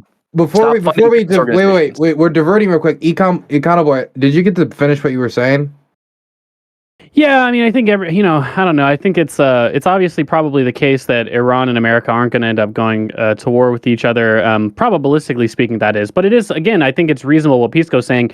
It is something to worry about and be concerned about. And I think that certainly the Trump's actions of just, sanctioning and tearing up the nuclear deal with Iran, that certainly wasn't very good. I think it's better to try and reach out and be diplomatic with these people. For instance, Iran just elected a relatively moderate president. Now, we are talking about Iran, so it's like, oh, should we beat women for not wearing the hijab, or should we put them in prison? That's kind of the spectrum of Iranian politics right now. But they did elect a relative moderate, and so I think that there's opportunities for more peace deals to come down the pipeline, and that's only possible if you elect somebody that has a reasonable brain in their head, like Kamala, to office instead of somebody like Trump, who basically just wants to tariff and sanction everybody for everything and not actually build towards a lasting peace in the region, which I don't think Trump's interested in. Yeah, we're not going to get peace with Iran, who, like you said, beats their women and treats them like shit and is we had the first step towards it under the Iran nuclear deal. Everything we believe in. You think the Iran nuclear deal was going to cause like long-lasting peace between the United States and Iran? I think what I said, which was that it was a good first step to America while they have terrorists in their audience that are actively answering the question, which is why I do want to hear Econoboy's response. So I think what I said, which was that I think that it was probably a good first step. As Kevin said earlier, it's a standard quote. You don't make peace with your friends, right? It requires sacrificing political capital. It requires hard decisions to be made. And certainly a lot of the political optics surrounding the Iran nuclear deal were difficult. But certainly I think that they were necessary. And I think that it seemed provably the case that they did prevent Iran from taking steps towards a nuclear weapon. And that was in exchange for easing of sanctions. And I think that's a fair trade-off. I don't want Iran to get a nuclear weapon. I also don't want to go to war with Iran to prevent them from getting a nuclear weapon. A diplomatic solution was possible. It was signed under the Obama administration. It was torn up under the Trump administration. It was, attempted to be renegotiated under the Biden administration. Impossible because they didn't elect a moderate in response to Trump, but they did elect a moderate just now after their president died in that ridiculous helicopter crash. So I think that there's a chance that we could actually get another peace deal with Iran if we elect the right people ourselves. Bro, I want to spin this over to Kevin compared to any moderate in the United States. I agreed with you earlier that I don't think Iranian moderate is. Yeah, sure, fair enough. But it's just not in relative terms, you fuck. Obviously, that's he's not going to be any more likely to negotiate peace with America. He's still a piece of shit. He still hates America. Oh, okay, fine. I want to direct this to Kevin. BB hates America. He kills your, he kills your journalists and takes your money. He kills your journalists and takes your money. He takes our money and he pays 10 times what we give them. We profit immensely from giving money to Israel. Like private defense contractors do. The American people, man, and then they pay our workers. Fuck yeah. Wait. So all of a sudden, profits are everything that matter. You literally sound like you sound like a Zionist right now. Well, I am a Zionist. That's a great argument. He introduced himself as like the most Zionist, didn't he? I think at the beginning he did but say that's that. like embarrassing, right? Like history is not going to remember you favorably, right? So I used to be a Zionist, dude. You got to wake up, dude. Any day, man. You got to wake up. You any day. I'll go right after this debate too. You want to go? Okay, yes. Let's do it. Let's throw down. Let's have a debate. I will absolutely destroy your genocide. Defending you. You guys have energy, don't you? Okay, so I wanted to pivot away to we have a list of questions we put under this potential thing in advance, and I wanted to go off of at least one of these. Just ask one question of Kevin. No, Pisco, shut the fuck up. One question. I have points as well. What is it? Yeah, this is the question. Okay, but please make it quick because I do want to make sure we talk about It won't be something quick, outside of the Dylan. Middle It East. won't be quick. Don't trust Pisco. So It won't. Kevin said that he thinks that marginally, because of the kind of Trump X factor, that a Trump administration will be more likely to have peace with Iran than a Harris administration. Is it then your position that Netanyahu, in supporting Trump, is being irrational and they should listen to you and support Harris? No, Netanyahu's being rational by buying Trump's official line.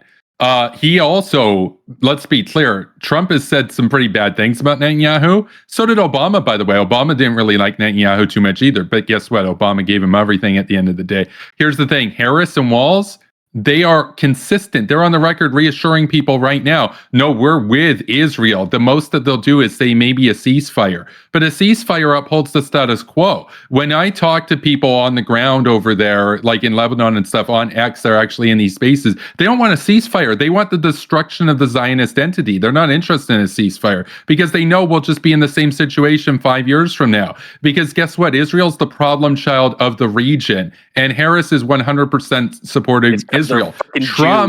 Trump is 110% on the record supporting them, but he also did the whole thing with the Hanoi summit. There's a chance he actually does sit down with Iran and broker some kind of deal. I mean, he brokered a deal with the Gulf states. Why couldn't he broker a deal with the Shiite states? It's possible, at least. Can I ask you why he shredded the Iran nuclear deal if you think that he's going to Because it was anti-Obama. Because he was just do the opposite of what Obama did. It's an answer. He's like he's not like some deep ideologue. He's just a guy who's on TV and likes to get applause and stuff. Right? I just want to make sure I understand correctly. Your position is that the man who single-handedly, unilaterally destroyed the closest thing to any sort of peace arrangement with Iran would somehow make another peace arrangement with Iran.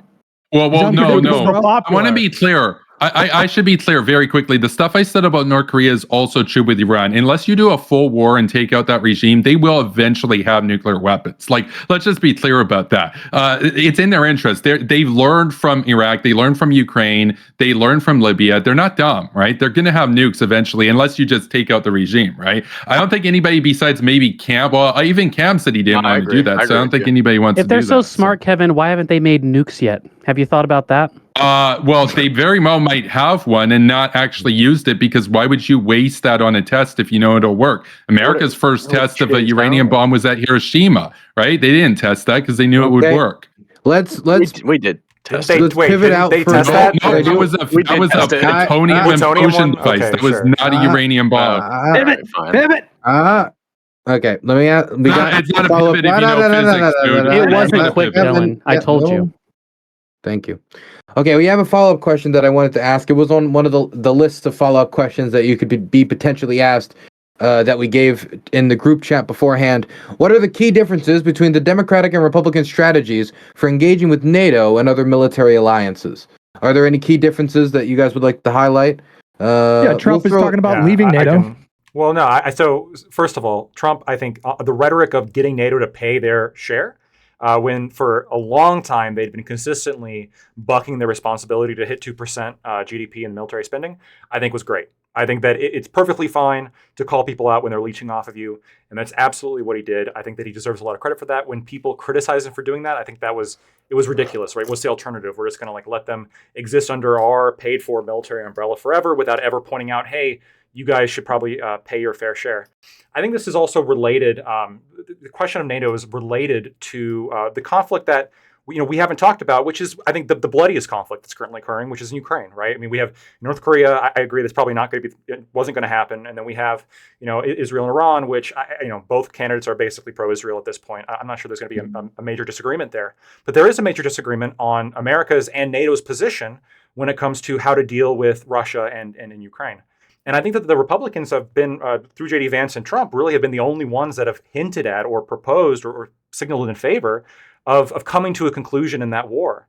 Meanwhile, from Kamala Harris, we have nothing other than we're going to keep on going, right? And Cam, I think it was you. I strongly disagree with this, but I think that your position here is basically the mainstream Democrat position, which is we're just going to keep on going, kill as many Russians as we can, have as many Ukrainians be killed as possible. We're just going to keep on going, keep on going, keep on going. That's psychopathic to me, right? They are human beings, and the idea of them getting blown up into smithereens is horrific. And if we can end that war, we should. Yeah, I don't want Ukrainians to die. I think the United States has strategic benefit from killing Russians without killing American soldiers, but I also think that we should actually maximize our concern for human life, especially Ukrainians dying in the conflict, and try to end it as quickly as possible. But in the interim, I support giving aid to Ukraine to defend them, also get rid of our unused military equipment, and kill Russians while the war still goes on. Right, but So but condition the the only aid on way. making a peace agreement. Condition the aid on making a peace deal. But that's the only way to get. That is the only way to actually solve this. The aid needs to be conditioned on 'Cause otherwise you're Ukrainian fueling the acceptance fire. of a peace agreement. That has to be the case. So give Putin Lactoid, what he is there wants. any- That makes no sense. Is there That makes any literally merit? no I mean, sense. so what about the idea that America should uphold its security assurances that we give to countries when we make these deals?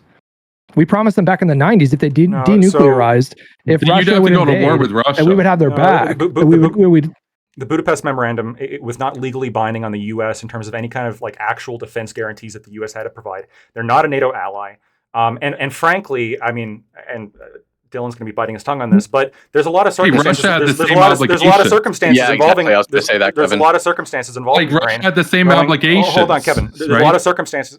With a lot of circumstances going back in 2014 in Euromaidan, for example, that I think that there was provocation involved, and there were things involved where Ukraine's not innocent, right? There absolutely is involved. Yes, there absolutely the is the shelling case. of the Donbass. Yes, blowing right? up civilians in the Donbass, the coup of a democratically, like you guys care about democracy. You talk about it all the time. Yanukovych was elected in a democratic election that was audited by the UN, and you guys just don't seem to care about that.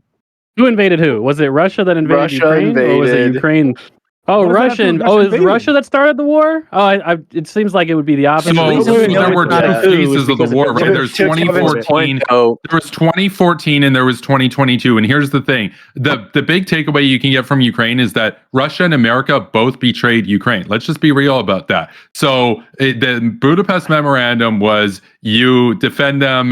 Basically, they gave up their nukes. They had the third largest arsenal in the world, and then you defend them. And then guess what happened? None of that actually unfolded, but they gave up their nukes. So this is why I say Iran, North Korea, they're never giving up their nuclear programs. They'd be insane to, right? They'd be insane to.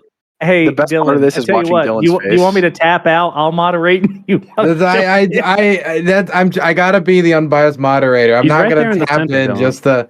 Of course, I have opinions, but I have opinions on many things. So we while Dylan can't talk, I'm going to keep on going. All these excuses. I'm going to keep on going here. Please do. Like it absolutely. Look, I'm not saying that Russia is innocent either, but what I'm saying is that this war is being perceived as a David versus Goliath, like perfectly good versus perfectly evil, and that's absolutely not the case, right? There absolutely are circumstances in Euromaidan in the Donbass way before 2022 that most Americans don't even know about, and they don't care about it, right? They just have this idea of like the Russians just fucking the ass whipping just fell out of the sky. That is absolutely not what happened. Can I ask one and I think question? it's absolutely sure. Well, Russia What is- did the majority of the killing. Kevin, though. please, Let's just be- come on. Go ahead, unbiased. What Hunter. thing in the Donbass? The shelling of the Donbass in Luhansk and Donetsk. What about it? It's a war. They shell things. People get shelled. Right, but the Well, they were a but the breakaway. Civil War, yeah, they were a breakaway state because that was a highly pro-Yanukovych area, and they voted for Yanukovych, who was couped illegally. The Constitution of Ukraine didn't allow; it required 3/4 to remove Yanukovych. They didn't get 3/4, but they removed him anyway. I don't think that's true. That was Well, you guys don't like that though. You guys don't like that. You guys don't like that. No, yeah, listen. I don't think anybody. I don't think, One last. To be clear, the issue is they shelled the rebels that rebelled. There was shelling in the Luhansk and Donetsk, and look, it was a war. I agree, but again, like there's circumstances behind that. That's not just again, this just happened out of nowhere, right? There was a illegal coup, and there was Yanukovych was unconstitutionally removed from power, and that provoked all of this, and that provoked all of this, and just to be clear. Like that's important when we're deciding about whether or not to continue to fund this war forever. We can't have another Afghanistan. We can't have another Vietnam. We can't be stuck in this where we're throwing all this money at the fucking problem, and then. And by the way, just for you pro-Ukraine people, if we keep this up, Russia's been winning the war. They're gaining much more ground than Ukraine is gaining. Yeah, they'll gain more ground. And I think there is a real possibility of like what happened in Afghanistan and Vietnam, which is Ukraine collapses, Russia sweeps in, and I don't think any of us here want that, right? The only way to prevent that is by peace now. We need peace. No. It could happen a lot sooner than that. We don't know. No, it probably won't happen very sooner. Ukraine has been holding a lot of ground. But here's they the are deal. losing tons of ground. Guys, one moment. If Ukraine agreed to a peace agreement. Let me wait 1 second. There's the 3 people trying to respond to him, and I think the problem is like 3 people are responding, and then he talks, and we can hear him because he's the only one on that side, and then you 3 talk at the same time, and you're undercutting yourselves, right? So let me save you here and let you go one at a time. Let's start with Hutch, then we'll go to Econ Boy can go. Okay, Econ Boy, Hutch, Cam, in that order.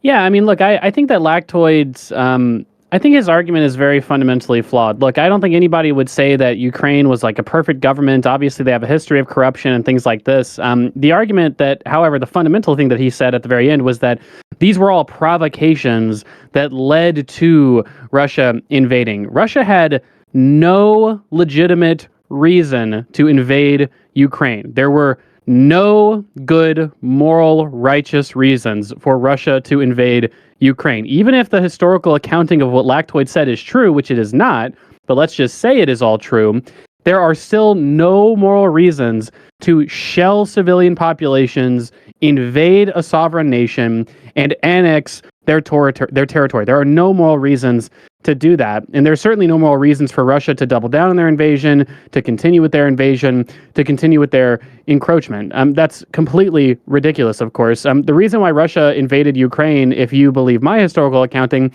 was because Ukraine pivoted away from being a vassal state to Russia, which is why Russia hasn't invaded places like Belarus, because they did the exact opposite. What do you mean by Obviously, vassal that's the state? reason, if you ask me. What do you mean by vassal What state? I mean by vassal... What I mean is essentially a government that's occupied with pleasing Russia, not occupied with pleasing the citizens within their country. That seems to be the case. That with was a Democrat. Belarus. That was a democratically elected now government. they're Do you deny the democratically that Yanukovych was elected democratically elected? The democratically elected parliament in Ukraine decided to remove Yanukovych, and the people of Ukraine overwhelmingly voted for a more antagonistic president after that, which is what precipitated the Russian invasion in Ukraine. Of course, you didn't mention that in your historical accounting. Right. After for whatever Crimea reason. and the Donbass leave. Yeah, of course. Look, when you have the most pro-Yanukovych areas leave, of course it's going to shift the voter demographic. What I'm saying, though, is that Yanukovych, you're calling him a vassal. You're calling... No, this was... the war began, the breakaway again happened very quickly after Euromaidan, okay? And so it absolutely... but those regions were part of Ukraine when Zelensky originally won it. He was first elected, I think, in 2017 or something. No. Petro Poroshenko came next, and then Zelensky came afterwards. The war was already underway. No, but that's you don't even know the history. That absolutely is true. What are you talking about? You think Russia... Even Dylan would agree with this. Crimea was taken in 2014. Kevin, nobody's talking to you. Shut the fuck up. Okay, listen, Lactoid. You think that the Russian invasion happened after or before Zelensky got elected? Because we might be misunderstanding. Hold on. You're talking about the 2022 election, or are you talking about the shit in 2014? I'm talking about when Zelensky got elected. Do you think that happened before or after Russia invaded Ukraine? The 2022 invasion? He's talking about the full-scale invasion. Yes, Zelensky was elected before then. Yes. Okay, then we clearly were talking past each other. That's all I'm saying, is that it seemed like in response to the parliament getting rid of this leader, after that, they elected a more antagonistic to Russia president. It seems like, in general, after the invasion happened, it seemed like the Ukrainian people, he had like a 90% approval rating after the invasion happened. It seems like, in general, Ukrainians are not in favor of just getting rid of a huge swath of their territory for Russia. And I don't think that you could say that they antagonized Russia by basically prioritizing an economic arrangement with Europe over Russia. Hold on. Your timeline. That's a strong point, piece. No. Your timeline's all fucked up. Okay, so there's 2014. It's not. I promise you, it is. There's 2014 and there's. No, it's not. Let's just not have a nuclear war. Let's just have a peace agreement. You're criticizing Kevin. You're criticizing Kevin for cutting people off. You're doing the exact same thing. Throw out his timeline. I want to hear the timeline. Yeah. So 2014, you have Euromaidan happen, which was a coup against a democratically elected president. Yanukovych was elected under a UN recognized election that was free and fair. He was couped by a armed rebellion with Euromaidan. And following this, you had the Russian incursion into Crimea, and then you had the revolt of the eastern areas, the Donbass, Luhansk, and you condemn that? You condemn the incursion into? Do you condemn the annexation of Crimea? Yes or no? No, I think Crimea was actually justified. Now, I think the invasion of Kiev was not. But when we're talking about, and then you have the Donbass. Why was Crimea annexation justified? Can you explain that? So okay. Wait, Crimea voted for independence, though. They didn't vote to join Russia. That was rigged. When you looked at data before that election, like in the 90s, the 2000s, 70 to 80% want to be autonomous. They didn't want to be with either side. They had cultural affinity. This is not true. No, dude, I took a class on this back in the day. Okay? I can show you I can show you the numbers on this. I don't know what class you took back in the day. No. Here's the thing, right? Here's the thing. This is going to break down to pro-Ukraine side versus pro-Russia side. How about this? How about we have a peace agreement, we recognize the material reality, and we avoid a nuclear war? Because if this goes on, there's a chance that a miscalculation happens that gets us all freaking killed. Well, no, I agree. Wait, hold on. And just be clear. Because it sounds like you're kind of defending Russia overtly now. Okay, when that's I understand. Not what you should be doing. You should be calling for I understand, peace. Kevin. I understand that, like, in a room full of, like, pro-Ukraine hawks, that, like, any argument I make is going to be seen as defending Russia, okay? I think you are. Hold on. I acknowledge that I'm not a Ukraine hawk anymore, dude. This fucking guy. So I acknowledge the case that Russia absolutely is not innocent. That Russia absolutely has done bad things, and I'm not going to defend. Not the annexation of Crimea. Not Crimea. You said. Wait. I think that in Crimea there was justifications. That what was the justification? The justification was multiple-fold. First of all, Crimea overwhelmingly voted for Yanukovych, who was the president that was illegally couped and unconstitutionally removed by the Euromaidan armed revolution. And prior to Crimea's exit from Ukraine, there was UN polls done in Crimea going back multiple years, I think from like 2008 to 2011, maybe 2012 as well, in which the majority of Crimeans wanted to leave Ukraine and join Russia. There was a smaller percentage that wanted to become autonomous, and then the absolute smallest percentage wanted to stay part of Ukraine.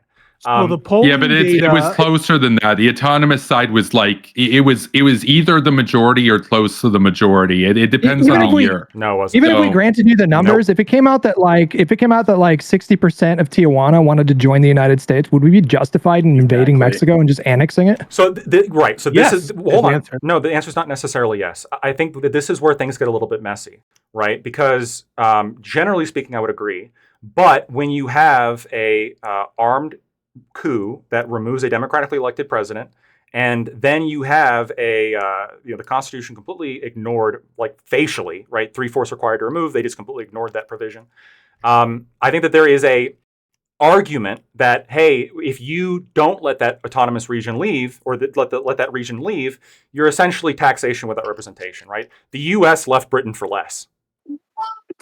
Bro, yes. So here's the U.S. left Britain for less. Now, the Civil War was unjustified because Lincoln absolutely won the election, and they wanted to leave for slaves, which is.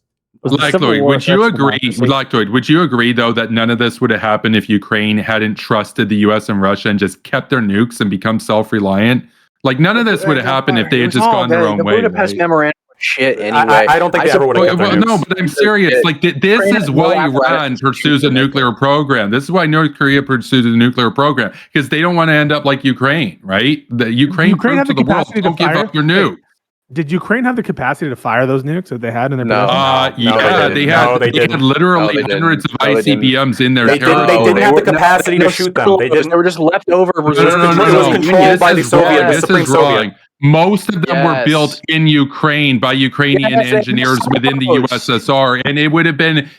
I'll say this: it would have been easier to reverse engineer the permissive action links that tied them to Moscow than to start a new nuclear program and missile program all over again. So when people say the codes were in Moscow, yeah, it's easier to break the codes than it is to do everything from scratch. That takes decades. That's probably true. That's probably true. But the U.S. also didn't want Ukraine to have nukes. Like that's what I'm saying. Don't trust the great powers. Go your own way. Had they pursued a policy of self-reliance, they would have had to spend more on their military. On both sides of that happened.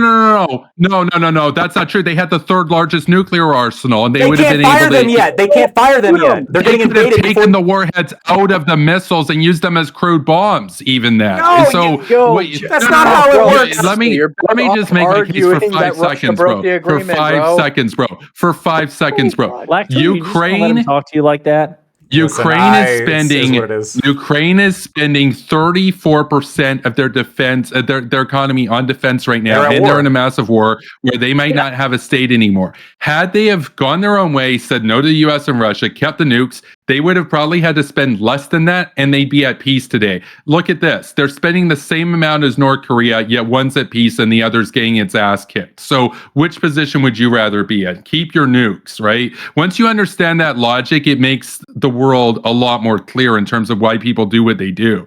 So as far as it stands right now, no, Ukraine's a victim of US and Russian imperialism. So yeah, they weren't going to keep their nukes regardless. Just to be clear, like, what do you think the Ukrainian people think? I mean, what do you think the Ukrainian people think right now? That they should resist? That they're the victims of American imperialism or Russian imperialism? It depends which ones you ask. Like the ones in the East, some of them will say that they're with Russia. A lot of them will say they're with the West. Most of the ones in the West will say they're with the West. Here's the problem: even if Ukraine wins the war, and it's not looking like they're in that direction. Even if they do, the contracts are already in place. BlackRock owns that country. They're going to be permanent rental slaves to the global landlord of BlackRock. Kevin, what the fuck are you talking about? What is happening? I can't follow the chain of logic. You aren't aware of this. You aren't aware that BlackRock has contracts to rebuild I don't think Ukraine. anyone's aware of this. Like Kevin, George Soros is behind all of it. The problem is that you're not paying And attention to what's going on behind the scenes. and he's sending the hurricanes to Florida. And we only gave $750 Okay, getting a little rowdy. I think people have made their position on this clear. I think we are well over the time. We're 3 hours and 45 minutes. Oh wow! So, Dylan, did you make that note about BlackRock? As a war journalist, they're everywhere here. They own me actually. I'm BlackRock. I want to hear your reaction afterwards, or I'm not tomorrow. surprised. Look, I'm happy to share my opinion after if Lactoid wants to hear, but I don't want to You're all debating Lactoid. After. There's no reason for me to also jump on like team anti-Lactoid here. But if Lactoid can ask me if he wants to know my opinions. Anyway, we're gonna wrap up here and we're gonna give people a chance to outro. And let me just read some of these last questions here. I don't know if anybody's gonna respond to all of them because we've been just going for so long. Yeah. From TL1524, $5. Can anyone from the Lib and Learn Nothing panel answer a single question without running to their butt Trump insecurity blankets? It's pathetic. Well, the thing about an election is that, really quick, the thing about an election is you have to compare and contrast both candidates. So I think when someone brings up something about Kamala and you think there's something worse about Trump, it kind of stands to reason that would be relevant to bring up when you're comparing two people on who to vote for. The episode of Black Mirror where you can block someone IRL and you can't hear what they say and it kind of jumbles up their face. I feel like a lot of MAGA people get like that when you can give 2 hours of substantive critique of Trump and they'll just accuse you of TDS. It's pretty amazing. Yeah, MAGA cultists have the real TDS. Yeah, that is how elections work. And by the way, a vote counts just as much if you have an affirmative position on Kamala Harris or you just simply oppose Donald Trump. Eat shit. Roasted. Damn. Okay. Bizzo says $20. Why are we feeding the conservatives brain rot of open borders? Open border policy is literally what the word open means. We have the most restrictive border policy in our history. Stop the stupidity. Yeah, 100%. Anyone who's saying that Joe Biden has open borders, it's fucking stupid. Or you have to admit that every single president in the history of the United States has had open borders. It's stupid. Except for Trump in Mexico. They have about 13 to 20 million undocumented migrants getting exploited. No, Kevin needs to speak. Right. No. Kevin's got something to say. No, I just wanted to make a point nuanced to opinions the are question. appreciated. Can you just repeat the question really fast? Oh, sure. 1 second. Let me find the question again. BlackRock opened the border. That wasn't BlackRock. Kind of did, yeah. Oh, sorry, you confused me. But yes, you're joking. I agree. Kevin's base. Yeah, here it is. Why are we feeding the conservative brain rot of open borders? Open border policy is literally what the word open means. We have the most restrictive border policy in our history. Stop the stupidity. So if we've had the most restrictive border policy in our history, why have there been more daily illegal immigrants entering the United States under Biden than under Trump? Because the asylum laws. Hold on. Causality? Let me say this. Because the asylum laws were written decades ago, we have not updated them to reflect the current level of influx. If you want to address that problem, address the border with a comprehensive bill. Okay, so One second. RC didn't get to talk much in this last topic. I was just gonna respond one more time to this. But if the asylum laws that you're saying were written decades ago, which I'm not contending that you're wrong, the same asylum laws were in practice during Trump's. That's correct. And you were seeing record. Yes, and you were seeing record less than under Biden. Yeah, but there's no change in substantive Remain policy. in Mexico. There's Yes, no to change. remain in Mexico. And that you're so is full of shit, marginal. Pisco. They China's weren't making prepared. That is Mexico so great fucking again. History marginal. under Are Trump. we going to It's be such gaslit? bullshit. This is one of the examples. We're going to be fucking gaslit by the Republicans on this Well, panel. you're gaslighting. You just said We're that Trump trying- had record we're high trying to migration suggest- levels, which is fucking Hey, wrong. Hang on a second. At the time, he was posting, at least for certain years, he was posting record high crossings. Do you disagree with that? Yes, absolutely. Go look at the fucking data from In the 2019, Department of Border Elections. in 2019, we saw the It's highest not level of record. It was not record. it wasn't. Hold on. In 2019, we saw the highest level of border apprehension since like 2006. So on his watch, he was seeing a massive spike. It did go up further under Biden, but Biden is beholden to the same asylum laws that Trump was. Is the point that I think what's critical is We'll respond quick, then we'll throw it back over to Pisco, and then we got to move on because I would like to go to bed. It is so like there was 5 a.m. for me. There was a large spike under Trump in 2019. This is true, and I'm not going to contest it. That's for encounters, which does not account for gotaways or like how many of them were actually held within the system and not let go. But in addition to that, during the Trump years, for the majority of them, all of them actually, except 2019. So what happens, like migration happens in waves. So you have your on season, your off season, there's a peak and there's a dip every single year. So for the majority of Trump's administration, his peaks were below the dips of every prior year. So it was 2019. There was a spike. Yeah, it doesn't account for gotaways. I don't know what you're trying to argue here, Pisco. I can just point you to the overall numbers. You can look at. Yeah, I'm looking. It's right in front of me. I've got the graph in front of me. The trend is going up, and it goes up under Donald Trump as well. And if you see right before, no, it doesn't. Right at the tail end of his administration, it's happening as well. No. I'll just point you directly to the numbers. I'm looking at Department of Border Protection. I've got it right in front of me. Yep. Yeah. So I will provide that. You guys can follow my Twitter. I'll post the numbers at some point. But just to be 100% clear, and in terms of substantive policy, the Immigration Nationality Act, the last time that was substantively amended was by Bill Clinton. That made it more and more restrictive. It is the case that we continue to have the same laws that are restrictive. It is incredibly hard. It is incredibly hard to immigrate to this country. Anyone who tells you otherwise is lying. And the Remain in Mexico policy is marginal. It's 30,000 people at most, 30, 40,000 people. We're talking about millions of people. And that reality is a result because more people are coming. Millions of people are coming. And that is just not a result of quote unquote open borders. It's a result of the reality that's a big fucking border, a lot of people coming. Yeah, so the encounters under Trump for the majority of his years were under 50,000, which is generally going to be the dip of most other years prior, at least going back to January of 2000. There was, again, a spike in 2019, but BFD, there was more encounters. That doesn't account for gotaways or how many of them are actually being detained and not let go and appearing for the court dates. So comparing apples to apples, I'm comparing the same metrics. Yeah, you're right. I am comparing apples to apples. You're absolutely right. I'm comparing apples to apples. And so anything when you're saying it doesn't account for this, it's the same thing is true of the Biden numbers as the Trump numbers. I don't remember that. Okay. Last one from Bad Company 316. $5. Yo, Dylan, I've been waiting for you to debate a magatard on Ukraine, lol. I think after the segment, you can at least correct any misinformation. You can go check out any of my other content. My main journalism stuff is on Dylan Burns TV. You can check out any of my embeds with soldiers or conversation with Ukrainians. I'm going to actually be recording another Ukrainian React this weekend, so you can check that out. But if anybody here wants to talk to me about it at any time, I'm very available. I'm easy to find. I'm not difficult to find. Somewhere in Ukraine at all times, but about. Okay, that's about it. So I think we're going to wrap it up. Thank you to everybody for coming on. This was a marathon. It went longer than I expected, but it was because you were all very passionate. You were all very feisty. While there were a few name calls, a few stupids here, and a few dummy idiots there, or whatever. A few dirty Canucks there. But I think generally speaking, it was within the reins of what would be considered gracious discussion in our current political climate. Okay, maybe if it was a different age, but in our current political climate, it wasn't too toxic, all things considered. So I want to thank you guys for coming on. We're going to go around the room and we're going to have everybody do outros where they can shout out their stuff, say what projects they're working on, and of course, give any finishing thoughts that they wanted to give on the last topic. Thank you all for coming on. You didn't have to, and I appreciate it deeply. So we're going to throw it over to Econoboy to be our first wrap-up.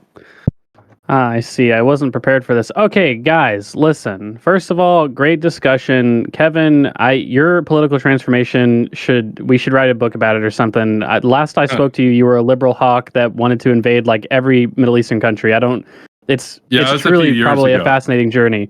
No, it was. It's been a while since we've talked. I'm sure it's a fascinating story though. But guys, it was great talking to you all. It was a good discussion. I wish we talked more about welfare policy, tax policy. At least that's kind of the stuff that I'm most passionate about. However, other than that, I'm posting this link. All right, I'm posting this link in all of your chats. I don't know where the conservative stream. Okay, guys, go to that poll. It's on the Three Wonks Twitter. I need to beat the liberal host Micah in our policy tournament. If you care about, I guess Biden winning or something, or if you hate Biden, whatever, just vote for social democratic policies on that poll. Guys, I need this, okay? I need this in my life to win this tournament against Micah. He's a filthy centrist, neoliberal. I need to win. Please go and click on that link and vote for social democratic policies. I beg you, okay? Don't subscribe to Live and Learn. Don't subscribe to Econoboy. I don't care. I just care that you vote in that poll. For God's sakes, guys, all right? Thanks for having me, Dylan. It was fun. I'm writing in Jill Stein. Cam Higbee? Yeah, this was a fun hippy dippy. So I'm working on right now a border trip. As I mentioned a couple times, we're going to do a very flushed out documentary in Del Rio, Eagle Pass, and a couple other places in Texas. I've been there once, filmed a documentary. Now I'm doing another one. We're going to interview a lot of the folks who are working on Operation Lone Star, some sheriffs, National Guard officials, Border Patrol agents, stuff like that. And we're going to do ride-alongs. We're going to have 5 cameras. Each of us are going to have a GoPro strapped to our chest. We're going to have GoPro strapped to the car. We're going to have 2 drones. It's going to be insane. So definitely check that out. It's going to be on my YouTube, just Cam Higbee, or it's going to be on the Today is America website. That's my employer, Today is America. Awesome news and commentary website. Other than that, I do a lot of infiltration of stupid leftist encampments, pro-Palestine encampments. I go undercover. I take pictures of all the hammer and sickles all around their stuff. I get them on camera saying that they're hunting for Jews on their campus to harass. And I post that stuff all on my Twitter or my X. It'll never stick, at Cam Higbee. So thanks for having me, Dylan. It was a pleasure as always. Peace code. Don't take anything too personal. Love you, bro. And yeah, that's my closing. Thank you very much. Cam will also be joining me on a month-long embed with Azov in the Serbinitsky Forest in the near future, where we'll be living on the front line, surviving on nothing but what we can find in the burnt-out forest. I'm down, Dylan. You're going to have to get approval from the girlfriend, though. Okay. We're throwing it over to Hutch. Yeah, Cam, Lactoid, it was good to see you guys again. Kevin and RC, it was nice to meet you guys. I'm active on Twitch. I usually go Sunday through Thursday, starting around noon Pacific till around 6 Pacific, give or take. I just restarted my YouTube channel, so I'm doing a lot of political content there, daily videos on youtube.com/Hutch, onlyfans.com/Hutch for some racy pictures. And yeah, thanks for having me on the panel. That last one's a work in progress, but we're launching soon. You recognize those feet anywhere. Pondering politics. Yeah, it was fun. It was a good, lively conversation. You can find me at youtube.com/@ponderingpolitics, one word. And yeah, it was good sparring with you guys. And thanks for the invitation, Dylan. And also check out Hutch's OnlyFans. Happy to have you. I know Pondering well. Lactoid. Yeah, if you like what I had to say, you could find me at Lactoid TV. That's LACTOID TV. Overall, I think this is a great discussion. I want to thank all of you for talking with me. Thank you, Dylan, for inviting me. I just to be absolutely clear here, I know at the end, it made me, I was sort of perceived to be, I guess, shilling for one particular side, but that's not the case. By the way, I will say the last donation we got was $5 from Demaculus saying, Lactoid, what time is it in Moscow? So I don't think they got that impression. Okay, good, yeah. But really, it's not that. I'm simply trying to add nuance to, I think, what is a very complicated situation. I understand that there's a lot of nuance here, and that, I mostly just want to see peace, right? Right now in the world, I think that's what we need. I don't like to see people getting blown up. I've seen plenty of videos of that on X now that Elon Musk owns it, and it's pretty horrific. So I'd like to see less of that. Again, thanks, guys. Have you tried putting down your phone? I can't do that. Come on, Jesus Christ. Fair enough. We're going to throw it over to Kevin Castley. Yeah, thanks, Dylan. So it was good to be here. Give a brief wrap up on my position on this topic. So, look, as we've been talking through other stuff, this comes down to finite material resources. Look, nobody's going to look out for you. You got to make your own country great again. All this trouble in Ukraine could have been averted had they held on to their nuclear weapons and pursued a policy of self-reliance. With the situation at the border in the US as well as in Canada, look, they're brain draining the developing world, take the best and brightest out of there so that they can come and work as janitors and pick strawberries here. They avoid revolutions in the developing world, and they alienate and cause chaos with workers in the developed world. It's divide and conquer 101. And so here's the deal. Mexico, they're making it great again. El Salvador, they're making it great again. We got to make Canada great, right? I call my channel Superpower Broadcasting. I want to make Canada a superpower. Here's the thing. Nobody's going to do it for you. They're just going to be there to exploit you. Look at what they did. Ukraine got messed over by Russia, got messed over by the US. If you're not going to look out for yourself, nobody's going to look out for you. And if you understand that, understand why countries will pursue the interests that they do. So here's the thing.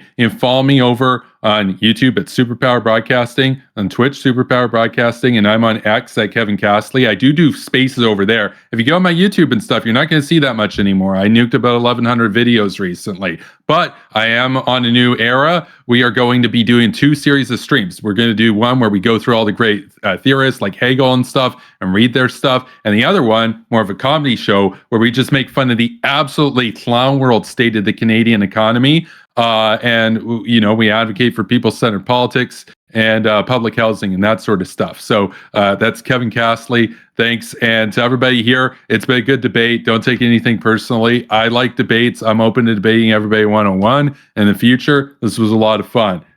Take care. Okay. Also, I will say, they were asking me to fact check stuff. I don't want to fact check too much. I did find that UN data, and I did pull it up. Here's what it was in 2011, for anyone that's curious. 41% of Crimeans wanted to become part of the Russian Federation. 19.1 said stay in Ukraine with greater autonomy. What's interesting here, though, it then breaks down. It's 19.1% stay in Ukraine with greater autonomy, 12.4% stay in Ukraine with same level, 6.1% become a normal region of Ukraine, 2% become a region under the direct control of the president. So these are the ones who's like, hurrah. Then there's another tiny bit is stay in Ukraine. And if you add it all together, it's roughly like 40% to 41%. So within like... So I was right. So it's about... You disagree with... Okay, well... So I was right. I'll take a look at it again. I'll take a look at it again. But that's not... With 11% saying become an independent state. So basically, it seems like... I'm not saying anyone was wrong. I'm just reading the data. That's all I'm doing. I'm just the data man. Okay. Throw it over to Pisco, who's been on Hippy Dippy a million times, but has never invited me on his podcast. Oh, which one? Live and Learn? That's my only podcast, and I just started it, and I'm not in charge, but I will be. Yes, you are. As a matter of fact, we told him recently that he is in charge of all the guests, and he said really? An esoteric legal theory that got him. Okay. We'll invite Dylan. We'll invite Dylan for a special episode of Live and Learn. Listen, the Constitution is under attack. It's under attack by people who are trying to gaslight you about the previous attempts to steal the 2020 election. If you take anything from this debate, take this. The people who are willing to vote for Donald Trump and Vance are willing to set aside the fact that they tried to steal the election in 2020, that Trump did, and that Pence stopped him, and that Vance said that he wouldn't stop him. That is the most important issue in this country.